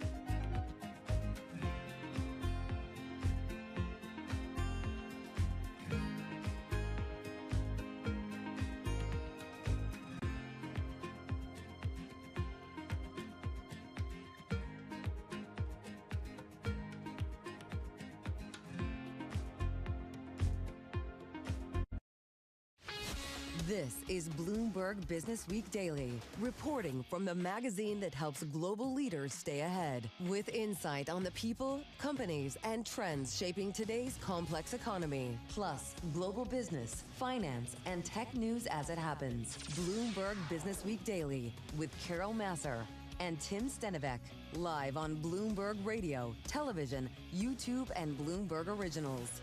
And a very good afternoon, everybody, live on TV, radio, YouTube, and Bloomberg Originals. Yes, indeed, it's Bloomberg Business Week Daily. No, that is not Tim Stenovec. No, I'm not. I mean, come on. But I do listen to Tim Stenovec on a regular basis, so it's exciting to be here. It's great to have you here. Tim is off a well-earned break this week, so we've got Matt kind of staying with us, helping us out here for the next few days. I anchor typically Bloomberg Open Interest on Bloomberg Television every day from 9 a.m. to 11 a.m. Do tune in.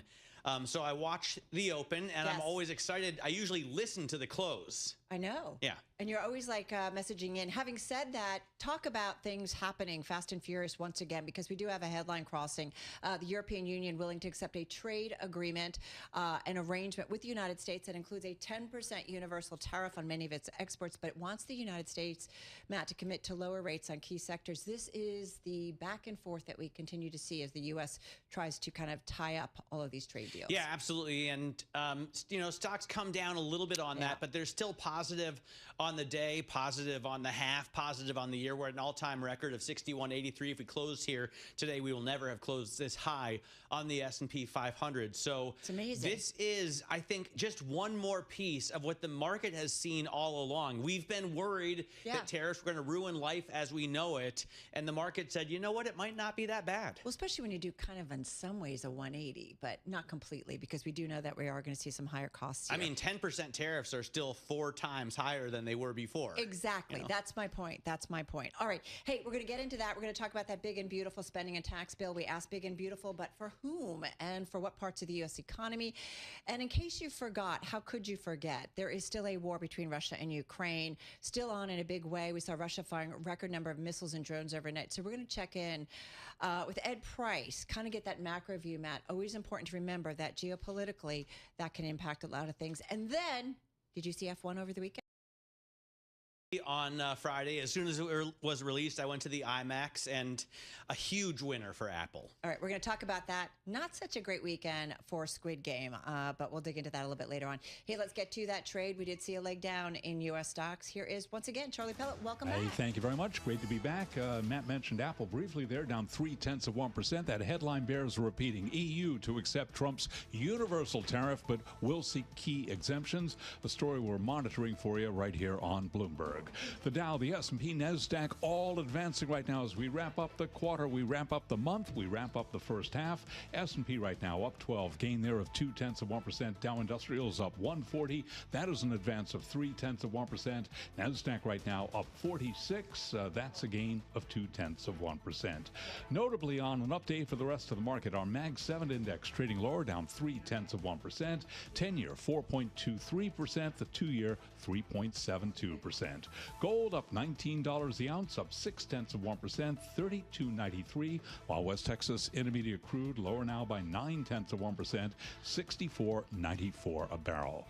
Right now we have got big banks climbing after passing the Fed's annual stress test, setting the stage for payouts. Among some of those bank names, J.P. Morgan Chase, which reports July 15th up 1%, Goldman up 2.2%, Wells Fargo up by 1%, and Bank of America down 0.1%. I'm Charlie Pelleton. That is a Bloomberg Business Flash. All right, Charlie, thank you so much. All right, so-called big and beautiful, but what we do know is that it is indeed a massive tax and spending package, a linchpin of President Trump's campaign promises. It's making its way through the congressional process amid Republican internal fighting and Democrats launching attacks to exploit the divisions.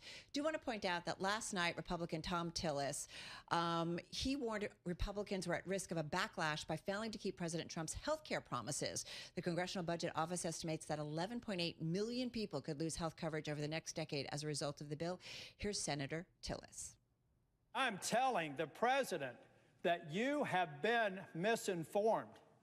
You supporting the Senate mark will hurt people who are eligible and qualified for Medicaid. We're going to make sure that we fulfill the promise, and then I can feel good about a bill that I'm willing to vote for. But until that time, I will be withholding my vote. All right, a little heated there. That, of course, North Carolina Senator Thom Tillis last night on the Senate floor. Whoever said governing was easy. Let's get more this process. What's next for President Trump's marquee piece of legislation? Joining us is Bloomberg News congressional reporter Eric Wasson. He's up there at the U.S. Capitol in D.C. All right, Eric, where are we in this process that's already been a bit long in the tooth? Well, since 9:30 a.m., Democrats have been throwing amendments at this bill to try to highlight the divisions among Republicans. None of the amendments are succeeding, and nor are they likely to. But it will make Majority Leader John Thune's job of wrangling what are really 8 key holdouts for the bill even harder. We have Susan Collins and Lisa Murkowski, sort of the moderate wing of the party, who are very concerned about the cuts to Medicaid, food stamps, and renewable energy. And we have another group, Rick Scott, Ron Johnson, Cynthia Lummis, and Mike Lee, who are conservatives and want much deeper cuts to Medicaid. They have an amendment that would potentially remove 20 million people and save another $350 billion in order to cut the federal match for Medicaid. That amendment's going to be brought, and it's an attempt by leadership to get them on board. It's not clear what would happen if that does fail, if the likes of Susan Collins, Murkowski, and the Democrats bring it down. So Thune has his work cut out for him. We're expecting this bill to go late into tonight before it can pass. And then there's an open question of whether it can pass the House. We know Speaker Mike Johnson's been meeting with President Trump. There are people on the right and left of the GOP in the House that are worried about the Senate bill. We could very well see what I've been calling a hot tax summer of the bill bouncing back and forth between the chambers throughout July. I just don't understand how this gets through at all, to be honest, Eric. I mean, everybody seems so sure that even though people have issues on both sides, it's going to pass. But, you know, on the SALT caucus, how could they capitulate and still expect to win anything ever again in New York, New Jersey, or California? And then in terms of deficit hawks, I mean, Scott Bessent was on Bloomberg Television this morning saying he's a hawk, but they're going to have to raise the deficit ceiling dramatically. Yeah, well, 2 issues there. The SALT caucus mostly has capitulated already, except for Nick LaLota. The rest of the SALT caucus is on board with this deal. It's a $40,000 cap for 5 years instead of permanently. And it did basically allow or sort of bless a workaround by some pass-through businesses in order to claim unlimited SALT. That's the deal right now. Nick LaLota is dug in as a no vote, and that really matters because of the slim majority in the House. We already have Thomas Massie, a libertarian from Kentucky, who's a dedicated no. Nick LaLota add to that. That really makes the math very hard for Mike Johnson, the Speaker, who could probably only lose 3 or 4 people, depending on Dem absences.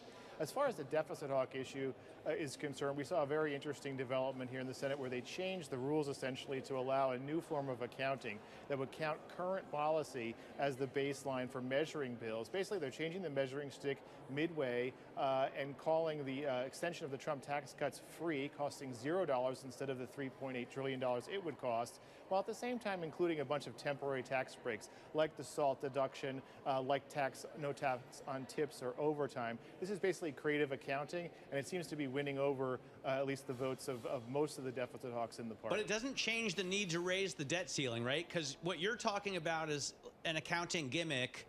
At the end of the day, we're going to have to spend more money. Right, yes, the debt ceiling has to be raised. A lot of that's money that's already been appropriated, not directly caused by this bill. It's going to be raised by $5 trillion under the Senate bill, and something has to be done to avoid a U.S. payment default as soon as August. You know, there are amendments that are pending from Mike Lee and others that would raise it as low as $2 trillion or even $500 billion. I don't think that's likely to pass because basically Republicans and Donald Trump have concluded they need to raise this debt ceiling to get them through the midterm election, to not deal with it again right before voters have to go to the polls. All right, so we're going to dig into this a little bit more in just a moment, but I want to just put it out to you, Eric. I mean, it's so easy as we cover something like this to get caught up in the process, the congressional process and the fighting and that kind of stuff that's going on to get this massive legislation passed. Having said that, who wins, who loses? Rich, poor, big companies versus small, north versus south, blue versus red. I mean, does America come out better on the other side of this? It doesn't sound so if we're going to have a much bigger deficit. Well, I can't point to the Yale Budget Lab, which is very credible. It says it's basically a very regressive bill. You're seeing the net income of poor people who depend on Medicaid and food stamps going down, while the net income of the very rich going up. This is a key talking point for Democrats, and they're hoping to make political gold of it in the next election. Republicans, on the other hand, say that, look, most of the Trump's tax cuts are going to expire. If you don't do anything, if there's just gridlock, you see a $4 trillion tax increase, that would hit the economy, which is already, experiencing turbulence from Trump's tariffs, et cetera. So there's an argument to be made there on either side. All right, we're going to leave it on that note. Listen, we so appreciate it. Of course, Bloomberg News congressional reporter Eric Wasson with us from the U.S. Capitol in D.C. All right, we're going to stay with this massive $3.3 trillion package that the Republicans and certainly the president would like to see go through. We've talked about the CBO over the weekend, estimating that the Senate bill would add $3.3 trillion to deficits over 10 years compared to current law. Meantime, optimism that the U.S. is close to reaching deals with top trading partners has set the S&P 500 near 6,200, although we've seen it pull back after that headline that the EU to accept President Trump's universal tariff, but is seeking some key exemptions. So there's a lot coming at us. With a little bit more on the yin and yang factors, including trade and ultimately the U.S. economy, we actually heard from U.S. Treasury Secretary Scott Bessent earlier. Matt mentioned it. He also touched on something very important to the U.S. and certainly monetary policy: inflation. There's going to be a flurry going into the final week as the pressure increases. What can you tell us about what's coming out of those deals? Are they inked deals or are they negotiations for future deals? Well, what I can tell you is that the staff level, whether it's at Treasury, at USTR, at Commerce, people who've been around for 20 years are in amazement, and they're saying these countries are coming with offers that they can't believe. So in terms of bringing down tariffs, non-tariff trade barriers, we're leaving aside currency, the financing of the labor and capital in an advantageous way. All these countries are pulling back. So you've said that trade negotiations could be wrapped up by Labor Day. How should investors and nations impact be thinking about that July 9th deadline? And could that be pushed back to avoid going back to those April 2nd tariff rates? Well, that's going to be up to President Trump. And I'm not going to tell any country. We have countries that are negotiating in good faith, but they should be aware that if we can't get across the line because they are being recalcitrant, then we could spring back to the April 2nd levels. I hope that won't have to happen. All right, that, of course, is U.S. Treasury Secretary Scott Bessent earlier with our Sonali Basak on Bloomberg Television. Well, that massive piece of legislation, we just talked about it. That's one factor. But the other thing is that ongoing race to tie up those U.S. trade deals with the world that we've certainly heard the Secretary talk about. We just had that headline about the EU to accept President Trump's universal tariff, but looking for some key exemptions. Let's continue to tie this all together and what it means for the U.S. economy. Bloomberg Economics senior geoeconomics analyst for Asia Pacific, Adam Ferrer, is with us. He joins us from our D.C. bureau. Adam, a lot coming at us. First of all, that EU headline, markets took a down swing, if you will, here in the U.S. on it. What do we know about that? So, the reporting is just coming out, but it's not terribly surprising to see that the EU is making some progress after positive signals over the weekend to try and solidify something in the realm of a trade agreement by the July 9th deadline. The outstanding question really had been whether, one of the outstanding questions had been whether the EU would accept the 10% baseline without retaliating against the United States, which had been previous policy. This news, honestly, is good news for those looking for a deal. It shows that in Brussels, they are very committed to finding a way to an agreement. However, the sticky factor here remains that question of sectoral tariffs and what exceptions and exemptions will be provided, as you mentioned in the intro. In terms of, good news versus bad news, I think a lot of the market would prefer no tariffs rather than the baseline. Is there any way that the EU is going to lower, for example, the tariffs it charges the U.S. on goods like cars and trucks?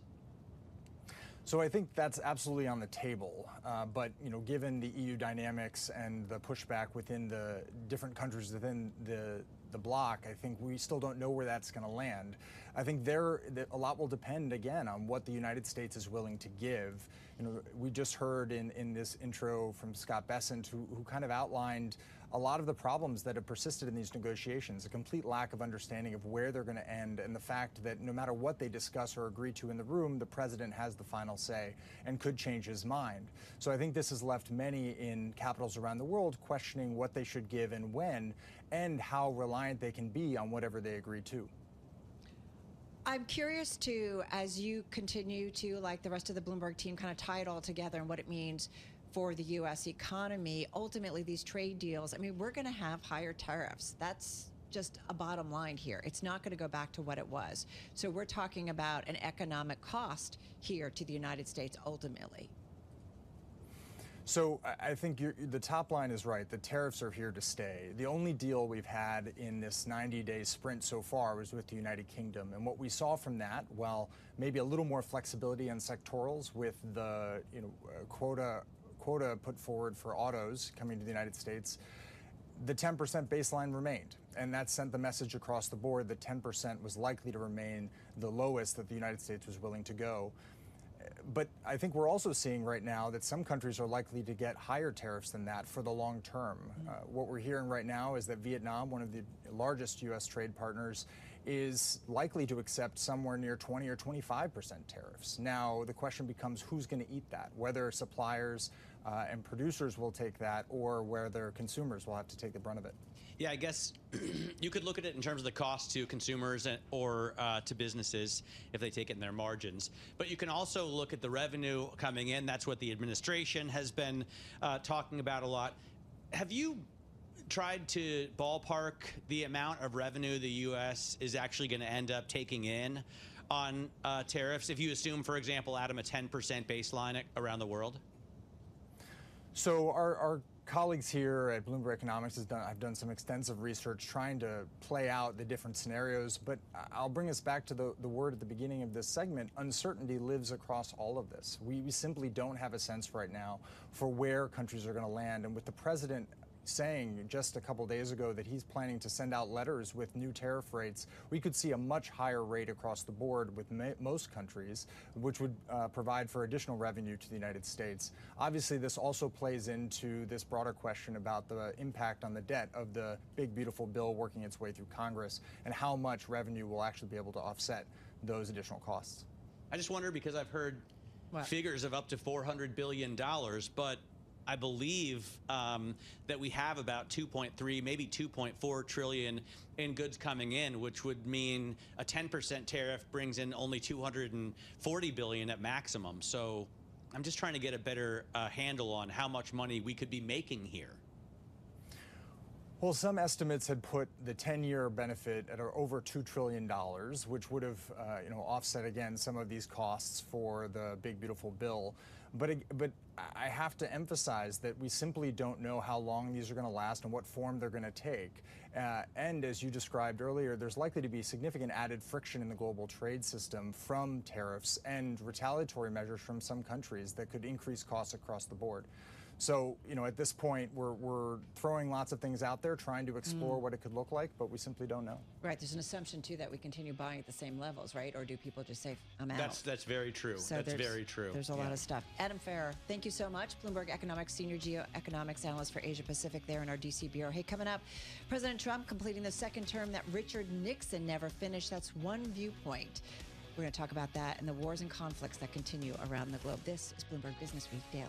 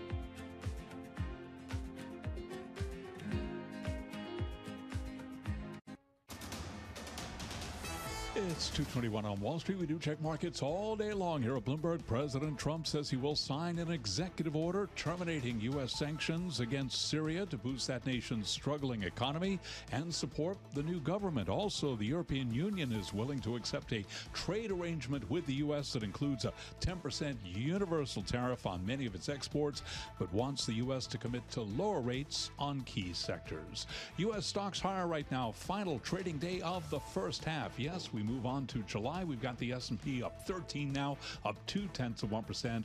Dow Industrials up 143, up 0.3. NASDAQ up 46. That is a gain of 0.2%.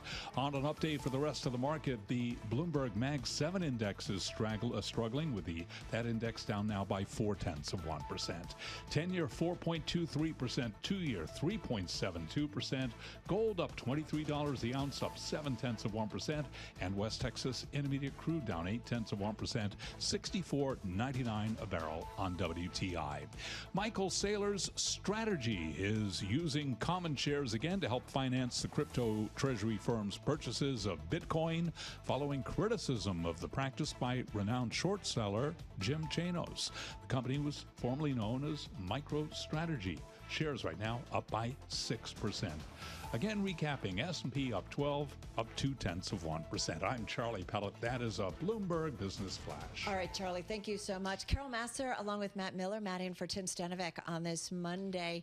Hey, can you believe it was about a week ago that we were focusing on the Middle East and the U.S. strike on Iran? Yeah. It was Just a pretty week intense. ago. I actually heard Tim go through the whole timeline on Friday, which I thought was a fascinating replay because we're right back to where we started, right? Oil shot up to $81 a barrel on Sunday night, and we're back at like 67 right now. Yeah, I'm just like kind of amazing the trip that we've already taken. And here we are today talking a lot about what's going on in Washington. We also had the NATO meeting of leaders last week. The Middle East, tariffs, military spending, and the Russia-Ukraine war were certainly some of the things that came up there. The war between Russia and Ukraine, it is now in its third year. Ukraine saying Russia fired a record 537 missiles and drones in a massive attack overnight. We also had a headline just a little while ago, a story crossing the Bloomberg, that President Trump will sign an executive order today terminating the U.S. sanctions program against Syria. That is according to White House spokeswoman Caroline Leavitt. So a lot going on geopolitically. We wanted to broaden out a little bit today, so delighted to have back with us Ed Price, former British trade official, now non-resident senior fellow at NYU, New York University. He has advised members of the European, also British parliaments, a former British trade official, and he writes often about politics, economic policy, and more. He's with us remotely from upstate New York. Ed, good to have you here with Matt and me on this Monday. I want to jump right to, there's so much going on, but you write in Barron's, President Donald Trump's efforts to reshape the nation have roots in Richard Nixon's unfinished presidency. How so? Well, hi and happy Monday. It's because of two dates, 1971 and 1974. 1971 was, of course, the Nixon shock, which was effectively the transition from a dollar that made reference to gold to a dollar that didn't, which is fiat currency. And 1974 is when Richard Nixon's presidential career came to an end. Of course, in that year, he resigned after Watergate.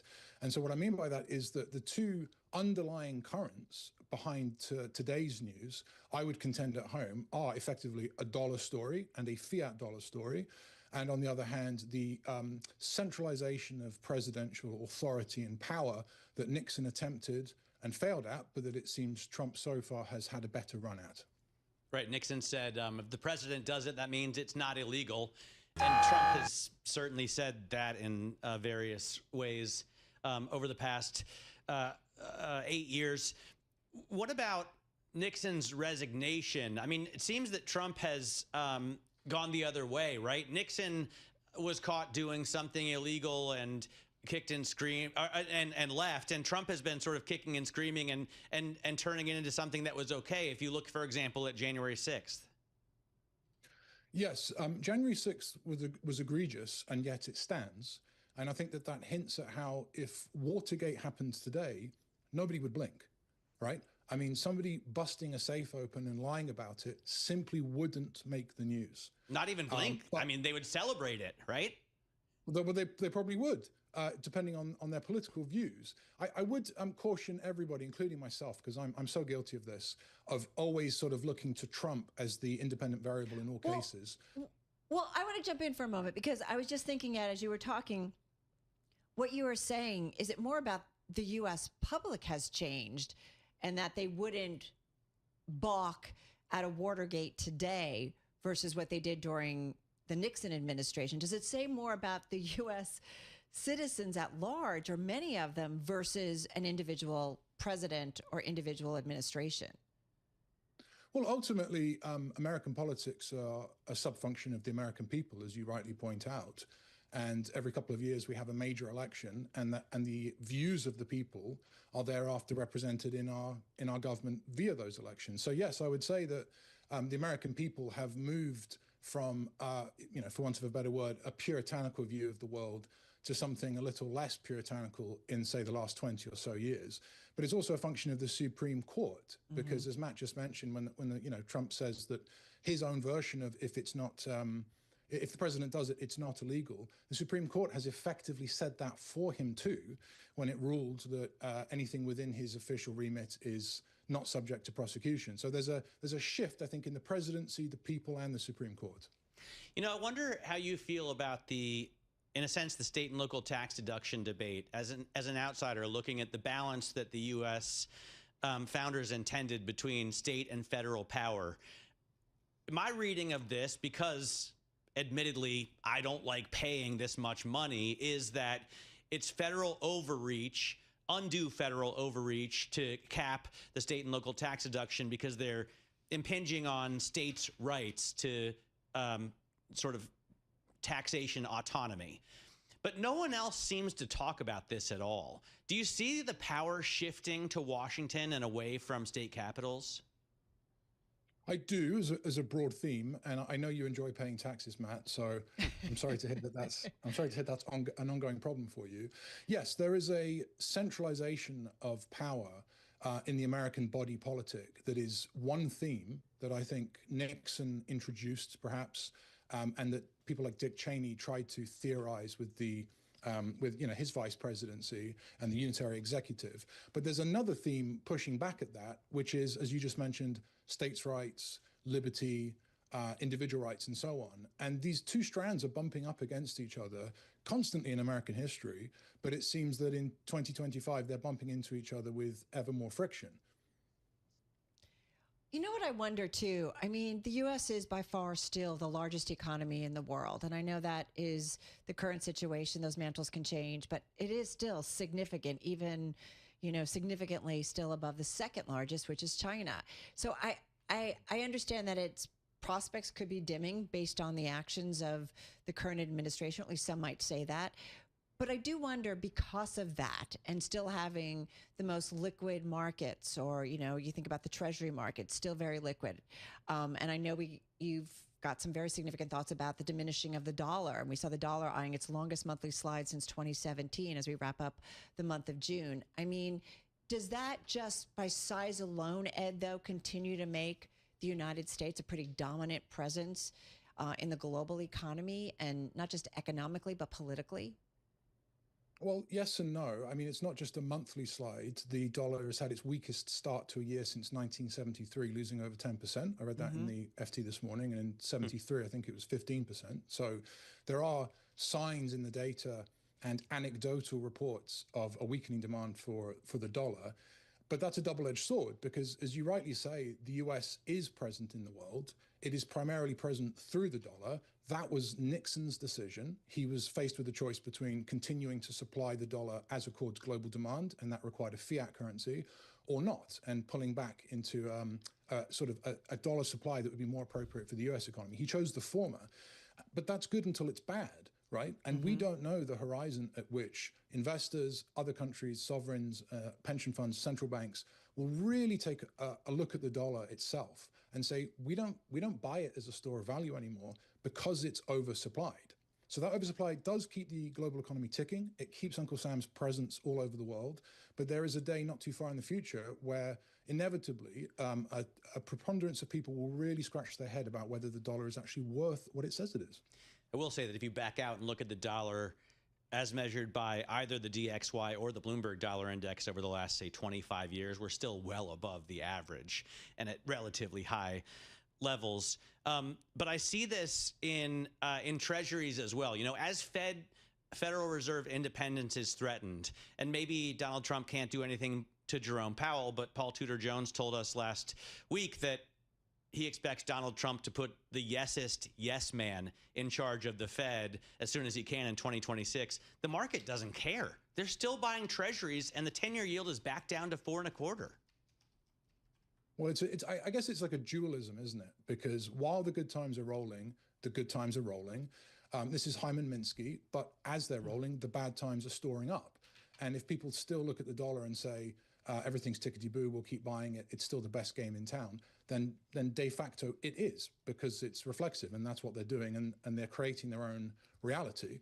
But I mean, we would be very silly to look at Trump's antics with regard to Jerome Powell and see anything other than an assault on central bank independence. And frankly, if I was in the Fed, I'd be hopping mad, because they've just pulled off a soft landing. Admittedly, they haven't got inflation under control in a way that they might like, but they did a pretty good job with soft landing. And then along comes so-called Liberation Day and all these other announcements that are really sending minds racing as to what the future of U.S. economic data is. But I can see your point. The dollar is the dollar. It is doing well now. It will continue, but at some point, something's going to happen. One thing I do want to ask you, and is still happening now in its third year, is the war between Russia and Ukraine.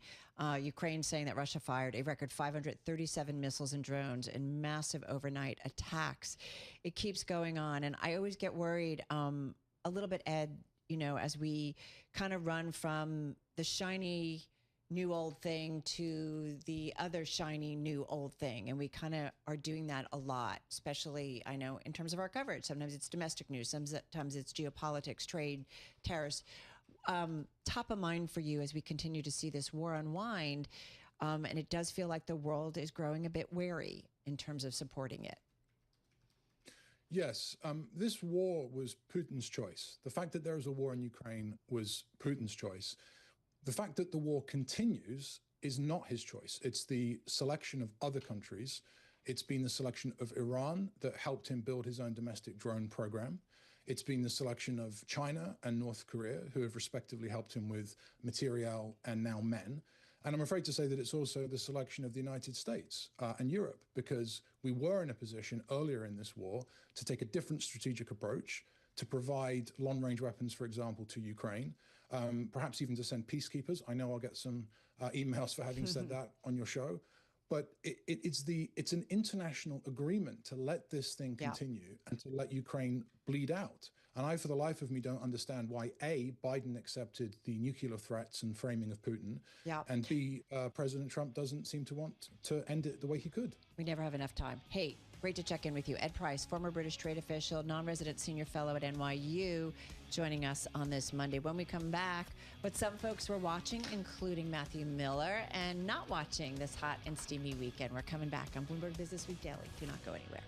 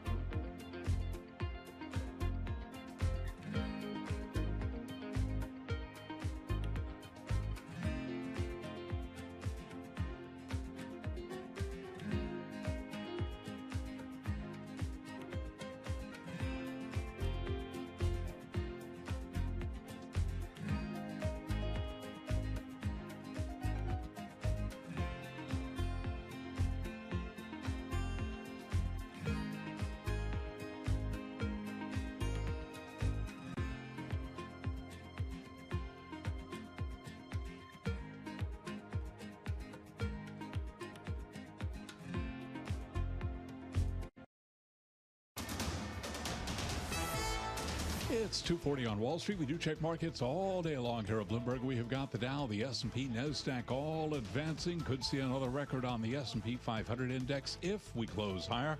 Right now, up 6 to 61.79 as we wrap up the first half of 2025. Right now, looking at a gain of 0.1% on the S&P. NASDAQ, we're going to call that little changed, up just 9 points right now, up less than 0.1%. The Dow up 103, higher by 0.2%. Mag 7 index slumping 0.7%, with the 10-year 4.22%, the 2-year 3.71%. Spot gold up $24 the ounce to $32.98, up 0.7%. And West Texas Intermediate crude down 0.7%. WTI 65.06 a barrel. The UK's antitrust watchdog says Boeing's $4.74 billion deal to buy Spirit AeroSystems Holdings will face UK antitrust investigation. Boeing announced the deal late last year. Boeing shares today are slumping 2.8%. Spirit AeroSystems down by 1.4%. Recapping, S&P 500 index now paring its gain to just 5 points, up by less than 0.1%. I'm Charlie Pellet. That is a Bloomberg Business Flash. All right, Charlie, thank you so much. You are listening and watching Bloomberg Business Week Daily on this Monday. Carol Massar, Tim is out this week. Matt Miller is in the house. And I feel like this is a gift. Did you take off your glasses? I did, yeah. You're kind of messing with me. Well, you can't do that. Here's the thing. Two-thirds of the way through the show. I didn't have to start wearing glasses until I was like 46, 47. Yeah. And I still don't like it. You know? I know, but I'm like, okay. So I have to wear them to read stuff that's close, but I don't need them to see the camera. Do you which remember is one time away. I changed my part and you were like thrown? I don't know if you remember this, but you take off your glasses and I'm thrown a little bit. In anyway, a good way. We digress. All right, let's talk about some stuff that was happening over the weekend. It was a hot one. I bet a lot of people went to the theaters because it was cooler there. And in fact, one of the films that benefited, actually, it was at the box office, but couldn't you also watch it? Could you watch it on streaming too? I don't think so. Oh, No, okay. I went to see it in an IMAX theater, as one should Maybe with a it movie came like up on this. my app that like you could buy the ticket or something on Apple or something. I'm sure you could buy the streaming ticket ahead of time, but I suggest, like a movie like this, you have to go watch it in the theater, right? Okay. Well, unless you live in the White House or something, you just don't have a good enough sound system. It's Dolby Atmos. Anyway, Apple's new Formula One car racing film F1, it did really well at the box office, $55.6 million in the U.S. and Canadian theaters. Check it out if you haven't already. But over on Netflix, Squid Game didn't do so well. Let's get to media and what happened over the weekend. Bloomberg Intelligence Senior Associate Analyst Kevin Neer is in the house, joining us here on Bloomberg Business Week Daily. Great weekend for F1. Yeah, it was a solid opening for F1. I mean, you just mentioned, all the marketing that went into this movie. Big bet for Apple. This is their highest budget theatrical release ever. And it's off to a great result. It's not outstanding by any means. Is this the first theatrical release for Apple? No. This is their fourth, I believe. They had Killers of the Flower Moon, Napoleon, Argyle. This is the only one they're releasing this year. What a flop. Yeah. Argyle, too. I can't believe that was made for DVD, that movie. Flower Moon was a little bit better, but... So you haven't seen this. I haven't seen it. I did watch the haptic trailer, which I was talking to you about. I know that's not the same thing as watching Doesn't really the movie. count, having seen the Yeah, trailer. but It's a 3-hour movie. But your phone shakes. It's really cool. You felt the trailer. Tell us. Yeah. You saw it. Why did you like it? And I think, and Kevin, tell me if you agree. I think for a normal person who's not immersed in motorsport and racing, it was pretty good. In terms of, other Brad Pitt films, it's certainly no Benjamin Button. It's not like a great script. It wasn't star-studded. He was the only major name other than Thelma and Louise? No, Thelma and Louise is far better, I think. Okay. But for a weekend blockbuster with a lot of popcorn and a ton of people, for that, it's perfect. Yeah, it's a great movie. I think that going into the weekend, a lot of people were talking about this movie as if it's going to be maybe like the dad movie of the summer, kind of what we saw with Top Gun Maverick a couple of years ago, obviously the same production team. And it remains to be seen whether this will have a great full run. But yeah, exactly as you're saying, solid cast, great. And then they leaned really hard into the IMAX of it all. So really overperformed on those IMAX screens. $55.6 million doesn't seem that much to me. How much did it cost to make this puppy? It's been speculated on 200 to 300 around that ballpark. Okay. Which is a lot. $56 million. Certainly not going to make all of its money back in one weekend. Now the question is, will it really have those legs and continue to bring people back to the theaters week after week? But of course, this is just part one, right? So just the theatrical is one revenue stream. They'll still have streaming down the road. Well, and I'm guessing like how you see it, Matt, you keep talking about kind of what kind of screen you need to see it. You actually talked with the producer, F1 producer, you and Hannah Elliott, Jerry Bruckheimer. Just before we play a little bit of sound, give us some setup here. Well, yeah, we talked to Jerry Bruckheimer because, we had talked to Toto Wolff earlier. Oh, right. Who is the CEO of Mercedes-AMG F1. Yeah. And he worked on it. He actually makes a cameo in the movie, but his character is essentially played by Javier Bardem. And he said, you guys should talk to Jerry. So Hannah, Elliott, and I, we have a podcast called Hot Pursuit that's all about cars. And so Hannah got him, and we asked him, where you should see this movie, why he's making it, what does it mean to his legacy? Listen to what he had to say. For this movie, you want to see it on the biggest screen possible. You want to go to IMAX. You want to hear that Dolby sound, that Atmos. It's just so experiential to be part of it. It's a thrill. If you want to go and have a thrill for a night with your wife or your girlfriend or your friends, this is the perfect outing. It's something that's gives you a lift, makes you feel good, takes you away from the chaos in the world for over 2 hours. And that's what we try to do. I thought it was definitely a thrill for most of the people in the theater. Better than Top Gun Maverick, not as good as Armageddon.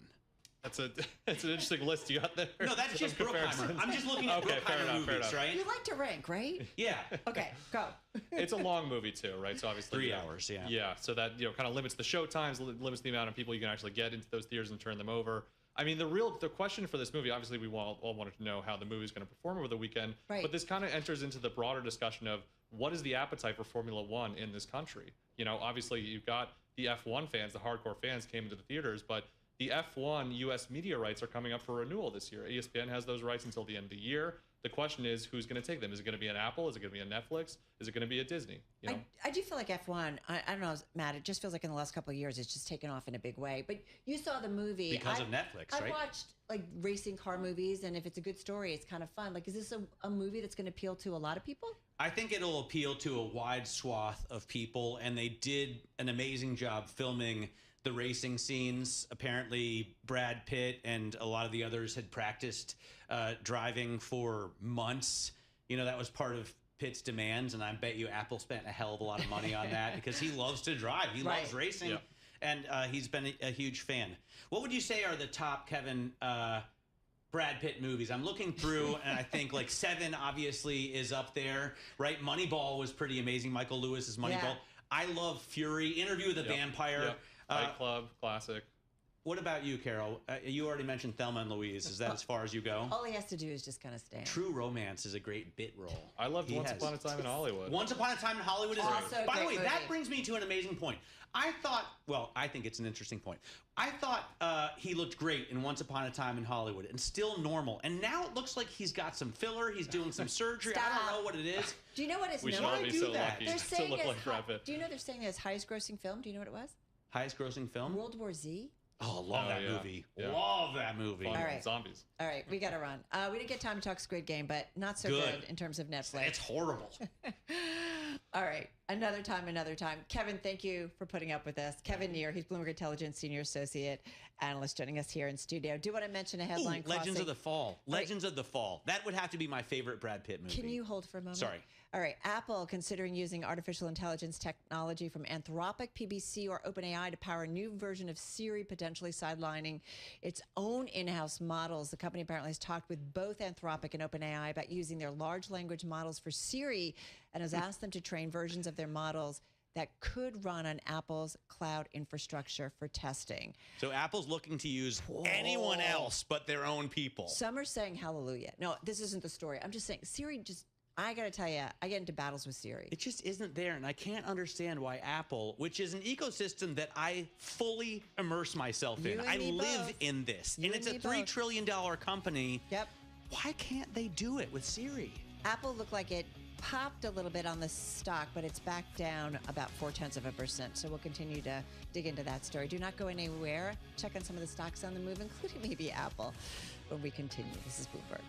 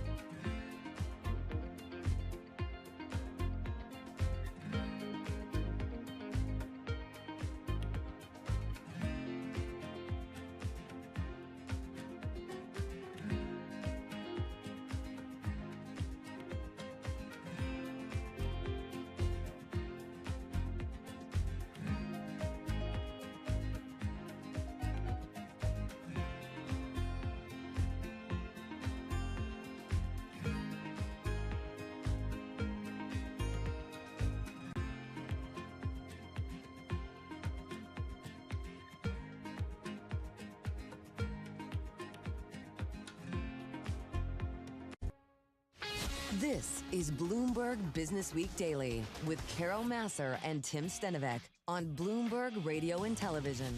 All right, everybody, we are coming up on about an hour to go until we wrap up the trade on this Monday. He's so distracting. Listen, Do you know that? It's not me. A lot of clients are writing It is in you. with You're the only Brad other Pitt one besides movies Alex that in I the room. missed. And there's so many. Inglourious Bastards was obviously his part in that, especially, is amazing. Snatch, the talent, the skill that it takes to play that part. It actually reminds you what a range this dude has. Yes, He's Fury. beyond being, a pretty face. And then Fight Club is the one that I missed, obviously the main one. I also thought Burn After Reading, he had a bit part in that, or not a bit part, a big part in that. He had a bit part in The Big Short. I love So he's The in Big Short. more than one Michael I Lewis. love The Big Short. The thing is, Brad Pitt, like almost every movie he's in, There's also Ocean's 11. is great. I He's know. amazing in that. I know. All right, guys, just real quickly, S&P 500 right now, we're off our best levels of the session, still up about 11 points on the S&P 500, Dow up 139 points, NASDAQ 100, a gain of 69 points. I'm Carol Massar, along with Matthew Miller, in for Tim Stenovec. Let's take a look at some stocks on the move today. With us is Bloomberg News equities reporter Alexandra Semenova. And when we take a look at some stocks that are moving today, you got to talk about, well, where do you want to start? So a little less exciting than Brad Pitt is Hyatt Hotels' real estate portfolio. They're selling Sorry, Hyatt. 15 resorts for $2 billion. This is part of an effort to cut back on its real estate holdings and to add to its all-inclusive offerings. They've been trying to do that for years now. Tortuga Resorts, that is the joint venture of private investment firms KSL Capital Partners and Rodina. They'll be buying those properties, and the transaction is expected to be completed at the end of this year. Hyatt is also eligible to receive an additional $143 million if certain operating thresholds are met in this deal. It entered into a 50-year agreement for contracts on 13 of those 15 hotels, meaning that the company will earn fees from those properties into its loyalty programs. Now, broadly, the deal is expected to reduce volatility in its portfolio. Jefferies called it a strategic move, and Morgan Stanley analysts are saying that this removes uncertainty over asset dispositions in this current macro environment. The stock is about flat right now, is up as much as 4% earlier in the day. Yeah, a bit of a swing there, right, in terms of the trade.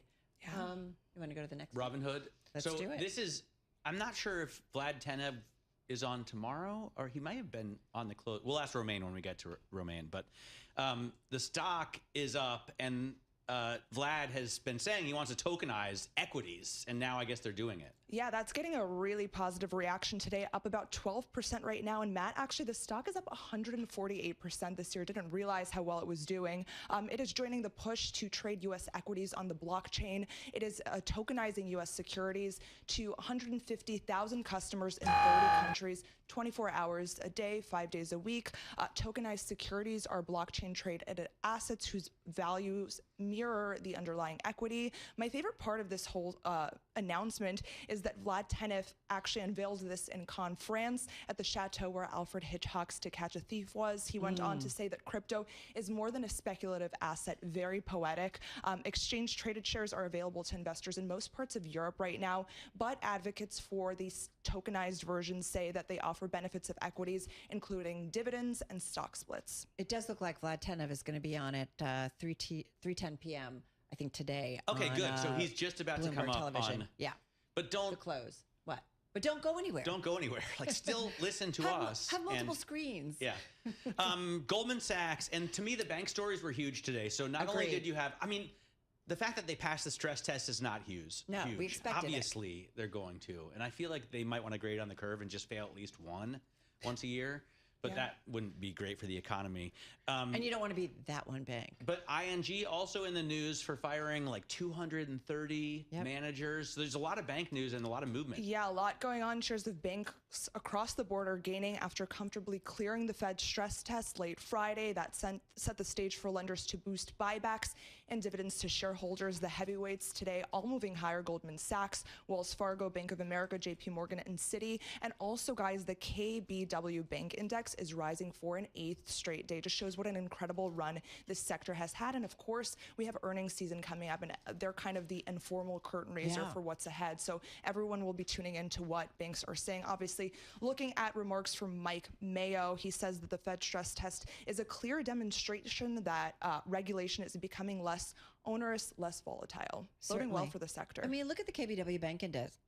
It's up about 9.5% so far this year, compared with about a 5% gain in the S&P 500. So some Financials as a group are up like outperformance. 8% and Everyone change knew that this group year. would be voting well. You know, Yeah, I think they're the against third biggest gainer. anti-regulation You have stance. industrials as the biggest gainer year to date, right? Yeah. And then comm services, which is Also the voting hyperscalers, well, and then exactly. financials in third place. Yeah, they've really had some outperformance there. And most strategists I've spoken to say that that is set to continue in the second half of the year. All right, good to know. Bloomberg News equities reporter Alexandra Semenova. For more conversations like this, check out our new Stock Movers podcast, 5-minute episodes, the biggest winners and losers in the stock market. You can find it on Apple, Spotify, or anywhere you get your podcasts. Hey, for those of you watching on television, the close is coming your way in just a moment. Matt and I, though, continuing right here on Bloomberg Business Week Daily. We're going to continue to track this market. We're going to talk with Joe Weisenthal about Jim Chanos and AI, and curious what And Odd Lots. Joe has to I think say it's fair about to say we're the going to talk trade. about Odd Lots because that podcast I has know. become so popular in itself that it's fair to make it a subject of discussion. I agree. Looking forward to that. Right now we're looking at markets turning around again. A little bit of a bounce to the upside, up 18 on the S&P. Another new record. Do not go anywhere. This is Bloomberg.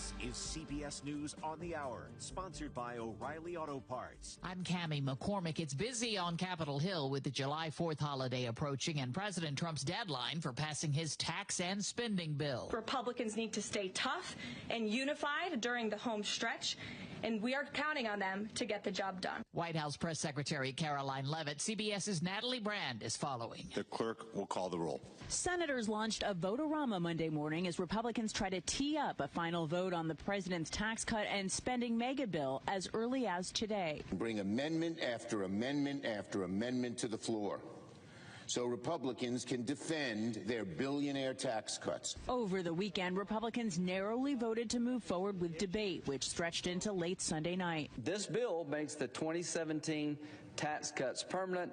It avoids a tax increase for your family that's coming in December if we don't act now. The Supreme Court will take up a Republican-led drive to wipe away limits on how political parties work with candidates to raise money.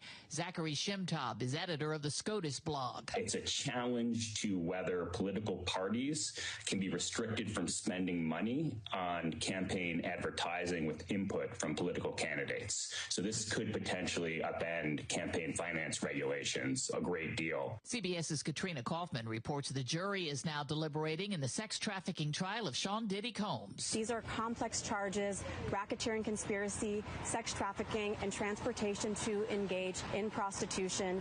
Ultimately, racketeering conspiracy carries up to life in prison. There's been a dramatic rescue at sea involving a cruise ship. Stacey Lynn has that. A Disney Cruise Line ship was returning to Fort Lauderdale when a child fell overboard, and her father jumped in after her. The crew threw life preservers into the water and launched rescue boats to save them, while the father treaded water with his daughter in his arms. The heroic rescue caught on video and posted on social media by passengers, who cheered when the mission was complete. In a statement, a Disney Cruise Line spokesperson commended crew members for their prompt actions. Stacey Lynn, CBS News. It is hot in Europe and in the UK, where Wimbledon just got underway. I'm sunburned all over. The BBC's Guy Hedgecoe is in Madrid. 50 years ago, it was extremely unusual to have a heat wave in June. Now it's unusual, but it started happening more and more. There have been 9 heat waves in June in Spain over the last 25 years.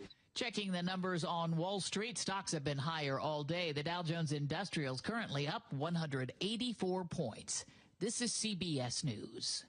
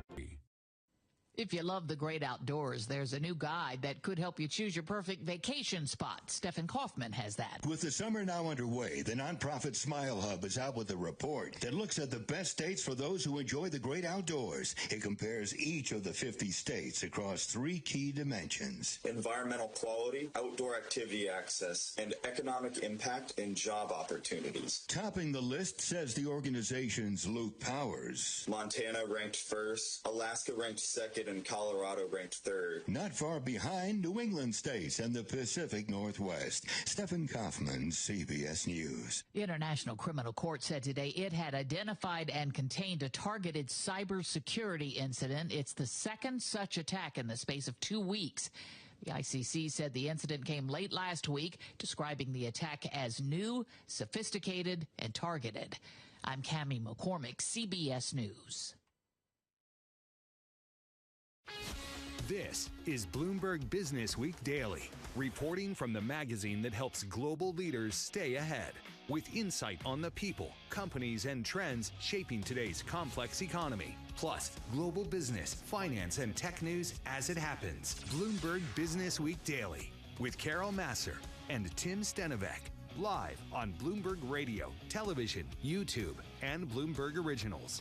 All right, everybody, welcome back to Bloomberg Business Week Daily on radio, YouTube, Bloomberg Originals. Carol Massar along with Matt Miller in for Tim Stenovec on this Monday. Tim is off this holiday shortened trading week. Having said that, Matt, we're about 54 minutes away or so from the closing bell. We're going to get ready to wrap up month of June, the second quarter, and the first half. We've got stocks taking a little bit of a leg up here in the last, 10 or 15 minutes. We've been bouncing around today. Yeah, I mean, really just bouncing back to where they were before we got that EU headline that the EU is considering taking a 10% baseline tariff, but with some key cutouts. Not a lot of detail there. So a stock's bouncing back in what are some pretty easy financial conditions, right? I mean, the 10-year yield is back down to 422. So off 5 basis points right now. Oil prices are down considerably. I mean, it's as if the U.S. bombing of Iranian nuclear plants never happened. So 1 week ago. NYMEX crude is less than $65 a barrel. Brent is below 67. So I guess from that perspective, it makes sense that we'd be back to a record again on the S&P 500, almost at 6,200. Pretty amazing, kind of the moves that we have seen in a relatively short period of time. Hey, having said that, over the next couple of hours, we're going to catch up with our Joe Weisenthal of the Odd Lots podcast, talk a little Jim Chanos and a possible maybe AI reckoning, short pullback. We'll see how he qualifies it. Also, Sam Stovall on the quarter and half that was in stocks and what's next. And then we've got an individual who is running to be the next governor of California, or wants to be at least included in that race. You know what I want to talk about? Housing? State and local tax deductions. Oh, shocking. Important for California and Californians, obviously important for New Yorkers as well. All right, we're going to talk a little AI too and the power demands. We're going to do that with the Chief Product Officer and General Manager of High Performance Computing and AI over at HPE. They've had their own news. They have been a top performer, the stock at least, in today's session. All right, let's get to it. Because of Juniper. Yes. Yeah. Well done. I like when you're read in. All right, let's get to the overall trade. Let's check in once again with Charlie Pellet. Thank you very much. Indeed, stocks higher across the board. We've got just about 53 minutes to go until we wrap up the quarter and the first half. Do want to begin with artificial intelligence. Developing story reporting by our Mark Gurman. Apple shares they're higher by 1.1%. Apple considering using artificial intelligence technology from Anthropic or OpenAI to power a new version of Siri, sidelining its own in-house models in a potentially blockbuster move aimed at turning around its flailing AI effort. So right now, Apple shares, they're gaining by 1%. Stocks higher, S&P at a record up 2261.95 where we stand now, up 0.4%. The Dow up 193, up 0.4. NASDAQ, the composite index, also up 0.4%. 10-year 4.22% with the 2-year 3.71%. Gold at 3,300 even, up $25 the ounce, up 0.8%, and a retreat for West Texas Intermediate crude down 0.9%, 64.92 a barrel. For on-demand news 24 hours a day, subscribe to Bloomberg News Now wherever you get your podcasts. I'm Charlie Pellet, and that is a Bloomberg Business Flash. All right, Charlie, thanks so much. All right, as we've been saying over and over, stocks getting ready to wrap up a pretty stellar quarter. We've seen stocks at all-time highs today amid progress in U.S. trade talks and also some hopes that the Fed will resume its rate cuts, driving treasuries toward their biggest first-half stretch in 5 years. The dollar eyeing its longest monthly slide since 2017. We want to talk markets. We want to talk also enthusiasm for all things artificial intelligence, which has helped propel stocks to another all-time high, especially when some well-known folks to Wall Street, including legendary short seller Jim Chanos, have some warnings about the AI ecosystem getting close to a potential pullback. He spoke before a live audience for taping for our Odd Lots podcast with Joe Weisenthal and Tracy Alloway. Here's Jim reminding us, what happened, though, during the dot-com era. Where we made a lot of money on the short side, idiosyncratically, after dot-com, from sort of 03 to 09, were in analog businesses that saw their business digitize. So if you were selling an analog product that became digital, you were in a lot of trouble. think like Kodak, Okay, or yeah. Blockbuster, Yellow Pages, those kinds of businesses, Yeah. right? That suddenly just didn't have to exist. And there's going to be a raft of them post-AI, and people already kind of started to think that through.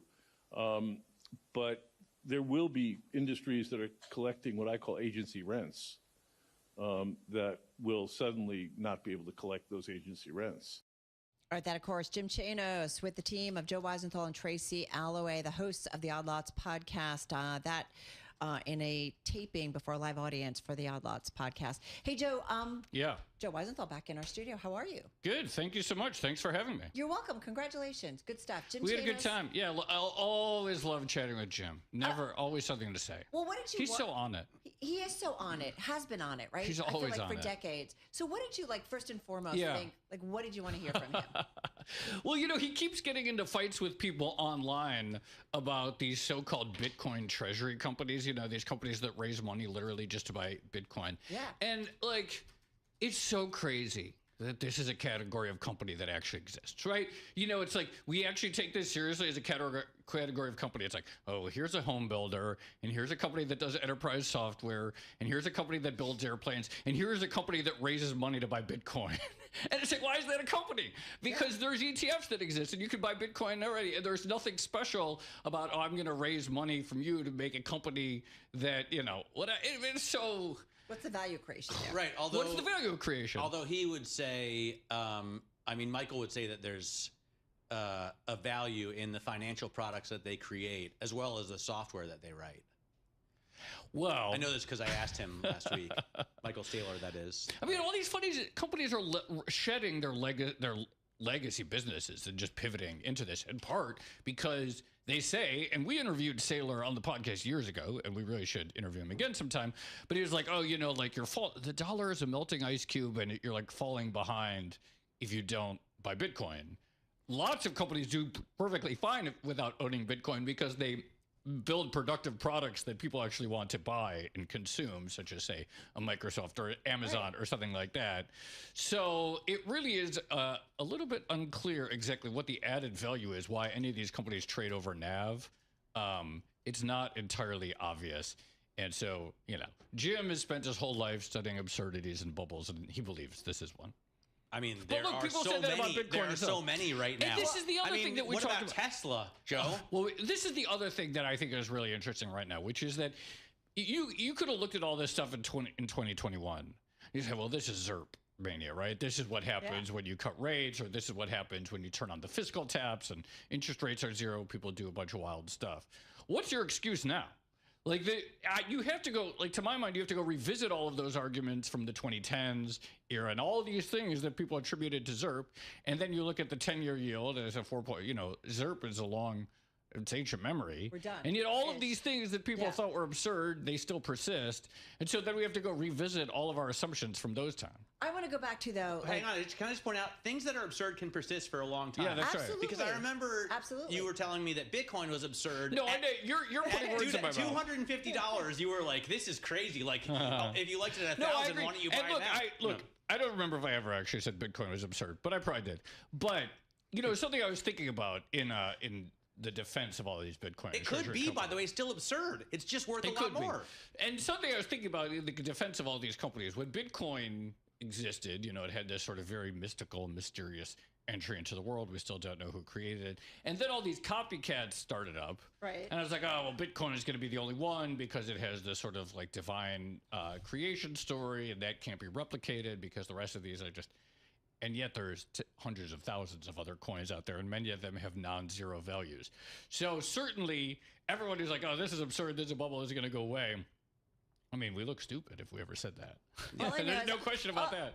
All I know is I was talking to an individual over the weekend who told me, oh, yeah, I'm retired. Relatively young person. They're like, yeah, Really? I invested in some Bitcoin and, I'm just telling you the fact that people real make money on it doesn't mean it's not ridiculous, right? So I also was I followed with interest the story of Bitcoin, but other than gold, there's no use case for it. Did you actually have Bitcoin stolen from you by showing your QR code on TV? I did, but it wasn't me that showed it. It was Adam Johnson. Oh, okay. Congratulations on the wedding, buddy. I thought it was you. Oh, he got married? He got married. I'm yeah. so happy. It was Adam Johnson who showed my private. Oh, it's code. your key. Got it. Yeah, yeah. Wow. Anyway. You'd be retired now, too, if you had Okay. We only it was have only $20. All right, 2.5 minutes left because I want to get to what Yeah. he had to say about AI because Yeah, yeah. everybody's kind of all in and there's Yeah, a lot totally. of money sloshing around AI. Mhm. He said what? You know, he thinks there's a lot of real businesses here that are clearly making money, and then there's a lot of companies that are just sort of like gonna get incinerated. But the fact is, you know, like if you look at the companies that are actually making money, they're real. Yeah. There's a lot of garbage out there for certain. There's a lot of speculative mania. But, you know, I think I think at some point he suspects, I'm not going to put words in his mouth, that people are going to like the .com bubble, which proved to have durable worth, or the telecom bubble, which proved to have durable worth, which people got over their skis about. Probably some period where like, what is the return we're really getting on all of this investment, particularly from the corporate perspective? But he's not like a hardcore AI naysayer, and I think he recognizes that there are a lot of companies with serious businesses making substantial actual profits. Can we, because we've only got a minute and a half, and I want to ask about Mamdani. Go. Right? Oh, yeah, yeah. You guys talked to Zoran Yeah. Mamdani. Yeah, we did. I'm talking to some clients here on the Bloomberg who are card-carrying capitalists, and they're like, yeah, maybe I'm a socialist because I liked his ideas. This is the thing. Did you leave the interview also with a different view? Well, I don't have views, but I certainly talked to a lot of people who listened to the interview and came out with different views. For whatever reason, people don't find the guy very threatening, even if he is a straight-up socialist who said over the weekend, for example, that billionaires shouldn't exist. It was interesting. We asked Jim about this. He confirmed that he's been on the receiving end of calls of fellow people in the elite. This whole idea of like, oh, can we like mount a lot of capital together and really back one of the opponents, whether it's Cuomo or Adams, who he knows is going to be on the General. He said he has been on the he's been a recipient of these calls. He hasn't made any himself, he says, and he wouldn't divulge like where the money is going exactly. He's like, oh, these are secret But this calls. is a guy who has asked for, called for the defunding of the police. Yeah, you know, right? Yeah. And he he did. wants I think rent caps. He definitely right? wants rent caps on the rent controlled apartments. He feels I mean, the government should run supermarkets. Is that He said too he wants a crazy to say? trial. He wants a trial of one supermarket in each that's borough. not a big deal. That's the thing. So what I would say is, like, me personally, I'm very skeptical of like whether a public supermarket can move the dial on prices. But one trial run in each borough. What's it gonna hurt? I have other things to worry about in my life. Exactly. I remember one grocery store in Greenpoint that took Bitcoin. And they don't exist anymore. And it all comes back to Bitcoin. All right, we got to run. Joe, Thanks. thank you. Thanks for having me. Always. Joe Weisenthal, co-host of the Odd Lots podcast. Still ahead, powering the AI revolution. Can it be done sustainably? That's next on Bloomberg Business Week Daily.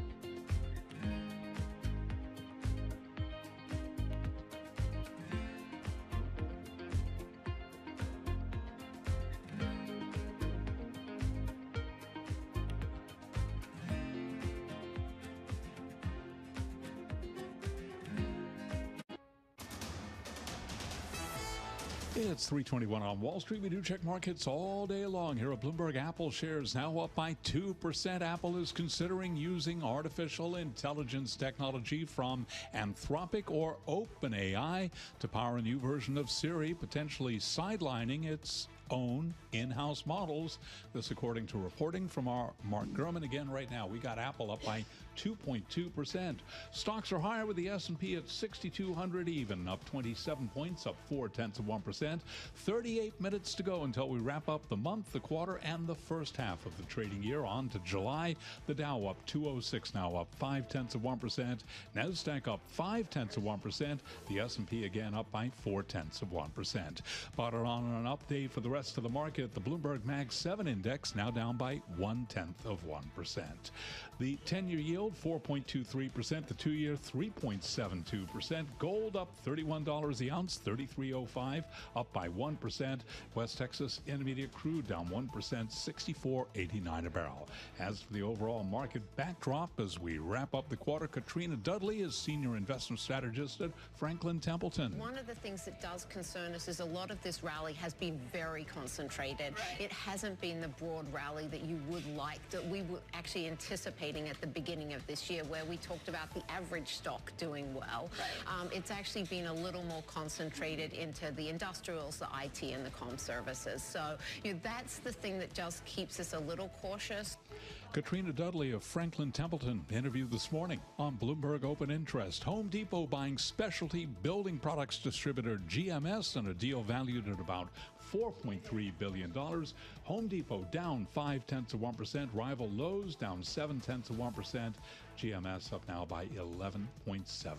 Recapping, S&P up 26, up 0.4. I'm Charlie Pellet. That is a Bloomberg Business Flash. All right, got it, Charlie. Thank you so much. Hey, folks, just want to mention shares of HPE, Hewlett-Packard Enterprise rallying. In fact, top performer in the S&P 500, followed by Juniper, the second best stock in the S&P 500. This on news that the Justice Department settled its lawsuit challenging Hewlett-Packard Enterprise's $13 billion takeover of Juniper less than 2 weeks before a trial was set to start.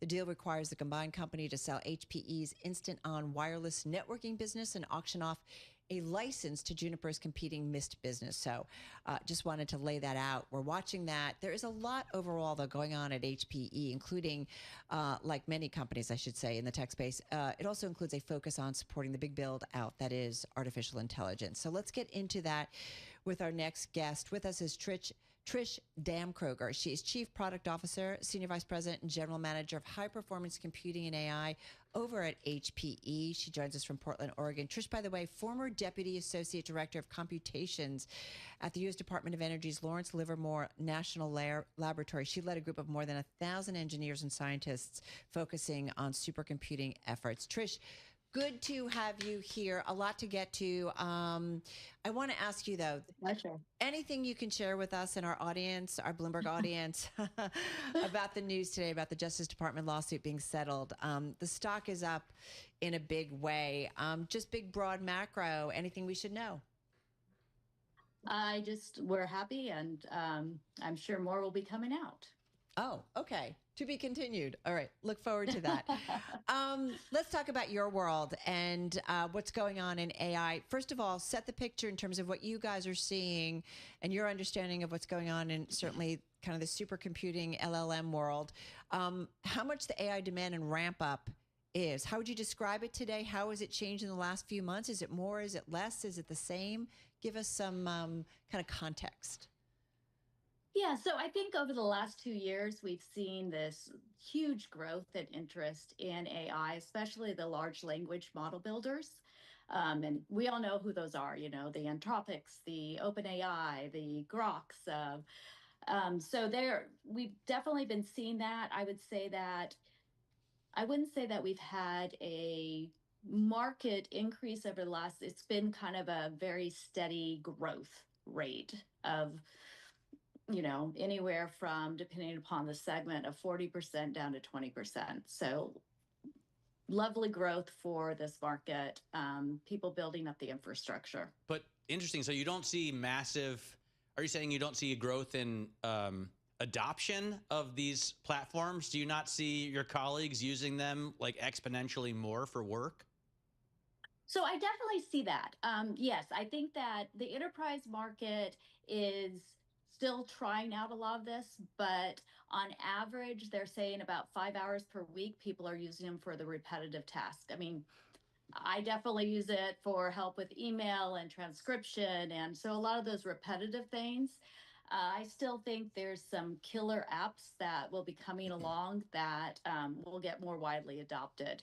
What I see the main spend right now is the tier one and neo clouds that are spending to develop the models. So does that mean, okay, and forgive me, I'm going to bounce around a little bit, but Salesforce CEO Mark Benioff talked to our own Emily Chang for one of the episodes of The Circuit, and he said that AI is doing 30% to 50% of the work at Salesforce, and just talked about how much work is being done. I feel like there's momentum around it. Do you think it's not going to be as dramatic in terms of the impact on workers in the workforce? You know, that's a great conversation, and I've had it with many different segments. When we talk about this, I do think it's going to impact certain areas more and more, right? Those, even as my daughter, who's a software developer, right? Is she going to be out of a job for those entry level? We're still, AI is now helping her code, not replacing her. And will it come to that? Maybe, and maybe 5 years or something. But we're still just, it's definitely an aid and not a replacement for a lot of the work that we're seeing. I do think more of the manual labor, AI will definitely start replacing that and is replacing that. But in terms of your job, you're in charge of high performance computing effectively. And I guess the idea here is that HPE has a supercomputer or some sort of computing system that is more efficient than others. And, because as Carol says, we talk about the energy usage of this all the time. People are like, wow, one server uses as much energy as Atlanta. You're working to try and cut the energy needs by making your systems more efficient, right? Right. So let's just go back. HPE acquired Cray over 5 years ago, and Cray is the leader in supercomputing. So we have the top 3 fastest supercomputers in the world. El Capitan is an example at Lawrence Livermore National Lab, where I came from. So these are great examples of very dense parallel compute. It just turns out that AI needs the same exact compute. Put us in a really good place because we've been doing this for 50 years. And we've been doing liquid cooling for 50 years and have a ton of IP in this space and truly the experts in the world. So we have taken that expertise and we are helping it to accelerate the infrastructure build out of our customers, getting them to where with our 100% fanless direct liquid cooling, that means everything's cooled, not just the GPUs and CPUs, but the switches, the memory, every component is cooled. That reduces the energy needs by over 90%. So that's a huge win for, as you talk about the increased need of power. We're talking gigawatt data centers, not megawatts, and what we can do to help our customers reduce their power bill. And in terms of development and constantly looking to create products that make this much more sustainable, I'm assuming you guys are seeing that it'll even be better, I don't know, in the next year, 2 years. Like, talk to us about that kind of evolutionary process, because it does kind of blow my mind that I feel like the stories went from AI companies and ChatGPT and so on and so forth to all of a sudden all the power demands, as Matt mentioned too. And right. It's gone to, okay, so how do we make it happen? I mean, Alphabet's Google agreed to purchase 200 megawatts of power from Commonwealth Fusion Systems' planned first commercial plant, which is expected to begin delivering electricity to the grid in the early 2030s. I mean, these guys are thinking not about today, next week, next month, but what power they're going to need, 5-10 years from now. And, you know, I was at Davos a year and a half ago, and I came home. I'm like, babe, we've got to invest in small nuclear reactors because, I mean, it was so clear that that was going to be where everything needed to go. But when we look at that, we're also bringing in our expertise, so new technology to kind of help. So one of the things is just power management. So through software, turning things off when you don't need them, you know, just basic management monitoring is going to be core and what is needed. The other thing is we are working with different companies to look at heat reuse. So taking the hot water that comes out of your supercomputing and using it to heat buildings. We do this with a number of our customers. We're also doing some. That is cool. That is very cool. Really cool. So you basically use the energy. Yeah. After you've cooled the system, you use the energy that's essentially left over to achieve some other tasks, like heating the building. Right. That's happening up in Lumi. In Finland, we're working with a company in Quebec, and they're growing tomatoes in the greenhouse with that energy. So this is, I think, going to be a great opportunity to not, you know, just maybe waste that energy. We're working with NREL, a Department of Energy lab, to do R&D of what more can we do. So we have some strategic programs. And then a lot of our customers are also using the supercomputers or AI machines to look at future. Like we work with this small startup in the US that's looking at how to use AI to get small nuclear reactors or nuclear reactors to the market faster by decreasing the needs of the regulatory, not the needs, but how to get through that system faster. Or some of my favorite stories are from the supercomputers, where there's the National Ignition Facility at Lawrence Livermore National Labs, where they've used AI to come up with the design for the pellet for fusion energy, which could be a holy grail of energy moving forward. But a long way off still.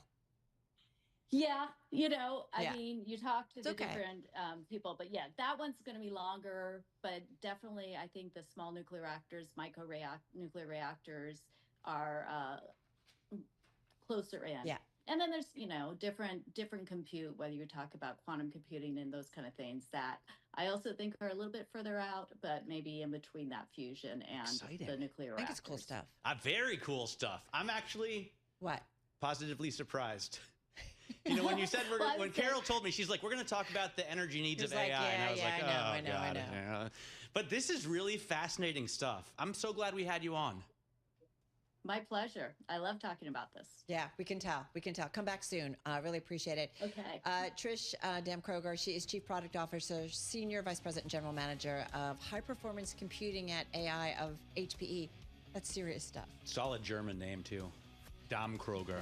Damkroger. Oh, why didn't you help me out there? This means she's a grocer, or the family of grocers. Sam Stovall's coming up. I can't wait to talk to him about the quarter and the year.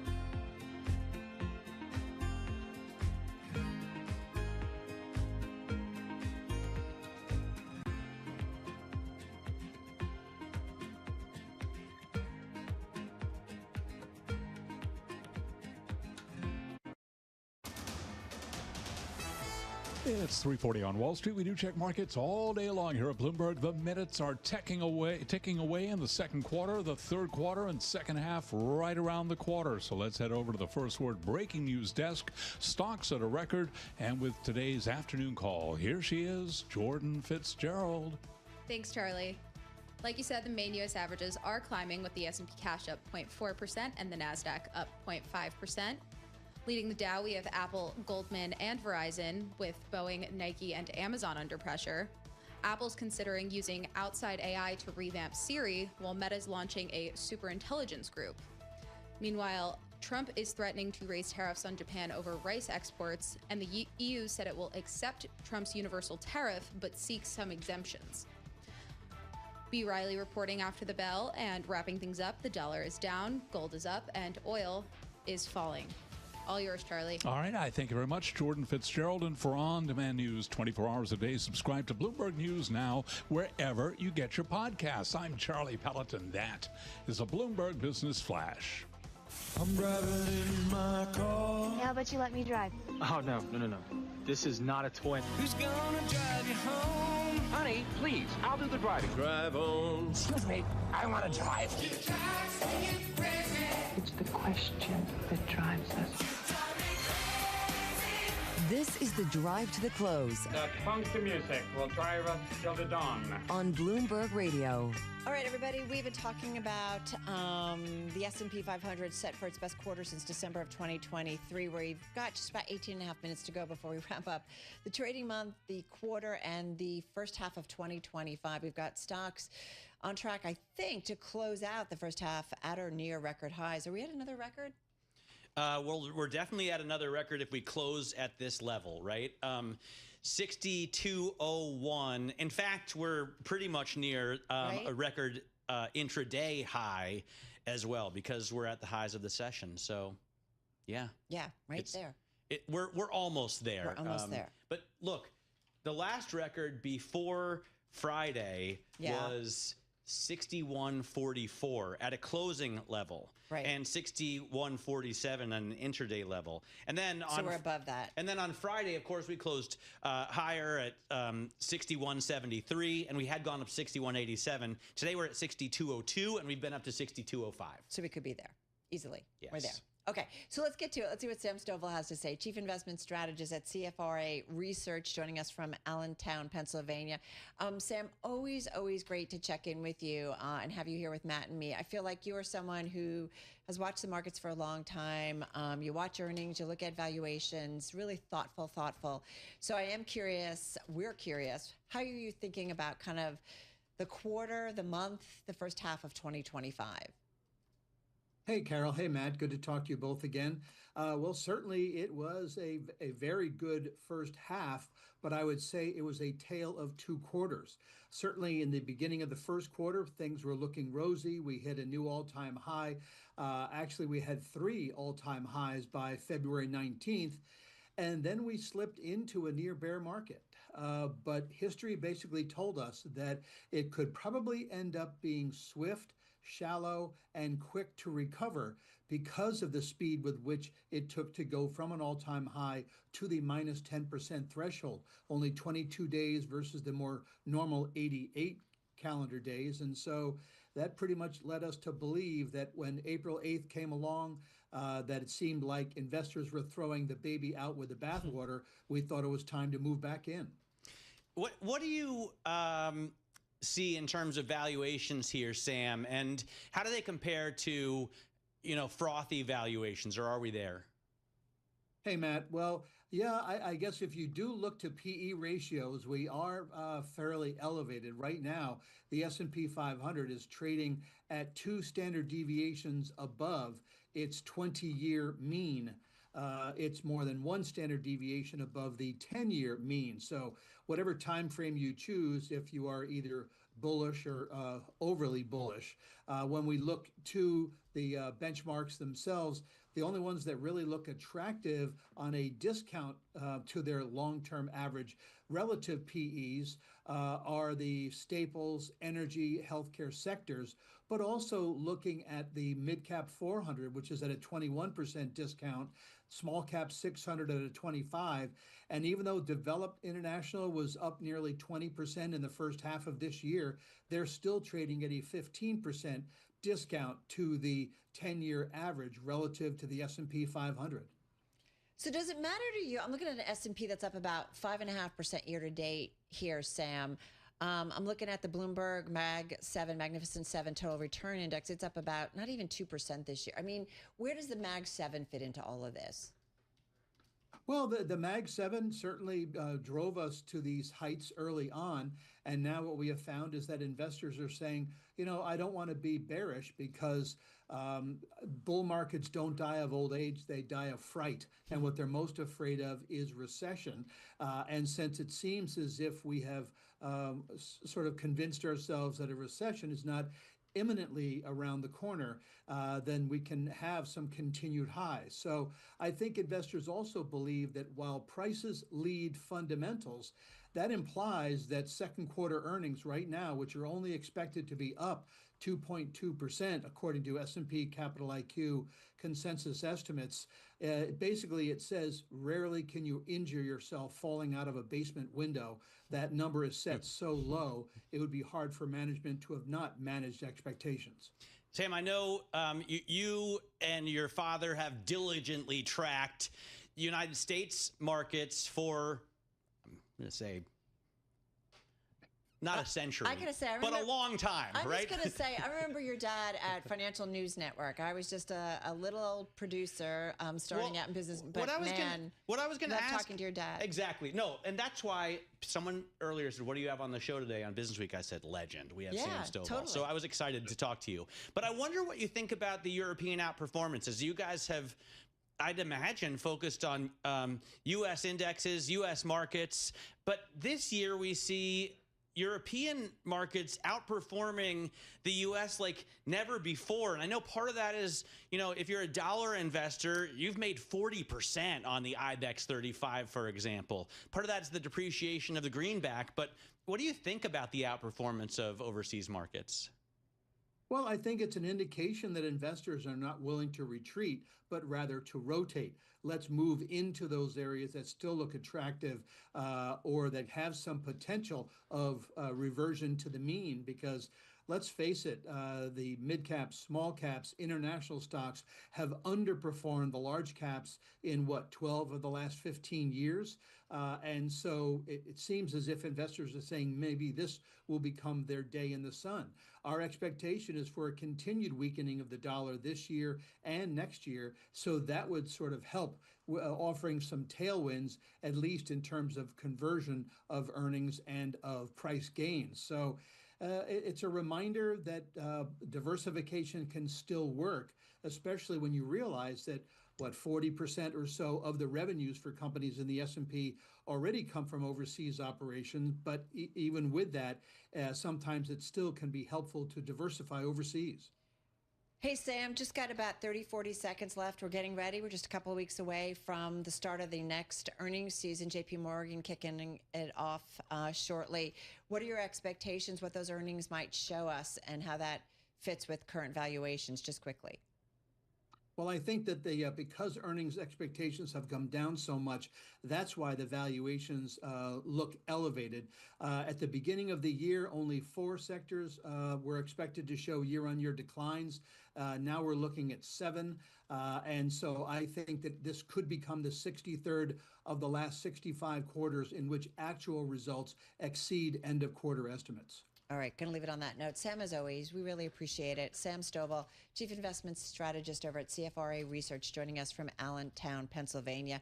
Hey, do want to mention, folks, a headline crossing the Bloomberg terminal as expected. And as we talked about earlier, President Donald Trump signing an order terminating Syria sanctions. This is coming from the White House. So signing this executive order terminating U.S. sanctions program against Syria, essentially to boost the nation's struggling economy and support the new government. So it does look like, at least our earlier reporting says, the order would maintain sanctions on President Bashar al-Assad and his associates, as well as drug traffickers and the Islamic State. But we'll look for some more reporting out of that. You can read all about it at Bloomberg.com. Do not go anywhere. Matt and I counting you down to the close and heading over to our TV colleagues in just a moment. 10 minutes to go. This is Bloomberg.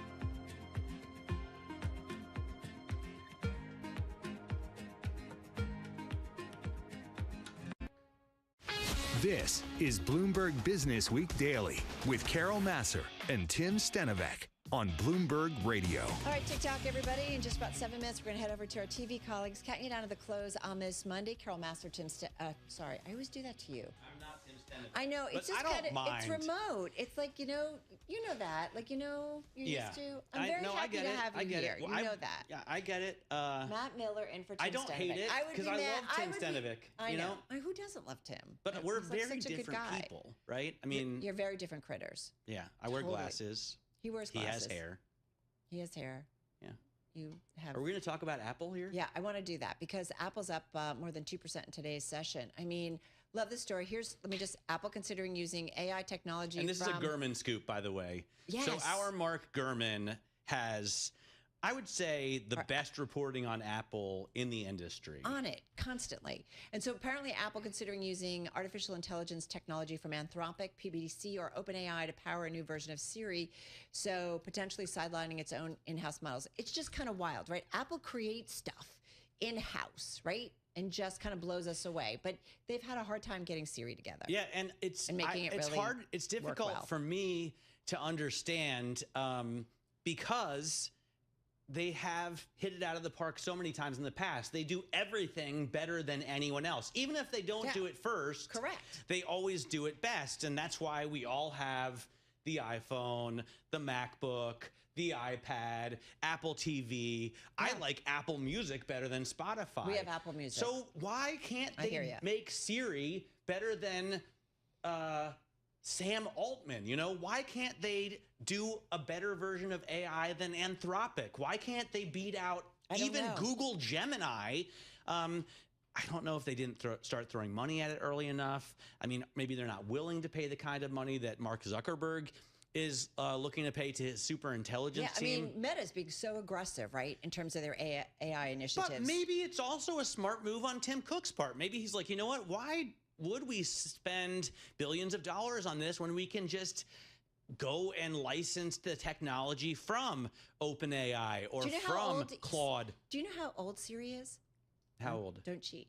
12 years? Originally released in 2011. That's a long time. I was pretty close, Carol. I know. You're usually pretty good on that stuff. Hey, so it's 14 years old, but it's so behind certainly what we're seeing with some of the AI chat bots, right? I mean, you use them a lot. It's pretty bad. Not even compared to an AI chatbot, just at the tasks you expect from it. We have Google Home at home. It's just never advanced Siri. I feel like Apple limits Siri itself because she oftentimes isn't allowed to tell me stuff that I think she could. But yeah, it's nothing compared to OpenAI. I love, by the way, I use ChatGPT all the time, and I've started to have conversations with ChatGPT about its own limitations. Yeah. So, for example, I'm always using it to try and do work on old Harleys now and previously Ducatis. And it tells me, look, I just don't have that much information on this data set. Like, if you want medical advice or healthcare stuff, I can help you. I can help you much more.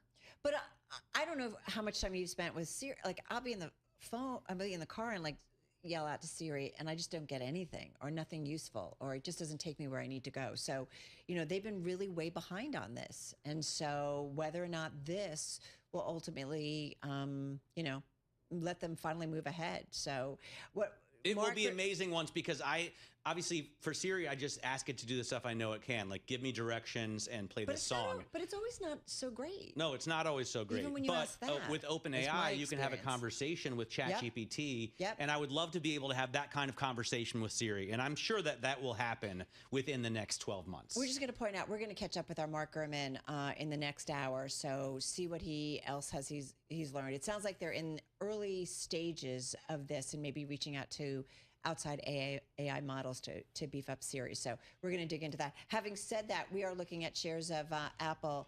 They're definitely rallying in today's session. We're looking at the stock up as much as 3%, right now up about 2.2%. So definitely getting some move to the upside. And we've got stocks. Matt, looks like we're going to close at a record. We're just off our highs of the session. Do not go anywhere. Matt and I heading over to our TV colleagues. The closing bell starts right now.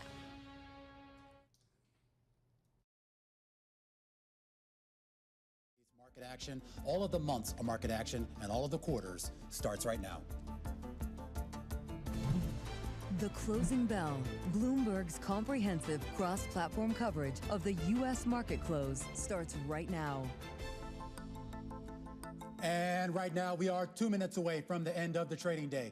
Romaine Bostick alongside Scarlet Fu, taking you through to that closing bell with a global simulcast. It starts right now. Carol Massar in the radio booth. Matt Miller filling in today for Tim Stenovic as we welcome our audiences across all of our Bloomberg platforms, including our partnership with YouTube, as we close out the month and the quarter, Carol, on a relatively high note. Yeah, I mean, so much bouncing around that we've seen in today's session, but fascinating to just watch what over the last hour, 45 minutes, we've seen, Matt, stocks really bounce to the upside. So we're going to, pretty much close at almost our highs of the session. Yeah, and like I said, we saw that, and I'm sure you've been talking about Romaine as well. On Friday, after a brief drop, we had on your program, stocks closed at another record high. They shot up today. We're over 6,200 right now and have been to 6,205 at the intraday high. So not only do we have continuing, record after record on the NASDAQ, we're seeing it now in the S&P. And of course, the next thing that's going to move markets is the jobs report later on this week, coming a day early because of the 4th of July holiday. And after that, we have earnings season once again. Have the estimates and the stock prices merged enough to not get a dramatic reaction? And it's kind of interesting. We're actually seeing a lot of analysts out there actually start to downgrade their outlook for earnings. And that's kind of been the trend line before. It'll be interesting to see what those second quarter numbers say. But Carol, I do just want to point out real quickly, too, we are now also talking about a market, not just at record highs, but now heading into overbought territory with the RSI on the S&P above 780. No, it's a really good perspective. You got to look at the valuations, right, in terms of where we are. All right, as we get the closing bells here in New York, let's walk you through the numbers. A lot to parse with the S&P, the Dow, and the NASDAQ all in the green on the day. The NASDAQ 100 closing out at a fresh record high, up 0.6%.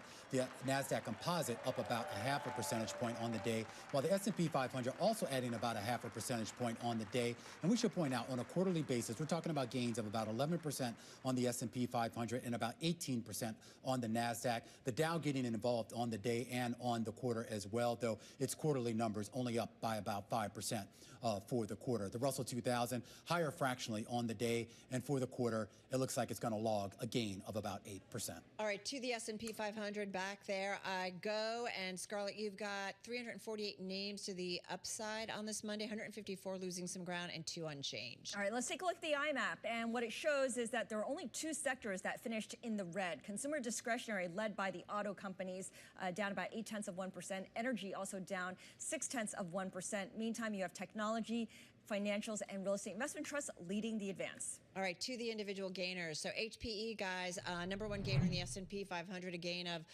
11% in today's session. The Justice Department settling its lawsuit challenging HPE's $13 billion takeover of Juniper Networks. So what they are going to require is that the combined company sells HPE's instant-on wireless networking business and auction off a license to Juniper's competing Mist business. Still has to be improved by a court, would negate the need for a trial that was set to start July 9th in San Jose, California. And the deal would have consolidated the sector from 3 major players to 2, controlling 70% of the market. But the settlement basically preserves competition in the global networking market. But nonetheless, investors cheering HPE. I should point out Juniper also doing well, up about 8.5%. Now I'm going to flip on over to Oracle. It was up as much as 8.5% in today's session, finishing the day with a gain of about 4%, rallying on news that it has signed a single cloud deal worth $30 billion in annual revenue, and it's expected to start flowing in fiscal year 2028. It did not name the customer, but the deal among the largest cloud contracts on record, and would represent nearly 3 times the size of its current infrastructure. You know what I love about this? It said $30 billion annually, right? Yeah. So narrow it down. I mean, how many customers are out there that have $30 billion? Gotta be one of the big dudes, right? So yeah, it's a list of about 5. Sounds like. Want to give a hint? No, not on air. Okay. It's just gigantic. It's gigantic. Consider that Google was paying $20 billion a year to Apple, and that was already a mind-blowing figure to put Chrome front and center. So this, is 50% more than that, obviously. I think It's just huge. Our Brody Ford said, unprecedented scale, unprecedented win for Oracle, but they're also going to have to spend big, right, to meet this, and build it out. So just keep that in mind. Also, at $30 billion earnings. at the deal that they're offering. I don't know if you listen to Bloomberg Radio very often, I but never listen. if you sign Of up course for I do. Oracle's web services now, switching from another provider, they'll give you 50% off. So it would be $60 billion a year. I'm not sure. They got a sweetener. Okay. All right, I'm going to go to something a little bit different, a little bit nutty. Ticker is BMNR, Bitmine Immersion. And this one's soaring. It's a microcap Bitcoin miner announcing a $250 million private placement to fund an Ether treasury and named Thomas Lee, the founder of Fundstrat, as chairman of its board. So following in the likes of a model that we've seen by, we talked about this with Joe Weisenthal, a model created by Michael Saylor over at...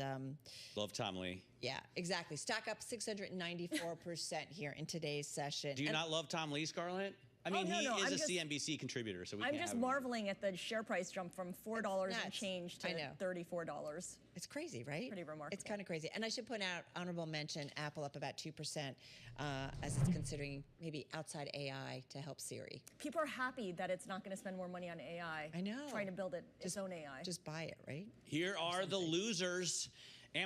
Amazon.com. I'm not sure if this is why it's down, but I'm sure you've all seen the reporting that you can't get Nintendo's Switch 2 on Amazon.com, the U.S. site, because of a fight they had previously about selling unauthorized Nintendo games. Apparently, people were buying packs of Nintendo's games in Asia at a discount and then bringing them here to sell for cheap on the U.S. site. Now you can't find a Switch 2, which is like the biggest console launch of all time. They sold 3.5 million Switch 2s in the first 4 days, and they're looking to sell 15 million total. Tesla, you saw down as well. It had been up briefly in this morning's trade when I was anchoring Bloomberg Open Interest, which is weekdays from 9 a.m. to 11 a.m. on Bloomberg TV. So Elon Musk was out on Saturday slamming the one big beautiful bill because it cuts the EV subsidies sooner than expected, or sooner than previously was planned. In September, you won't be able to get the $7,500 back if you buy a Tesla or some other EV. And then some smaller stocks, ChemEd down after the hospice service provider saw weaker than expected Florida Medicare results in April and May. It's a much smaller, well, now even smaller, I think a $7.5 billion stock, CHE, the ticker. Fortive, FTV is about twice as big. That company down after management said second quarter revenue will be hurt by increased pricing pressure and lower demand. The company also completed separation of Precision Technologies segment as Ralliant Corp, which trades under a separate ticker, RAL. So a couple of little movers there, but I thought the big ones were more interesting, actually. All right, I'll add another mover to the pile here in after-hours trade. Shares of Boeing fractionally lower. This after announcing that they are going to implement a new CFO. Brian West, who's been in the job for a little less than 4 years, going to be stepping aside. And Jay Malavy, who had been the CFO over at Lockheed Martin up until about April, will be taking on that role. Of course, Kelly Ortberg, relatively new CEO at Boeing, has been trying to reshape things and get this company and, more importantly, the stock back on track. But again, the headline, a new CFO at Boeing. All right, let's check in on yields for just 1 second here. We did see them move down, as that, of course, has been the trend line for the past few weeks, a continued steepening of the yield curve, only down about 3 basis points on the shorter end of the curve, a little bit more of a move that we saw on the longer end of the curve, dropping about 5 basis points for your 30-year yield. All right, guys, I want to get to some of the stories that definitely caught our attention. Matt and I have been talking about this a little already, and I'm assuming maybe a lot of folks in the newsroom, because it was a pretty hot weekend, and so not sure how many people ended up staying inside, maybe watching some stuff because, you know, in their air conditioning. But Squid Game, it's next season coming out on Netflix. Not doing so well. And I got to say, I finally watched the first seasons. I don't know. What season are we in? Are we in 2 or 3? We're in 3. I think. We're in 3. All right. I think I watched the first 2 seasons because my daughter... The first 2? My daughter... How could you, after watching the first one, why would you want to do that to yourself again? What a horrendous experience. My daughter and her friend were like, you've got to watch this. I feel like it's part of our cultural background. And I was kind of... It's depressing.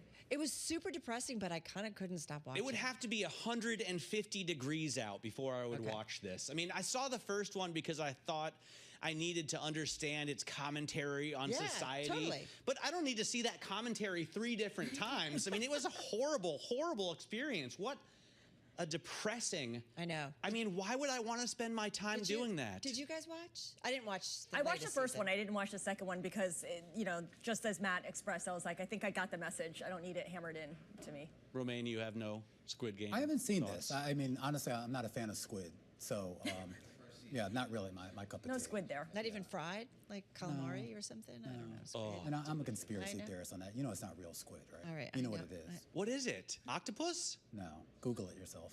Okay. Or perplexity it, or whatever we're saying now these days. All right. Thanks for the help there. All right, we're gonna wrap. You're going to be shocked, Matt. Wait, we didn't. I thought we were going to talk about F1. That's what I care Well, I think about. we've I thought run- you guys were going to talk about know. F1. He's really upset. I mean, he Wait till it's available on Apple Plus. We can talk about F1 then. You have to see it in the IMAX. That is a wrap. Our cross-platform radio, TV, YouTube, Bloomberg Original, Scarlett, and Romaine continuing there on TV. Matt and I continuing here on Bloomberg Business Week Daily. He's, of course, in for Tim. We'll see you again, same time, same place tomorrow. This is Bloomberg Business Week Daily, reporting from the magazine that helps global leaders stay ahead, with insight on the people, companies, and trends shaping today's complex economy, plus global business, finance, and tech news as it happens. Bloomberg Business Week Daily with Carol Masser and Tim Stenovec, live on Bloomberg Radio, television, YouTube, and Bloomberg Originals. All right, everybody. Carol Masser, and we have Matt Miller in for Tim Stenovec here, getting ready to wrap up on Bloomberg Business Week. Not quite yet, because we still have a few more things to do. What's the matter? Well, I just Googled Squid? What's the conspiracy theory about squid and meat. And so Google AI says the primary conspiracy surrounding squid meat, especially calamari, is the rumor that it's made from other meats, most notably pig rectum. Oh, boy. Which I Okay. guess I hope is not true. I think we need to move on. Yeah. But it makes me wonder about Romaine a little bit. I got to talk to him about that. We got to talk with him. All right. As you know, the second quarter is done.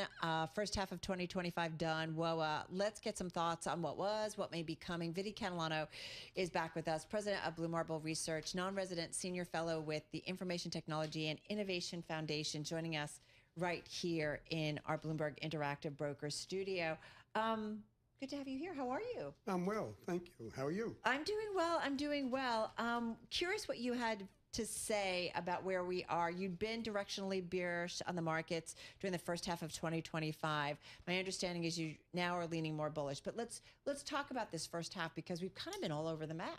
Sure, exactly. Well, after when I was here in March, that for about approximately 2 weeks, maybe 3 weeks, I look like a genius. Okay, I could have taken a victory lap, etc., because we had the tariff, experience and all of that. And then, just like the European markets, and Matt was mentioning this before when you guys were speaking with Nostradamus, also known as Sam Stovall, that that Matt brought up the issue about European markets, and it is really interesting how the U.S. markets are following the European markets in the same similar sort of market signal pattern, which is a breakdown. It looks like it's going to be the bear. And then within roughly a 30, 60-day period of time, a reversal to the upside. And they did that last year coming into this year. So when the U.S. markets did the breakdown, I'm here, we talk about it, market breaks to the downside, signal says to the downside, and then within a month, you had the reversal at that point, and you have to respect the market signal.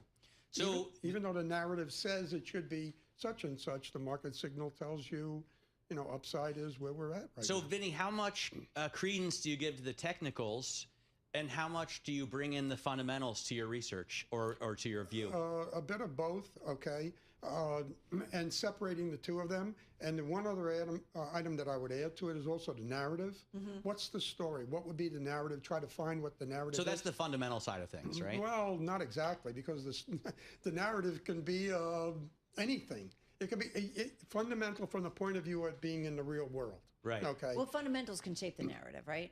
The fundamentals do shape the narrative, exactly. And it can be value. You guys are talking again about valuation before and all that. So it could be valuation. Could be one of the narratives. Well, it's, too high, too low, and Sam was giving you the mix between the various different categories. So, you know, but the narrative can be a whole range of different items. So my recommendation is that you separate the two. You look at the market signals, and frankly, there's only one that I look at, and that's momentum. And I look at momentum from a price performance point of view. We talked a little bit about this the last time when Tim was here. And then you look at some of the other conditions in market signals, okay, such as history, what has happened in the past, historically, presidential election cycles, things of that sort, sentiment, all of those other elements, and you have that one bucket, and you come to that conclusion, full stop. Then you look at the narrative, the story, the earnings, dividend payments, et cetera. I just do wonder, when you've got an individual in the White House that can, I think there is a strategy of keeping many things off balance. Of course. And so I just do wonder, at some point, That's not narrative, right? She's talking fundamentals now. Well, that's kind of a narrative. But that's good. Right. It's good. No, but you're right. Like, my point is, like, I think many have commented that that's part of the president's strategy, and I think in some regards it can be very effective. So having said that, but is there a point as an investor, you've got to make some moves, and do you constantly play it? If you're a long-term investor, you just ignore it and just figure out your own strategy, or do you say, I'm kind of out? You know, Paul Sweeney always says, look at the, Treasury trade. Like, you can get 3-4. It's not as good as it maybe was. Oh, it's been awesome. But this has been the best half in 5 years, I think, for Treasury. Why not for fixed income? Exactly. So, and just say, let me just go there, and I can get somewhat of a guarantee there, right? So I don't know. I guess I'm not quite sure how you factor that in terms of investing right now. How do you deal with the insanity of what we're going through right now, I think is the question. Well, for someone who doesn't believe in forever wars, the gentleman you were referring to is in a forever war. He's at war with a whole range of different things. They may not be kinetic wars, but they are definitely culture wars and a whole range of other things. So you're right. Keep things unbalanced. Friction, constant uncertainty, etc. All of those elements that are there. What do you do as an investor? One of the things, you take a look at your long-term scenario. You look at your, your thematic investing. You look at things like CRISPR. And even we've talked about that a lot on air. Exactly. You look at that. You look at AI and the opportunities that are there and what it represents. So, you take that longer-term scenario picture, that more thematic picture, and then you make your investment bets according to that. Now, you can manage the money on a short-term basis with asset allocation, adjusting, tweaking up and down, etc.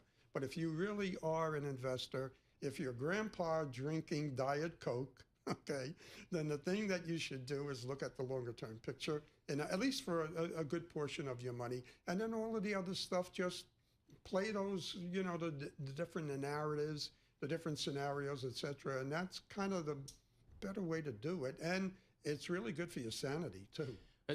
First of all, the richest people in the world seem to drink Diet Coke. Have you noticed that? Are you talking about like Warren Buffett and so on? Bill Gates. Bill Gates. Remember that documentary on Netflix? He drinks like 8 of them a day.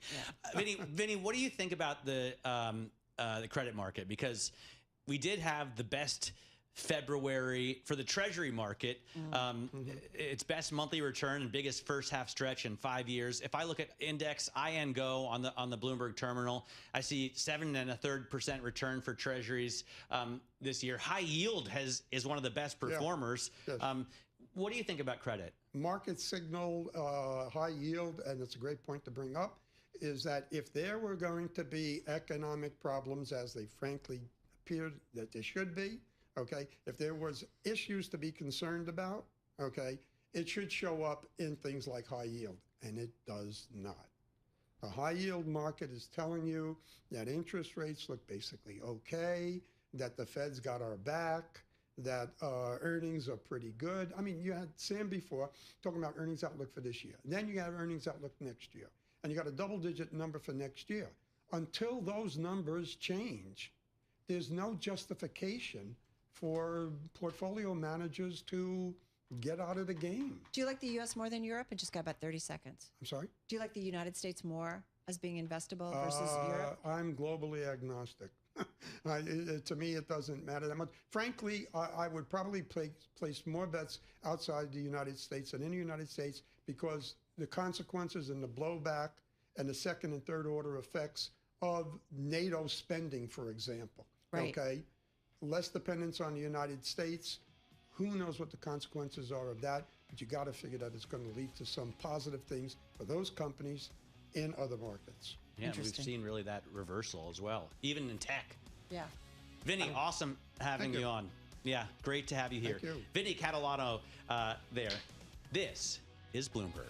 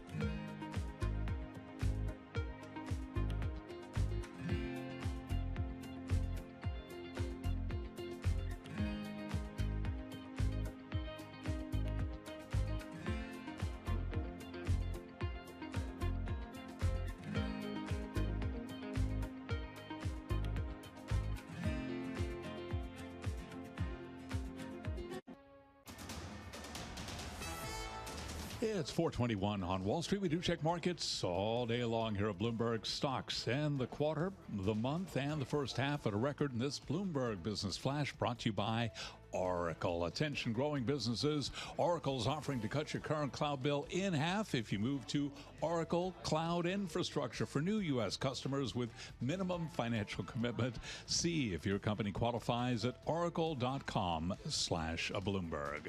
S&P 500 index now at a record 6204, closing above 6,200, up 31. A gain today of 0.5%. Dow Industrials up 275, up by about 0.6%. 1%. NASDAQ up 96 for NASDAQ, an advance of 0.5%. Interestingly, on an up day for much of the market, the Bloomberg Mag 7 index fell 0.3%. 10-year 4.22%, the 2-year 3.71%. Gold up $34 the ounce, $33.08 on the precious metal, up by 1.1%. And West Texas Intermediate crude 65.06 a barrel now, down 0.7%. Bottom line here, stocks at a record as investors cheer progress in trade negotiations between the Trump administration and key partners as a tariff deadline looms. I'm Charlie Pellet. That is a Bloomberg Business Flash. All right, Charlie, thank you so much. Carol Master along with Matt Miller live here on Bloomberg Business Week Daily. Now, U.S. states are warning of significant revenue losses due to President Trump's administration's government cuts and trade policies. The cuts coming at a time when states are already facing flat revenue growth, rising costs from inflation, and the end of pandemic aid, with governors and lawmakers debating how indeed to make up for those losses. So what might any or all of this mean for the U.S. state that is the biggest in the United States, the economy, and it is now the fourth largest economy in the world? I was corrected before we came on air. And next year, of course, is host to a governor's race. We're talking about California. We want to talk to someone who's looking to be the next governor in the state of California. Joining us is Stephen J. Klubeck. He is 2026 Democratic candidate for governor of California, founder and former CEO of Diamond Resorts International. He's an investor in the publicly held microcap and online gaming company Play Studios. He's been on Undercover Boss. He's rumored at one time to maybe run for governor of Nevada. This is what happens when you do a little bit of a search. He also served as a Nevada State Athletic Commission. And he's got a new book out. It is entitled Facing Hard Truths, How Americans Can Get Real, Pulled Together, and Turn Our Country Around. It's published just earlier this month. He joins us in our Bloomberg Interactive Broker studio. A long lead up, but I want people to know kind of a little bit about who you are. But you forgot about something very important. What did I leave out?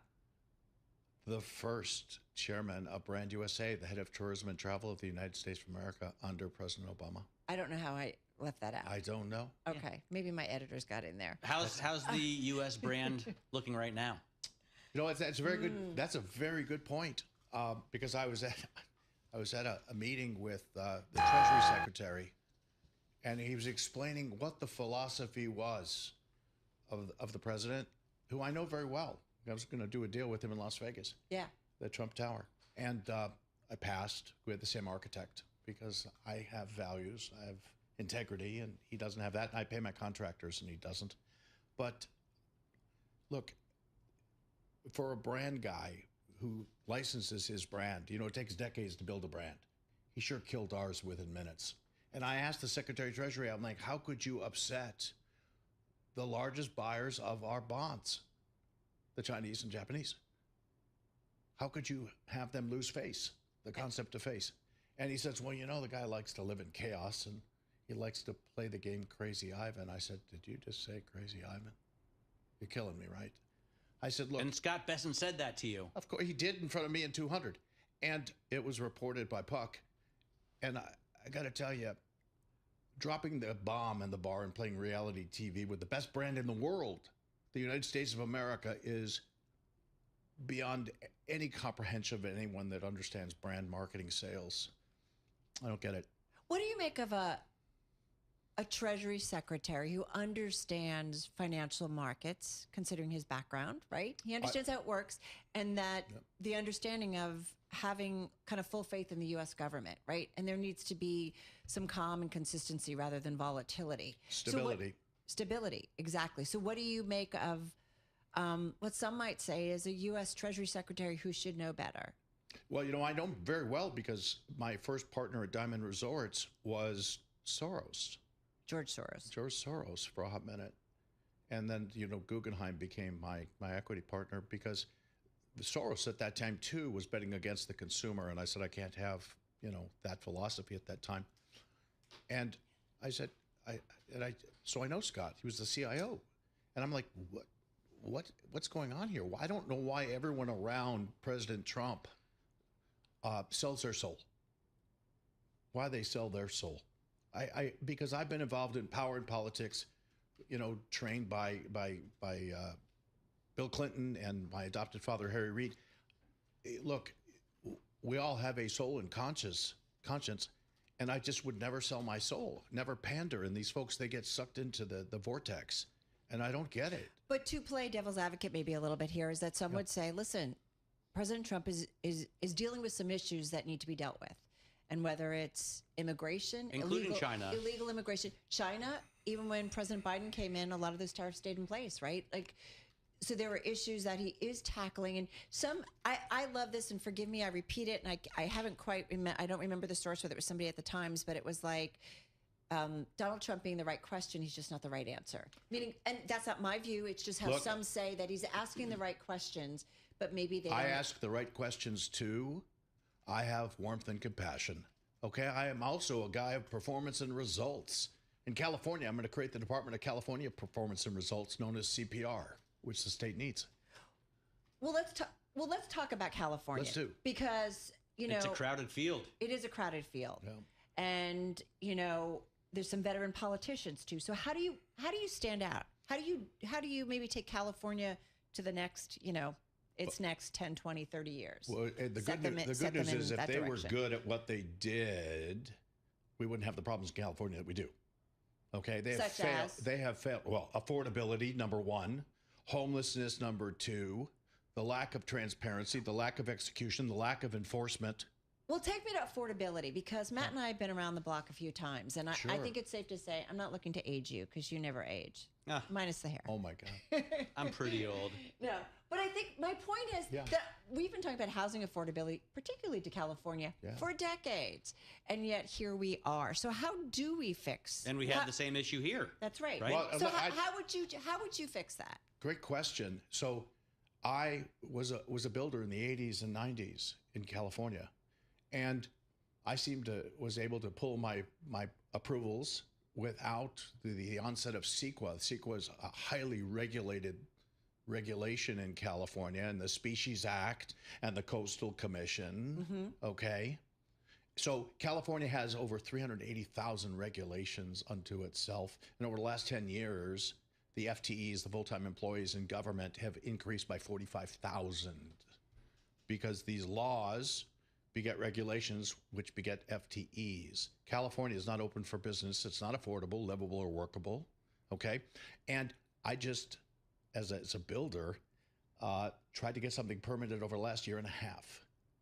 And it is almost impossible. So you're saying if those regulations are rolled back, that will lead to affordable housing? Yeah. So let me finish. Go ahead. Because I'm about solutions where the other careerists, candidates, have never signed the front of a check. I've come out of my pocket for payroll. They've not. I've actually built. They've not. So as Governor Newsom just did for the LA fires, he paused CEQA and the Coastal Commission and the Species Act.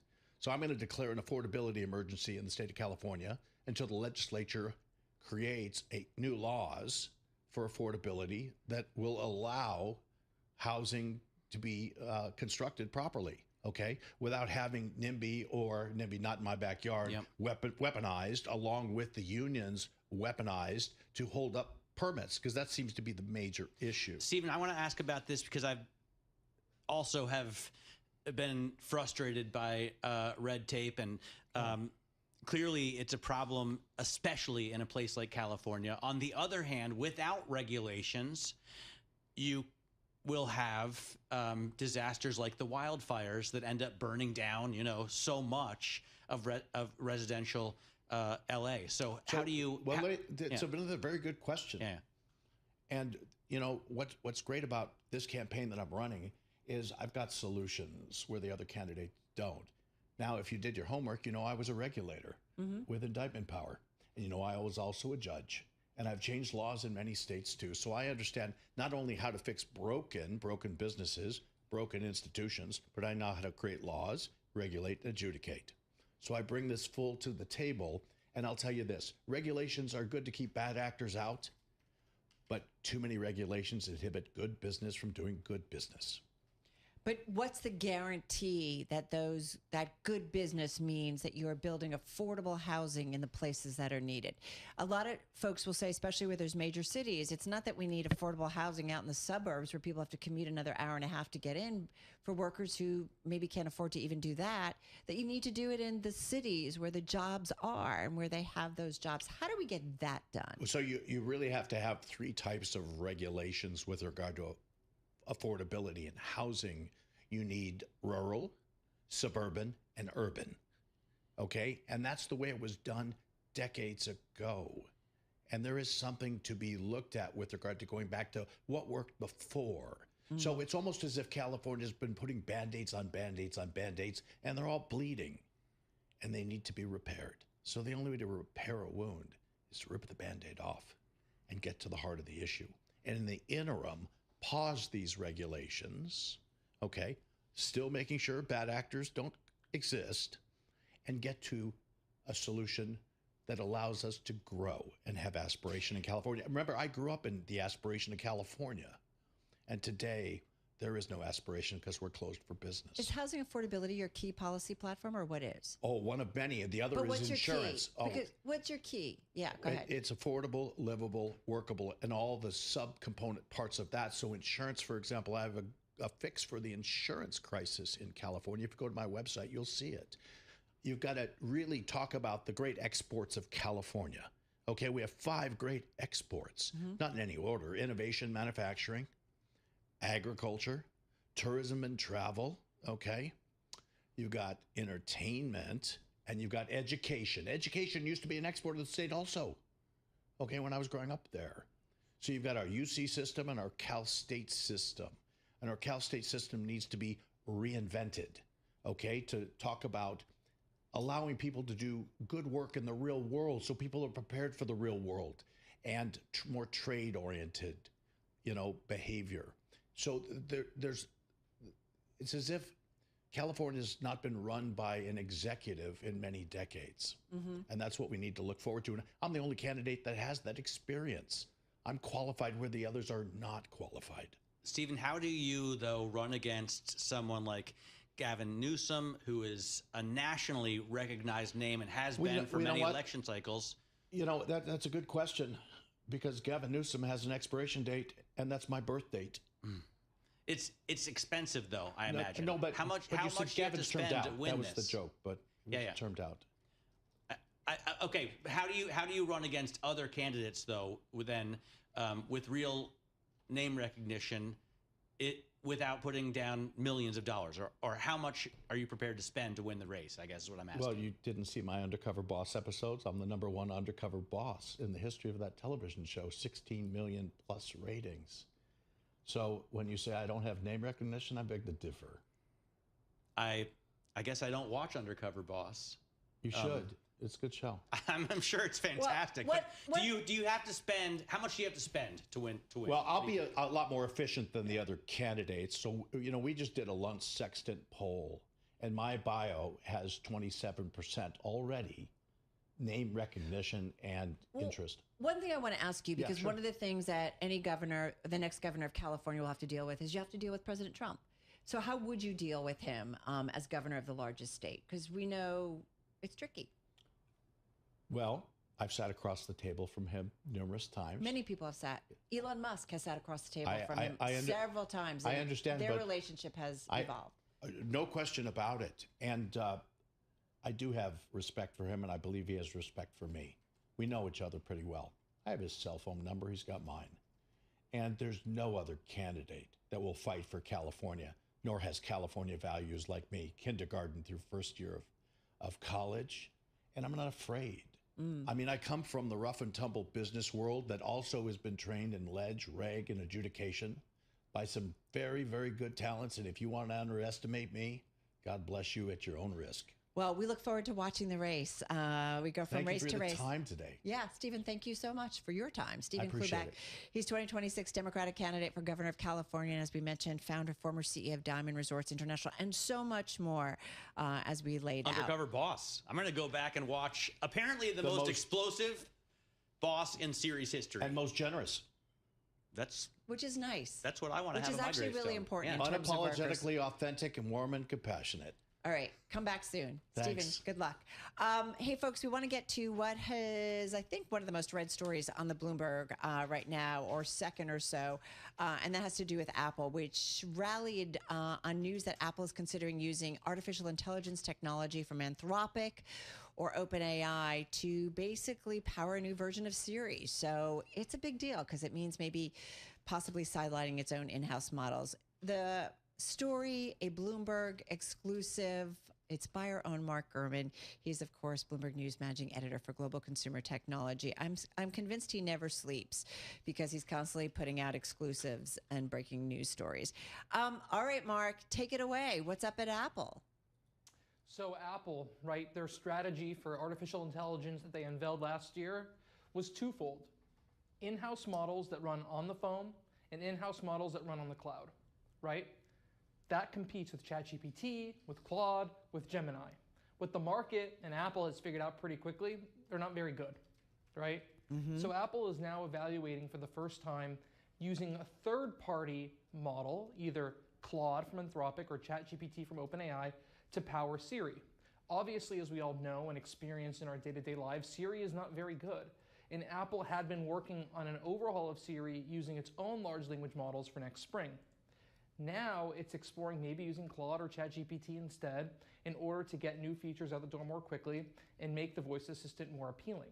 So it is a pretty big development, and you see that Apple stock spiked on the news because if they do indeed go down this road, which by the way is not for certain by any means, it's going to mean Apple is going to be a real AI player for the first time. How much time do they have, Mark? I mean, I guess I feel like any company that wants to compete has to have a successful AI offering. On the other hand, this is a company that already has us kind of hook, line, and sinker, right? We have. They own me and my family. Exactly, and me and my family as well, right? I can't imagine living without the genius of their products, and I really feel like an emotional connection to Apple. On the other hand, they have utterly failed in this sense. Carol reminded me that Siri is now 14 years old, and she is more incapable than my 4-year-old. You guys are very focused on your current setup. You're focused on the current generation of consumers. You're concerned about your families, right? What Apple's concern is and what my concern is and the market's concern is the next generation of consumer. They're going to lose a whole bunch of people that are new to the smartphones. There are people born every day. There are people who buy their first smartphone every day. There are families getting their first smartphones every day, right? And those people have a decision to make about which ecosystem they want to enter. And right now, all the talk is about how Apple's AI is completely behind the times. And so that decision, right, is a lot easier when you realize that the Android ecosystem is a big step ahead in what is perceived as the future of technology. What does this say about Apple as a company? Like this would be a real big shift, right, in strategy? Or you help me out here, right? Apple likes to go in-house for core technologies. Like I've said many times before, AI is as core as a technology for the future of hardware as the touchscreen has been for technology over the past 20 years, right? Apple owns the technology and the patents and everything behind touchscreen and multi-touch, those gestures that we all take for granted today. With AI, Apple has tried to do something similar, build those models in-house and own the core tech, like they own the touchscreen, like they own some of the camera tech, like they own with their processors and all their products now. But what are you supposed to do if it's not very good? You have to find an alternative. You have to go outside and use a partner. They tried to go in-house. It didn't work. They're going to pull back, in my view, go external, use external partner, and maybe one day do a brain transplant when your LLMs that you're building internally are good enough for prime time. But something's got to give. Interestingly, they are working concurrently on a new Siri LLM project that uses in-house models. And so there's still many debates internally and options being poured over to decide if they're going to go with Anthropic, OpenAI, or Apple Foundation models for this revamped Siri coming next spring. By the way, are there AI companies that are in the lead? Like, is OpenAI doing better work, at least in terms of the products that we can access now, than Anthropic, than Google, than Facebook?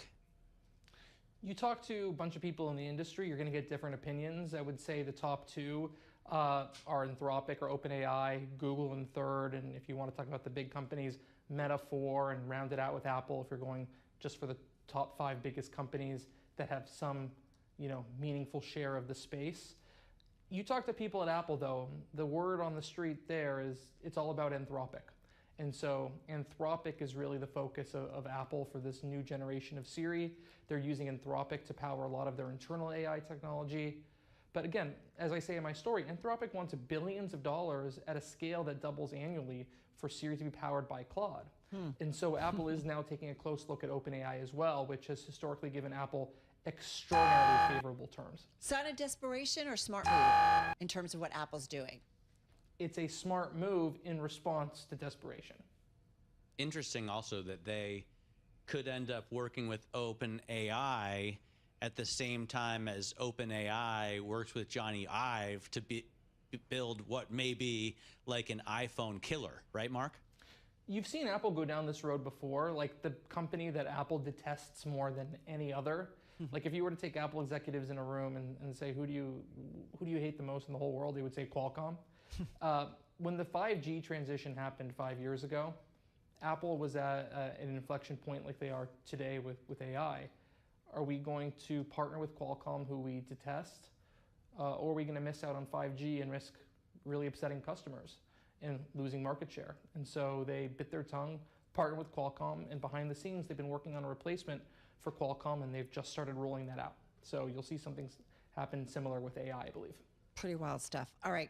Thank you, as always, Mark. We really appreciate it. Mark Gurman, of course, joining us here with the latest on Apple. As we mentioned, Mark also reminding us the stock was up about 2% here at the close on his reporting. The stock is down 18% year to date, but read all about it, all the details. Mark, again, a Bloomberg exclusive on Apple, joining us. Mark is BN Managing Editor for Global Consumer Technology, joining us out there from the West Coast. Trading day wrapped up, no doubt about it. Some news after the close. Let's head on over to Charlie Pellet for a wrap-up of it all. Hey, Charlie. Thank you very much. Indeed, we have closed the books on the first half of 2025. It is on to the second half, the third quarter. Yes, the third quarter. The Dow, the S&P, NASDAQ, all pushing higher. Bulls driving stocks to records at the end of a solid quarter amid hopes that the U.S. is moving closer to reaching concrete deals with its top trading partners. S&P up 31, up 0.5%. The S&P at 6204. The Dow up 275, up 0.6%. NASDAQ higher today by 0.5%. 10-year 4.22% with a 2-year 3.72%. Spot gold today did advance 0.9%, 33.04 on the precious metal. West Texas Intermediate crude 64.99 a barrel, down 0.8%. Recapping, we wrap up the quarter at a record. S&P at 6204, up 0.5%. I'm Charlie Pelleton. That is a Bloomberg Business Flash. All right. Thank you so much, Charlie Pellet. Carol Massar, along with Matt Miller, live in our Bloomberg Interactive Broker studio. A lot going on. We also mentioned earlier how President Donald Trump signed an executive order terminating U.S. sanctions on Syria, aiming to boost the nation's struggling economy and support the new government after rebels overthrew President Bashar al-Assad. That happened, of course, last year. Let's get into it with Bloomberg News National Security Team Leader Nick Wadhams. He is in our Washington, D.C. bureau. This was expected. You guys were reporting this out earlier, Nick. Tell us what the order says and the significance of it, because it does seem significant when Syria still is a little bit up in the air about its future, right? That's right. I mean, this is a bit of a gamble by the president, essentially saying, okay, we're going to try to put this country back on its feet economically. I mean, Syria has been obviously in a shambles for a long time, both because of civil war, the Islamic State, and then also sanctions dating back many, many years, really crippling U.S. economic sanctions. So President Bashar al-Assad fled the country as the civil war continued. You now have this new interim leader, Ahmed al-Shara. He met with President Trump in May in Saudi Arabia, and there's a real desire just to see what can happen here.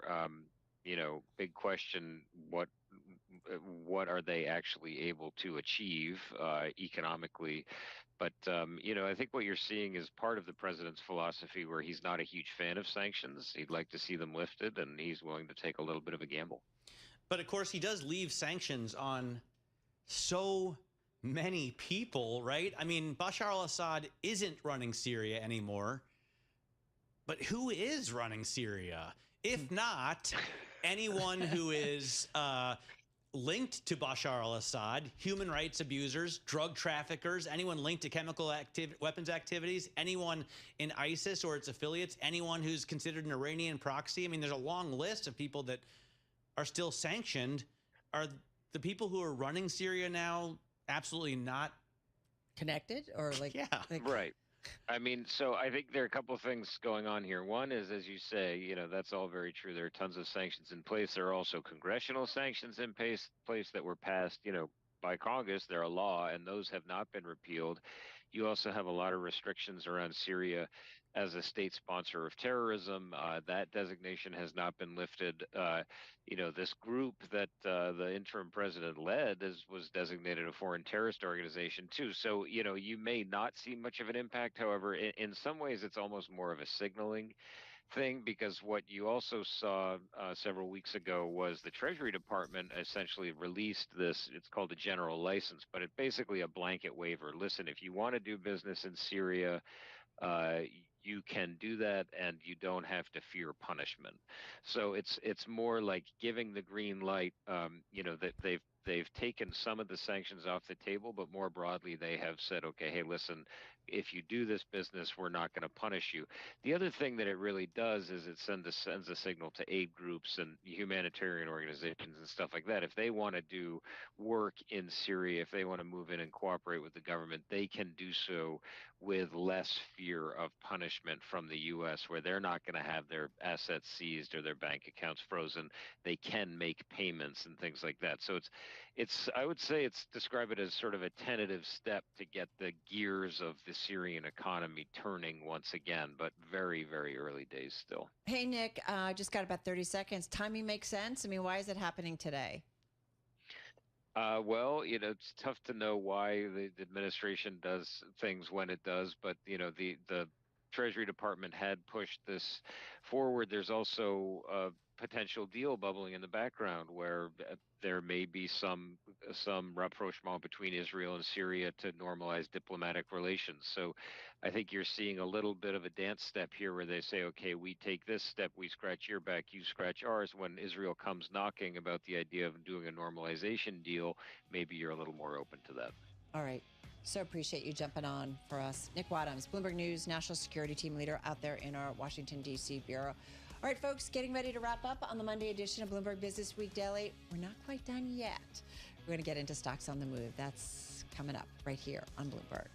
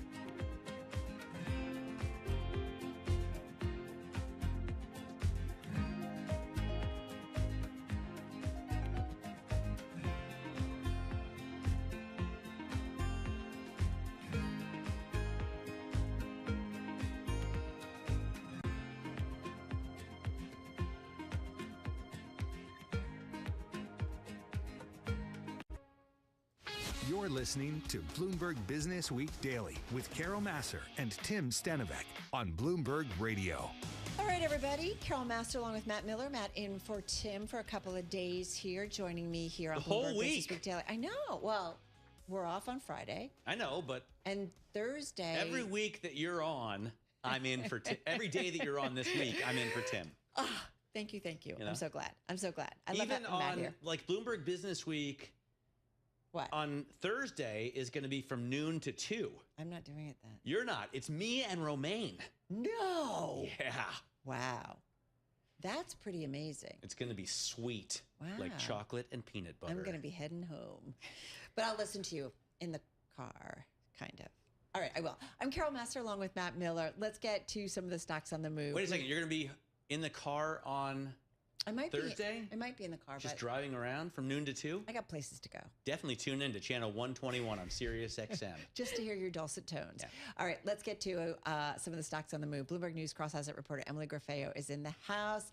Emily, HPE, who'd have thunk? But I guess when the Justice Department does a resolution and right? Yeah, Good I stuff. mean, there had been a lot of questions about whether this deal with Hewlett-Packard Enterprise and Juniper Networks was actually going to go through, and we did get that news that the DOJ cleared this deal. They settled their lawsuit challenging HPE's $13 billion takeover of Juniper Networks. So Juniper is a internet infrastructure company. So Yeah. think routers, switches, and then Hewlett-Packard Enterprise, HPE, is the like enterprise solutions storage part of HP. Of course, the two companies split, HP So they can use and their HPE. networking stuff in their storage, right? Like this is all. HPE I owns the guess. 3 fastest supercomputers in the world. Yeah, this seems like a learned that deal today. that makes sense. And obviously the shareholders liked it too, because that stock was up 13%. And then Juniper Networks was also up as well. Top performers. HPE, the top performer in the S&P 500. That's pretty neat. Yeah, It's interesting to think about think so. antitrust, because I feel like when Trump came into this presidency, there were a lot of questions like, is he going to be anti-merging? Is he going to be more like easy on regulation?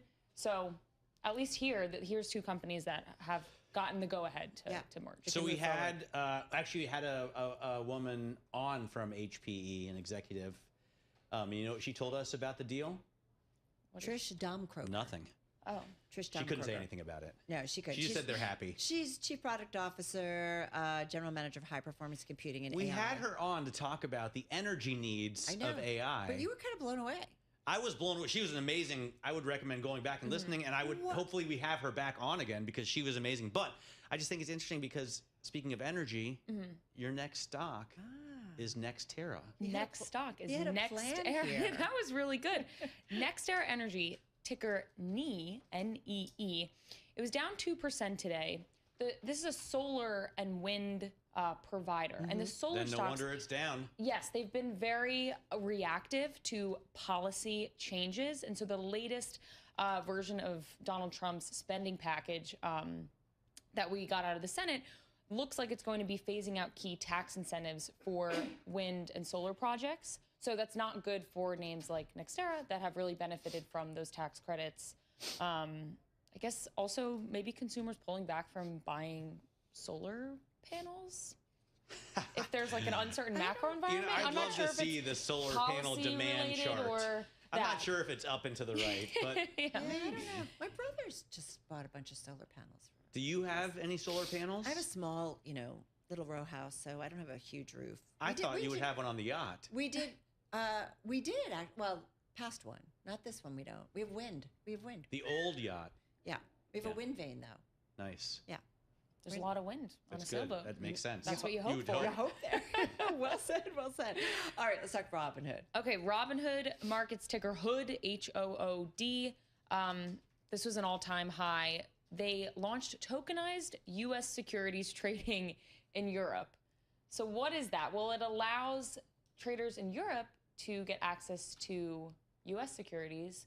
It's actually They're quite saying cool. 24 hours a day, 5 days a week. Bloomberg News has been following this. So they previously reported that this product was in development, but today we actually got the news that this is going through. And then I didn't know this, but I learned today that until now, the firm's customers, so Robinhood customers, only had access to crypto trading on Outside of the Robinhood US. outside of, Yeah. well, I'm not sure outside of the US, but at least in the EU. Okay. So they're picking up a lot of potentially new customers now. If you Yeah. only used Robinhood to buy Bitcoin, now you're in the EU, you can builds out a market invest in the too, US right? stock If we market. think about Right, without everything having to, market. because you can't buy stocks on their platform, and you might not have any other way Yeah. to access U.S. stocks. So this is a way to do that, and I think it's pretty fascinating. And as a result, the shares were up big, right? So what was the gain at the end of the day? 12, almost 13% at the close. And that was That's $10 to an $85 stock. That's pretty big. It's a lot. yeah, a record high. If you look at a chart, See what it's Robinhood's just doing this year?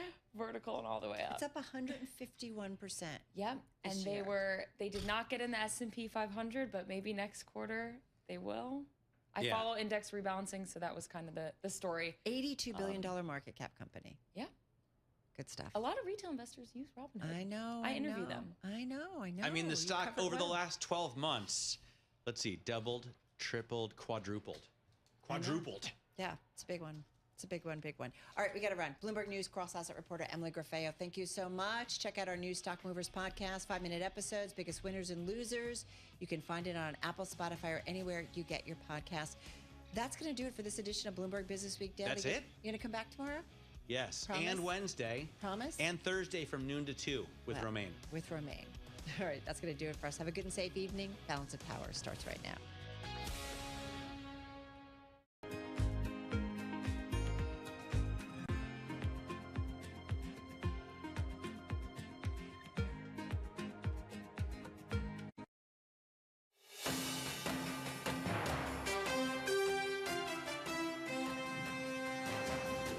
This is Balance of Power, live from Washington, D.C. To our TV and radio audiences worldwide, welcome to a special edition of Balance of Power. I'm Joe Matthew on Capitol Hill alongside Kaylee Lyons from our D.C. Bureau. Tonight, it's boom or bust for the president's long-promised tax bill in the Senate.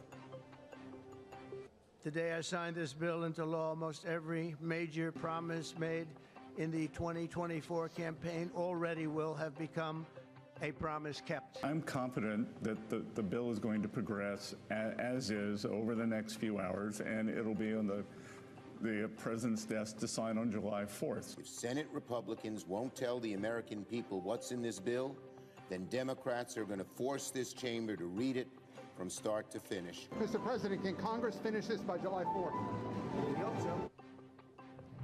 We're live from Washington, bringing you interviews with some of the country's leading lawmakers as the Senate passes hour 7 of their marathon voting session, all in a bid to meet the president's July 4th deadline.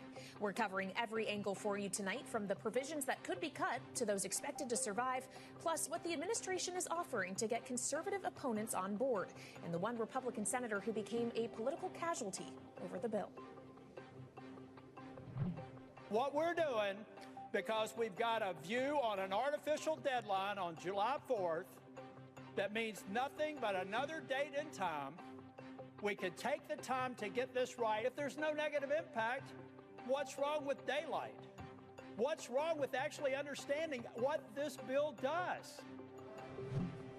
And we begin on Capitol Hill with the so-called vote-a-rama that's happening right now on the Senate floor. Just a short Capitol subway ride from where I am right now in the Russell Senate office building, as senators work furiously throughout the day and likely into the night, possibly till tomorrow, to get a final vote on the president's one big beautiful bill. We're joined now by Bloomberg's Eric Wasson, who's been up here all day and talking with lawmakers. Eric, thanks for being here. The vote-a-rama is actually a chance for Democrats to have a say, possibly, in this process. How many hours will this go on for? How many amendments might actually be passed, if any? You know, I'm hearing it will go till about dawn on Tuesday. It doesn't seem like Democratic amendments will pass, but it is a chance for them to highlight the divisions among Republicans, specifically on issues like rural hospital cuts that have been a real concern to Susan Collins, Lisa Murkowski, and other possible defectors on this bill.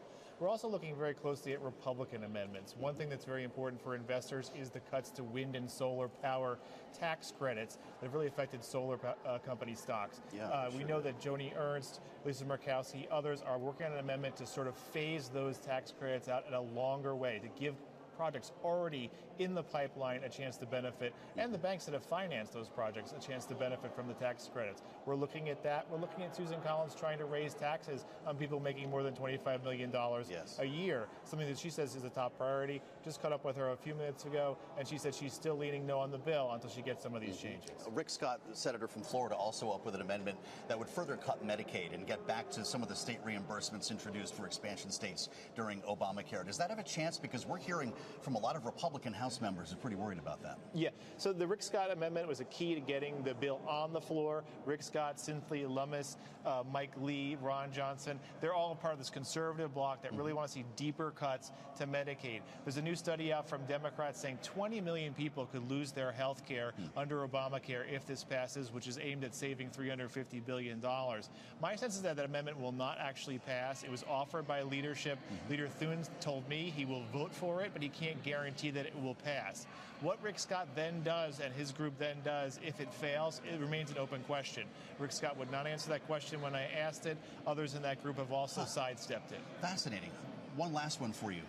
Talk of a wraparound amendment that would come at the end of the Vote-A-Rama, a Republican amendment, Eric, that would essentially move this back closer to the House version of this bill and undo a lot of what we're seeing right now. Is that how this ends? It could. There is usually a wraparound amendment just in case there were any political changes during Vote-A-Rama that some members felt they had to do, that to take those back out, to make technical fixes to the bill. The House Conservative Freedom Caucus is really looking to change this bill to make deeper cuts. But remember, that's going to cause people like Susan Collins to possibly vote no. So it's going to be a really tough balance for John Thune. He's got to do that in the next couple hours. Fascinating. Bloomberg's Eric Wasson with a real-time update here on Capitol Hill. We thank you, Eric. This morning on Bloomberg TV and radio, Treasury Secretary Scott Bessent shared his own expectations for when this tax bill will be on the president's desk.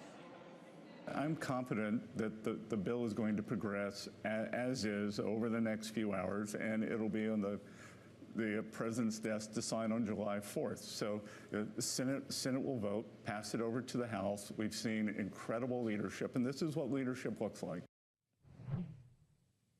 Now to discuss the White House's expectations surrounding this bill, Bloomberg's Michael Shepard is here with me live in our Washington bureau. So, Mike, it was just last week on Friday where President Trump suggested July 4th was not the end-all, then went on to pressure lawmakers to make sure this passes by Independence Day. How much should we expect him to be involved in the arm twisting here in order to meet his deadline? Well, we saw quite clear public evidence of this arm twisting over the weekend when he went after Senator Thom Tillis of North Carolina, who had objected to some of the Medicaid cuts that Eric Wasson was just talking about. And what did that get him? That got him the threat of a primary challenge by Trump. He would back somebody, Mark Robinson, in North Carolina against Tillis, and it was strong enough that Tillis decided to announce his plans to retire from the Senate.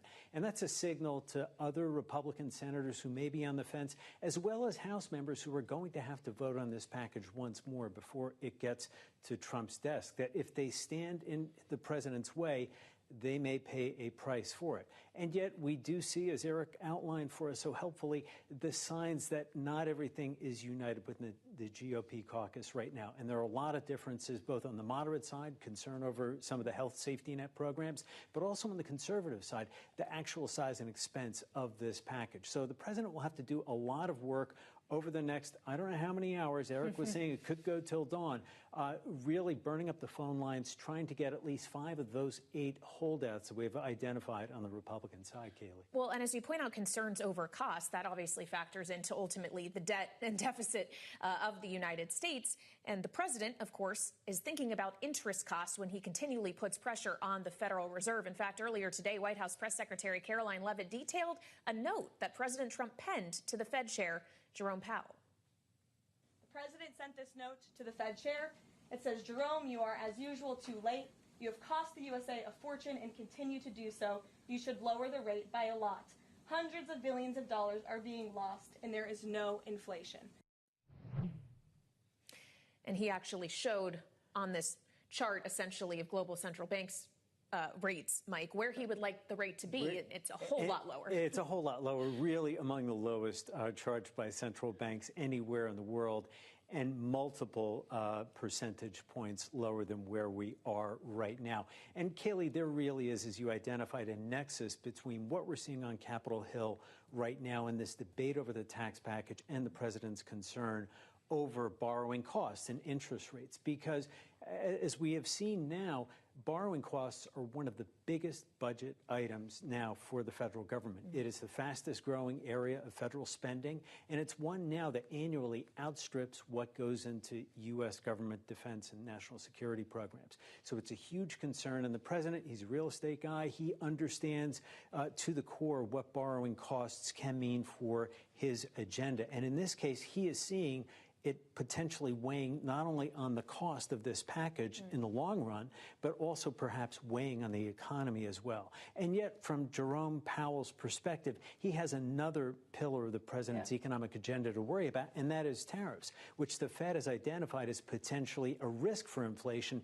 and therefore a reason to either maintain interest rates where they are or raise them even further if there is truly a spike in prices, Kayleigh.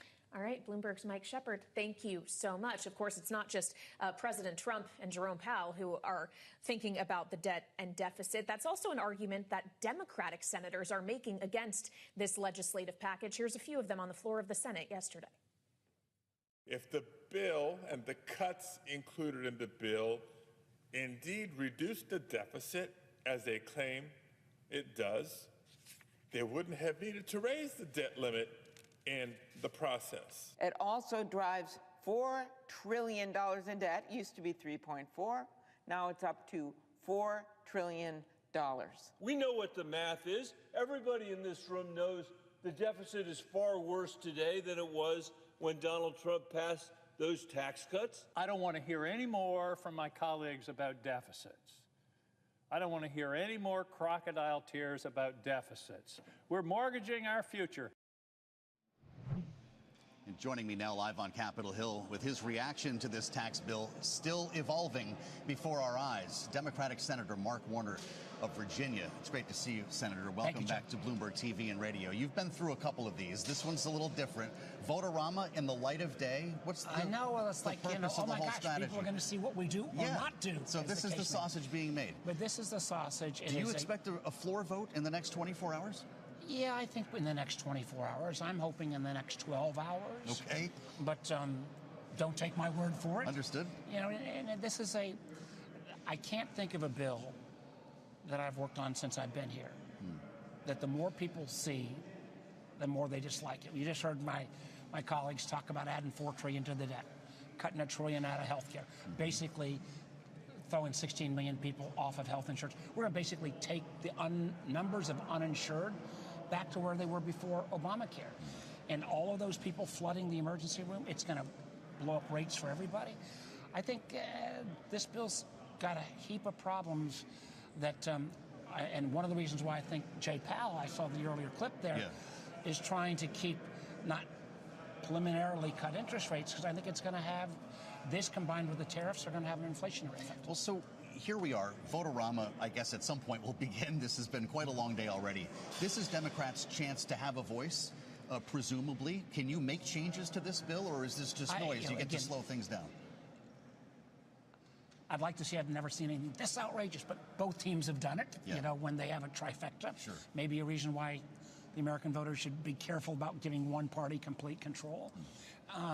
But I think there are huge problems. The Republicans have their people who want to cut more versus some of the more moderates who want to not see these kind of health care cuts. And now there's an issue that has evolved that may get a lot, this feels like it could also derail the bill, where a number of Republicans are saying, hey, before we cut back more energy production in this country on solar and wind, batteries, we should maybe not phase out those clean energy tax credits as quickly, which to me, when people have literally spent billions to start these projects and now pull the rug out in terms of tax support, I mean, I was a business guy for a lot longer than I've been a politician. That's not a good business plan. Well, let's talk about that particular issue. There's actually a Republican bill, an amendment that would slow down the ending of these green incentives. Could you sign on to something like that, or say Senator Collins' amendment to create a new millionaire tax to pay for rural hospitals? I will vote for those. So there are Republican amendments you're a yes on here today. Yeah, I mean, clearly the clean energy slowing it down. Why would, I'm an all of the above energy guy. I think we need, natural gas. I think we need all the clean. I'm a big advocate for nuclear. But the idea that we should curtail any of our energy generation, because if one thing we know, Joe, it's who wins the AI battle is not going to be simply who has the most data or compute. It's going to be who has the most power. And America be abundant in power. And on the question of... You happen to represent a state that's the data center capital of America. And I can tell you, if we don't find that additional energy, we're not going to be able to fuel all or power all those. And then on Medicaid, this is a travesty what's going to happen to rural hospitals. Rick Scott wants to cut it further. Well... Is that amendment possible to pass? I cannot imagine any way that he'll be able to get the votes, because there's so many Republicans that will want to cut it further. But, I feel like there is this push and pull here. And at the same time, Leader Thune has got to try to get a product that could actually still then pass the House. I mean, this is what happens. I wish they would have taken a little more time. Now, at the end of the day, the fact they asked for no Democratic input, I'd probably still be against it, but I've never seen one where they're making it up on the floor as they go along as quickly as this time. Yeah, now, does Leader Thune actually bring this a lot closer to the House version in a wraparound amendment sometime in the wee hours of the morning? That's what we're hearing. That could be the case. Then how do these senators make decisions to vote yes when they know it's going to change? Exactly, that's the question. Are you going to be so hypocritical that you say, all right, I got my amendment in, and then at the end it got yanked out, but I'm still voting for the bill? How about that? That will be So you found yourself in agreement tonight with Thom Tillis and Elon Musk. How does that feel? Well, I mean, I actually used to work with Elon a dozen plus years ago. He did a great job breaking into the kind of monopoly we had on space. And Thom Tillis and I have worked together on a whole host of projects over the years. I mean, I would remind you and the viewers that anything that's happened in the last 5 years, from the green energy to the infrastructure bill to the CHIPS bill, even the final COVID relief under Trump, that was all done with a group of bipartisan senators. My concern is they're dropping like flies, and particularly on, we lost Manchin and Sinema last time. We're losing Tillis. We lost Mitt Romney, Rob Portman. So that group of us that are still trying to get to yes on bills, unfortunately, seems to be diminishing. How about that? So, therefore, you look ahead to the midterms. Is this the narrative you need to take back the Senate? Well, the Senate's going to be a bigger hurdle. I know that's not my talking point, but just the way the map works out. Well, that's right. But I think there will be... You see the House flipping. Yeah, I see the House flipping, and I see the Senate potentially getting up to 48, 49. Even at 50, they would still have control because of the vice president. And I think it's, I go back to where we started the conversation. When you give one team exclusive control, particularly when you've got somebody like President Trump who's so willing to kind of break down all norms, I think the American people wanted this guy to lower prices and not have this level of chaos. He's not lowered prices, and I've never been in a circumstance where it's been this chaotic, and we haven't even got to what's happening in foreign policy where so many of our allies are very concerned. You mentioned the vice president. Should J.D. Vance not go to bed early tonight? I don't think any of us are going to bed early tonight. But he might need to come break a tie. I think, yes. I could very easily see a scenario where it's 50-50. And again, Kamala Harris had to do the same, so I'm not throwing stones on that. This has become a recurring event here recently. It's great to see you, Senator. Thank you, Joe. I hope you're not up all night, but I know it wouldn't be your first time. Democratic Senator Mark Warner of Virginia with us on Balance of Power live from Capitol Hill. We thank you. Earlier today, White House Press Secretary Caroline Leavitt talked about the importance of not only securing enough votes from the Senate for this bill, but also from the House. Take a listen. The president is very well aware that this bill needs to not only pass out of the Senate, but it needs to go back to the House. And we need the full weight of the Republican conference to get behind this bill. And we expect them to, and we are confident that they will. The president has been working hand in hand with Senate Majority Leader Thune and also our House Republican leader, or the Speaker of the House, Mike Johnson. And joining us now for more on the House's view, live from Bloomberg World Headquarters in New York, is Republican Congresswoman Nicole Malliotakis of New York. Welcome back, Congresswoman, to Bloomberg TV and radio. Have you heard yet from leadership, when you'll be expected back in Washington? Yeah, we're expected back tomorrow evening and with a potential vote as early as Wednesday at 9 a.m. Obviously, everything is fluid right now, pending on what the Senate does. But we are having just ongoing discussions between the House, our leadership, the White House, and many of the secretaries that serve the president. And so this is all, still a work in progress, but I think we're getting there. We're building the consensus necessary to get the job done. Well, as that work progresses, with the changes you are seeing in the Senate, how much steeper is the climb going to be to get this passed in the House, as we consider that there were you and other colleagues who had expressed concerns about Medicaid cuts from the jump, and you have plenty of more fiscally conservative colleagues who are concerned that the spending cuts don't go deep enough? How will the votes ultimately get there? Yeah, look, we believe strongly that the version that came out of the House was the way to go, that we had a balanced policies in terms of tax, supporting middle class, supporting our economy with pro-growth, pro-jobs policies. A lot of that still remains the same in the Senate bill. On the Medicaid side, obviously, we're still waiting to see what the final product looks like because there are some changes, not drastic changes. There's some small changes that the Senate is making, but obviously we want to wait until the bill completely passes to see which amendments finally made it in so we can all make a determination on how that will impact our districts. In the meantime, we're talking to stakeholders. We're speaking with our leadership about the things that we're seeing pop up. Look, at the end of the day, we need to stick to the mission here of providing pro-growth, pro-jobs policy, supporting our working Americans, middle class, and senior citizens, and making sure that we preserve Medicaid for the most vulnerable, those with disabilities, our seniors, children, and those who currently qualify for that. We support work requirements. That is a reasonable ask. That is one of the big components of this, and it's in there. And so there's some other things that are being discussed, whether it's a provider tax on medical facilities and some other components that we're still not sure exactly which way the Senate's going to go. But that's where I think the sticking points are right now. And as was mentioned earlier, the energy tax credits. Well, Congresswoman, specifically Senator Rick Scott's amendment that would phase out the federal cost sharing for Medicaid expansion under the Affordable Care Act. If that were to get attached to this legislation, would that be a deal breaker for you? I think a lot of members are looking at that one very hard. The reality is that we pay 50% federal match for traditional Medicaid recipients, the people who it's intended for, our seniors, our disabled, our most vulnerable citizens. And yet on the expansion side, the federal government is picking 90% of the share. So I think what Senator Scott is saying is that the state needs to have a little more skin in the game.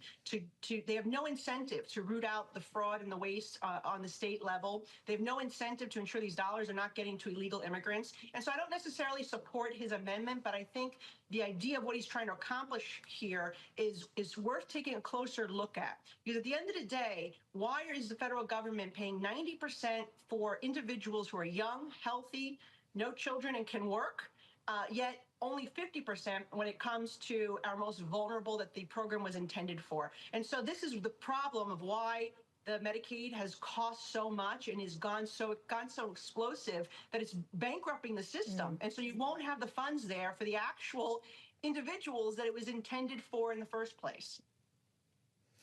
Congresswoman, of course, as you're joining us from your district in New York, I also have to ask you about the SALT cap, as a deal was struck last week that your colleague from New York, Republican Congressman Mike Lawler, had a hand in negotiating. This is what he told us when he joined us about the agreement.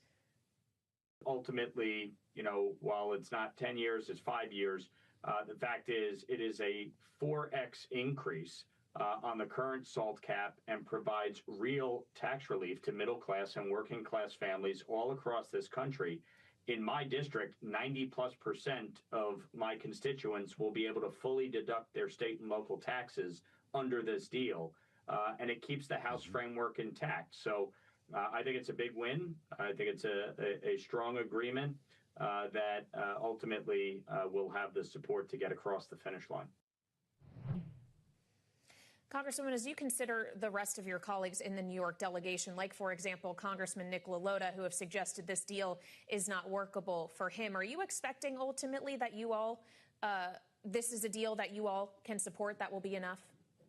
Yeah, look, I think the New Yorkers need to stick together here. We fought very hard to get to where we are. This is significant relief for middle-class families that we represent. 98% of my district will be covered by this. And I worked very hard to convince my non-salt, or like I like to say, low-sodium colleagues from other states on the Ways and Means Committee to support salt relief. And so this is significant for the people I represent. And when you add in the bonus deduction for seniors, $6,000 per senior, depending on their income, this is huge relief for the people of Staten Island and Southern Brooklyn. And not to mention for the businesses, you know, the corporate salt, which was really big for both property and income taxes, that's preserved, as well as the pass-through entity tax. That's preserved. So we will see small businesses and medium-sized businesses and larger businesses, which are really critical to New York's economy and the country, benefit from this. They will not be hurt by any changes. But most importantly for the middle class, we keep out the alternative minimum tax. That will not return. The standard deduction, child deduction will remain double.